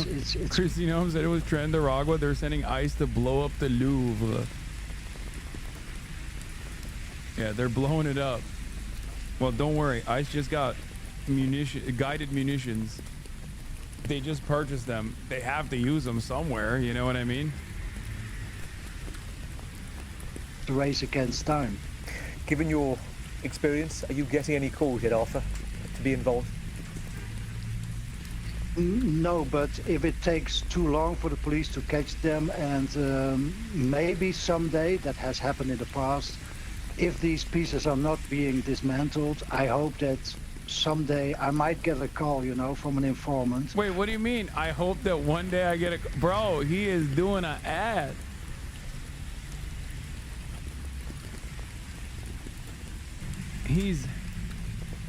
I hope that one day I get a call because the cops ain't doing shit. People talk, and in this case there were 3-4 people involved. They have to get rid of the stuff. They have to talk to people to persuade them to melt it down. And there is always somebody who knows something who might send me or the police an email. The patron saint of lost causes, Arthur, give us some hope. Tell us something that you found which will cheer us up, to give us some optimism at this news. Well, in many cases, the police in France is a very good police force, and they are on the job. They will catch the thieves for sure, and hopefully they will not have had enough time to get rid of these pieces. So we had a big robbery similar like this in Germany a couple of years ago. The thieves got caught, the jewels came back, most of them. 2 pieces are still missing, so there is hope. But it's not a good day for the museum world, and it's not 100% sure that we will see these pieces back. But as said, the French police will do their job, and if not, maybe they call me. Really good to talk to you this evening. Thank you, Arthur Brand, art historian and art detective. Thank you so much. Talk to you soon, hopefully with good news. Let's listen to what the Culture Minister, Rashida Dati, had to say about the value and about the ability of the thieves to take what they did. Aux abords du musée du Louvre, effectivement, il y a eu un bijou qui a été retrouvé. Near the Louvre Museum, a piece of jewellery was indeed found and is currently being analysed. I can't believe they dropped it, dude. That is fucking nutty. I cannot believe they dropped the crown. Incredible work. All of this is ongoing. We arrived immediately a few minutes after receiving information about this theft. This operation lasted almost 4 minutes. It was very quick. It must be said that these are professionals. Organised crime today targets art, and museums have obviously become targets. Because France, as you know, is a country with a rich historical heritage of great value, and so these museums have also become targets for these criminals. Across to the Louvre, let's bring in Shirley Sitbum, our correspondent there. Shirley, it was quite incredible listening to Arthur Brand, art detective, saying this is the crime of the decade in the art world. And, you know, there is this 7-day period that he believes is the best chance, and then after that it's potentially all of this diamonds, jewellery smashed up and sold. Tell us what it's like being there right now, what the Louvre is saying about it. I don't think we have any explicit details of what was taken yet, do we? And about the security as well, what you're hearing about that. Well, the feeling here is not as dramatic as what we just heard on air from the expert who knows what the situation is and the threat, of course, for those jewels, historic jewels. Here it's more people who are stunned, who are surprised, who cannot believe. They feel like they're watching a movie. It's unbelievable. They say, many people that we've talked to, that thieves would actually bring their own lift, their goods lift, next to the museum and just get inside through a window to the most prestigious gallery, the Apollo Gallery, and just open, break open the... Do you think they'll return it after Halloween? Yeah, someone just wanted to do the best possible Halloween costume of all time. Someone's going to be very upset that they can't do the crown, for the record. Straight out of Lupin the Third, bro. I know. I can't be the only one who thinks like this kind of shit is kind of cool, right? I mean, it's like messed up for the art world because like millions of people from all around the world get to like go and look at these things, and it's kind of fucked up. But a part of me is like, it's like, this is cold. It's a little bit cold-blooded because it's like a bank robbery, you know? Like, this shit doesn't happen anymore. Every now and then you gotta let some stuff like this slide, you know, because it's like a cool crime. I would play a game where this is all I do 24/7. Window and take 9 pieces of invaluable... France's recognition of Palestine angered Trump and Israel. I don't rule out the possibility that Mossad stole from them.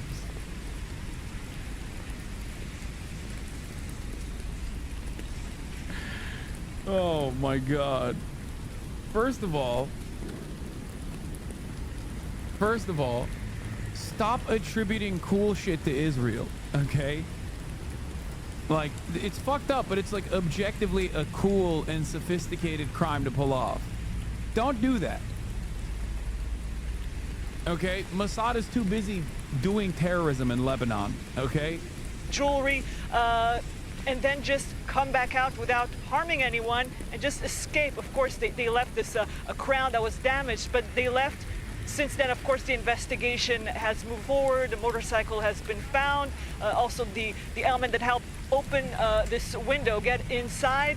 But all this in 7 minutes, incredible. If it were a movie, people would say this is so unlikely, and we're seeing this here. So yes, people are stunned, a bit disappointed, some of them who wanted to visit the museum today and who are leaving the country and may not have another chance to do so, but they have a story to tell, definitely. There's not a dramatic sense yet around here outside the museum.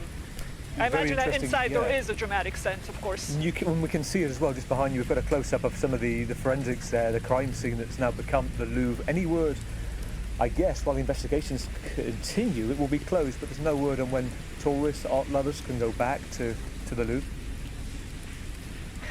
Well, the museum said it's closed for the day. It didn't say it will be closed tomorrow as well. We saw for several hours now various police experts, investigators searching that window. Of course, that's all we could see was the window and various cars, this lift that was examined for several hours until they took it out of the area and opened the road again. We had several hours, many police there watching this very closely. And, you know, they've already managed to find some of the elements, this motorcycle. People here are hopeful that this will happen. You talked about security. Well, on the other side, we know the Apollo gallery is on this side, right? On the other side, you have the actual main entrance. Now, that has been scaled up in recent years to avoid potential terrorist attacks, to improve security. But there are also robberies, and that type of robbery, those types of operations also need to be stopped. And the museum and other French museums as well have not worked on that enough. They need means, they need resources, manpower and technical, you know, they need to put up beams. There's a plan in place, but it hasn't been applied yet.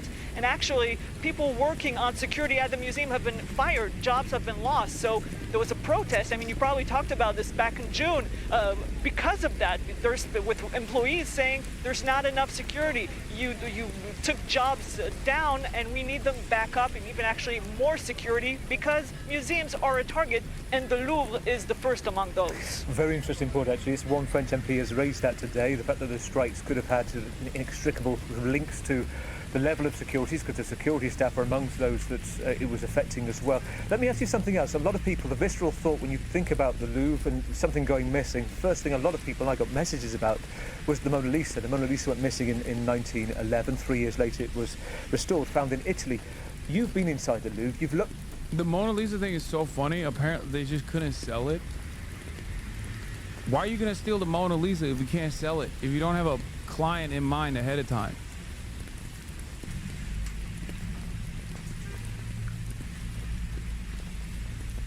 That's so dumb. At that point, just keep it. He kept it in a trunk by his bed.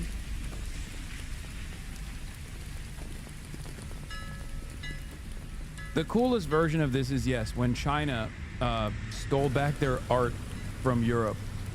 Like, the Chinese government straight up hired a team of art thieves to execute one of the coolest fucking artifact retrievals of all time.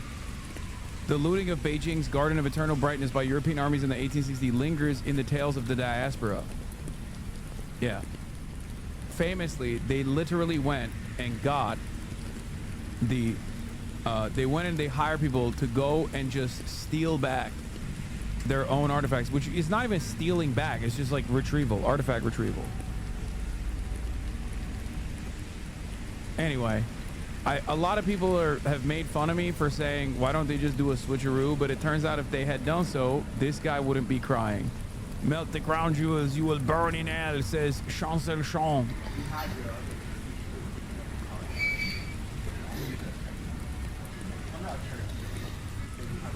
Dude, this is the most French looking motherfucker of all time, I swear to God.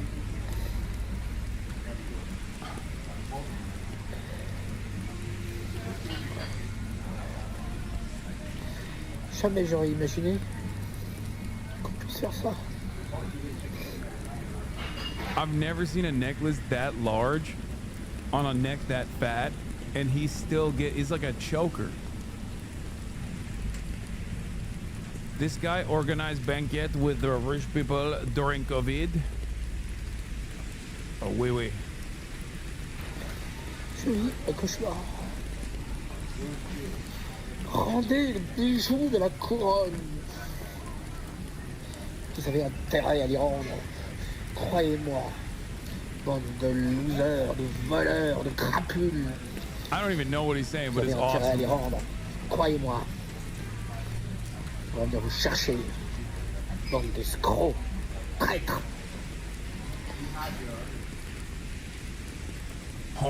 Oui, oui.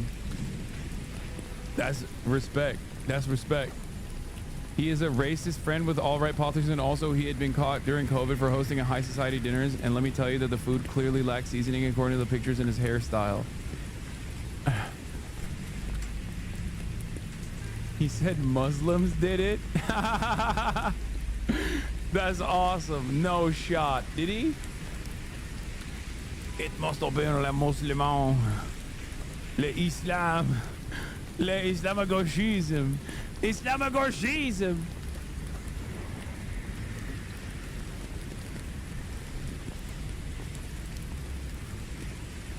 He did not. Are you guys fucking around? The Greeks should hire art thieves to get their shit back from the French and British museums.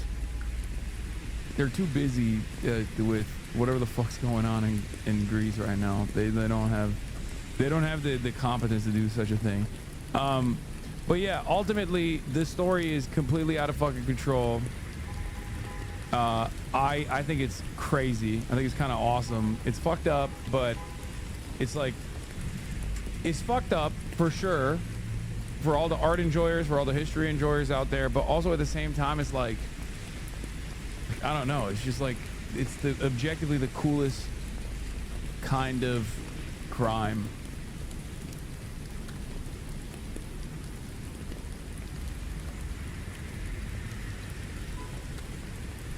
The jewels weren't insured, by the way. I don't understand any of this stuff. I mean,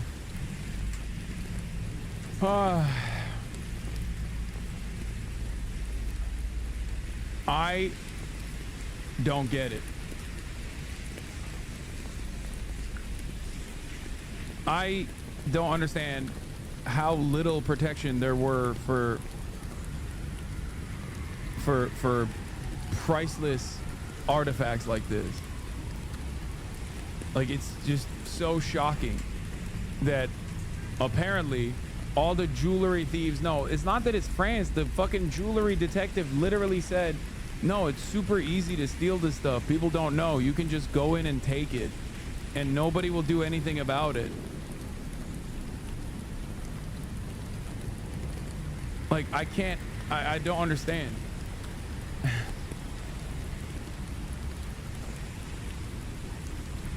Somebody told me that on NPR guest said that the items are basically held for ransom money. This is 2025. They don't have to sell the jewels. Just go to Poly Market to bet on when the jewels will be returned and 10x their money instantly while returning the jewels. It's the perfect crime.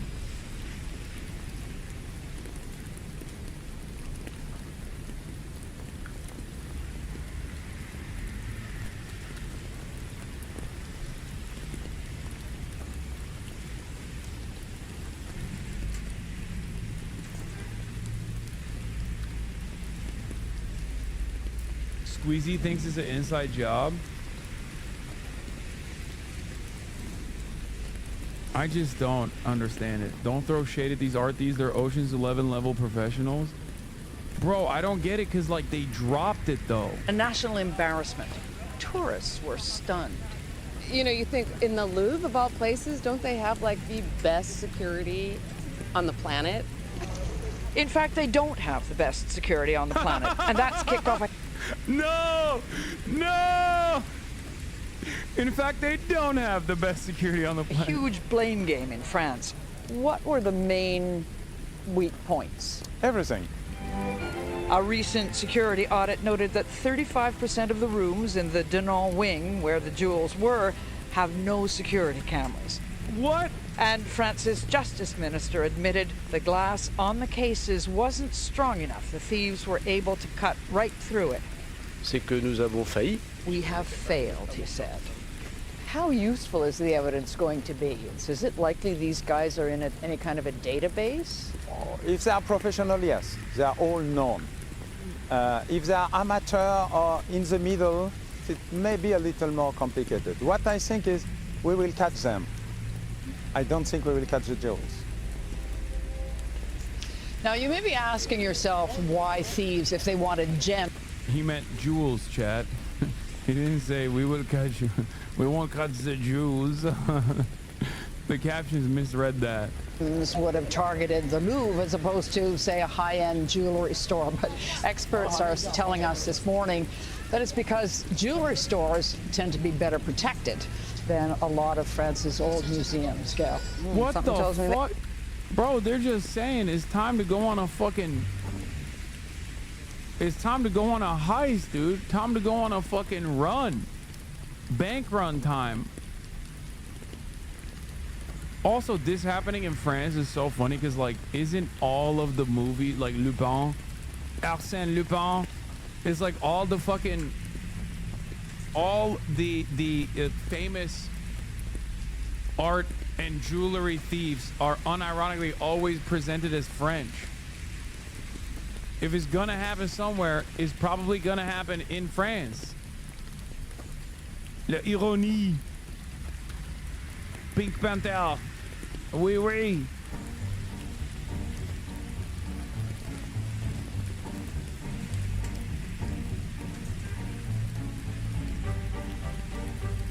Wait, someone filmed them?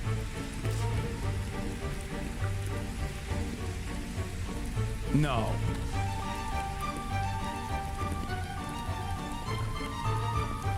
Okay, so first is this ruby diamond. Wait, why didn't any of the news media show that there were people there that filmed it? Ring from the Byzantine era. Kind of don't care what time period, but it's going to be a great resale on eBay.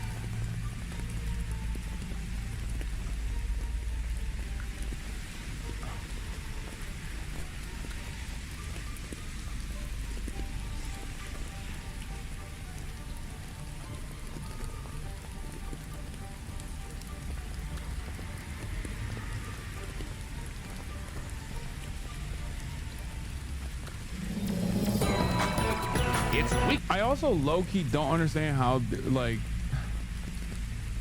I just don't get how there was nobody there. Like, that's the reason why I think some people are saying it's like a inside job, you know? That, and also they don't do the switcheroo. And if they had listened to me, they would have done the switcheroo and this wouldn't be a problem.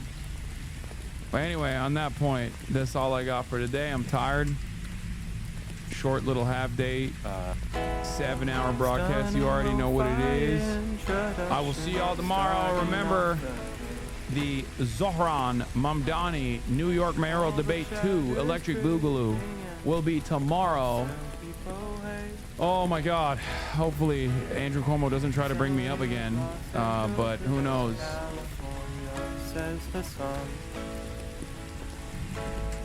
Love you all, and I will see you tomorrow.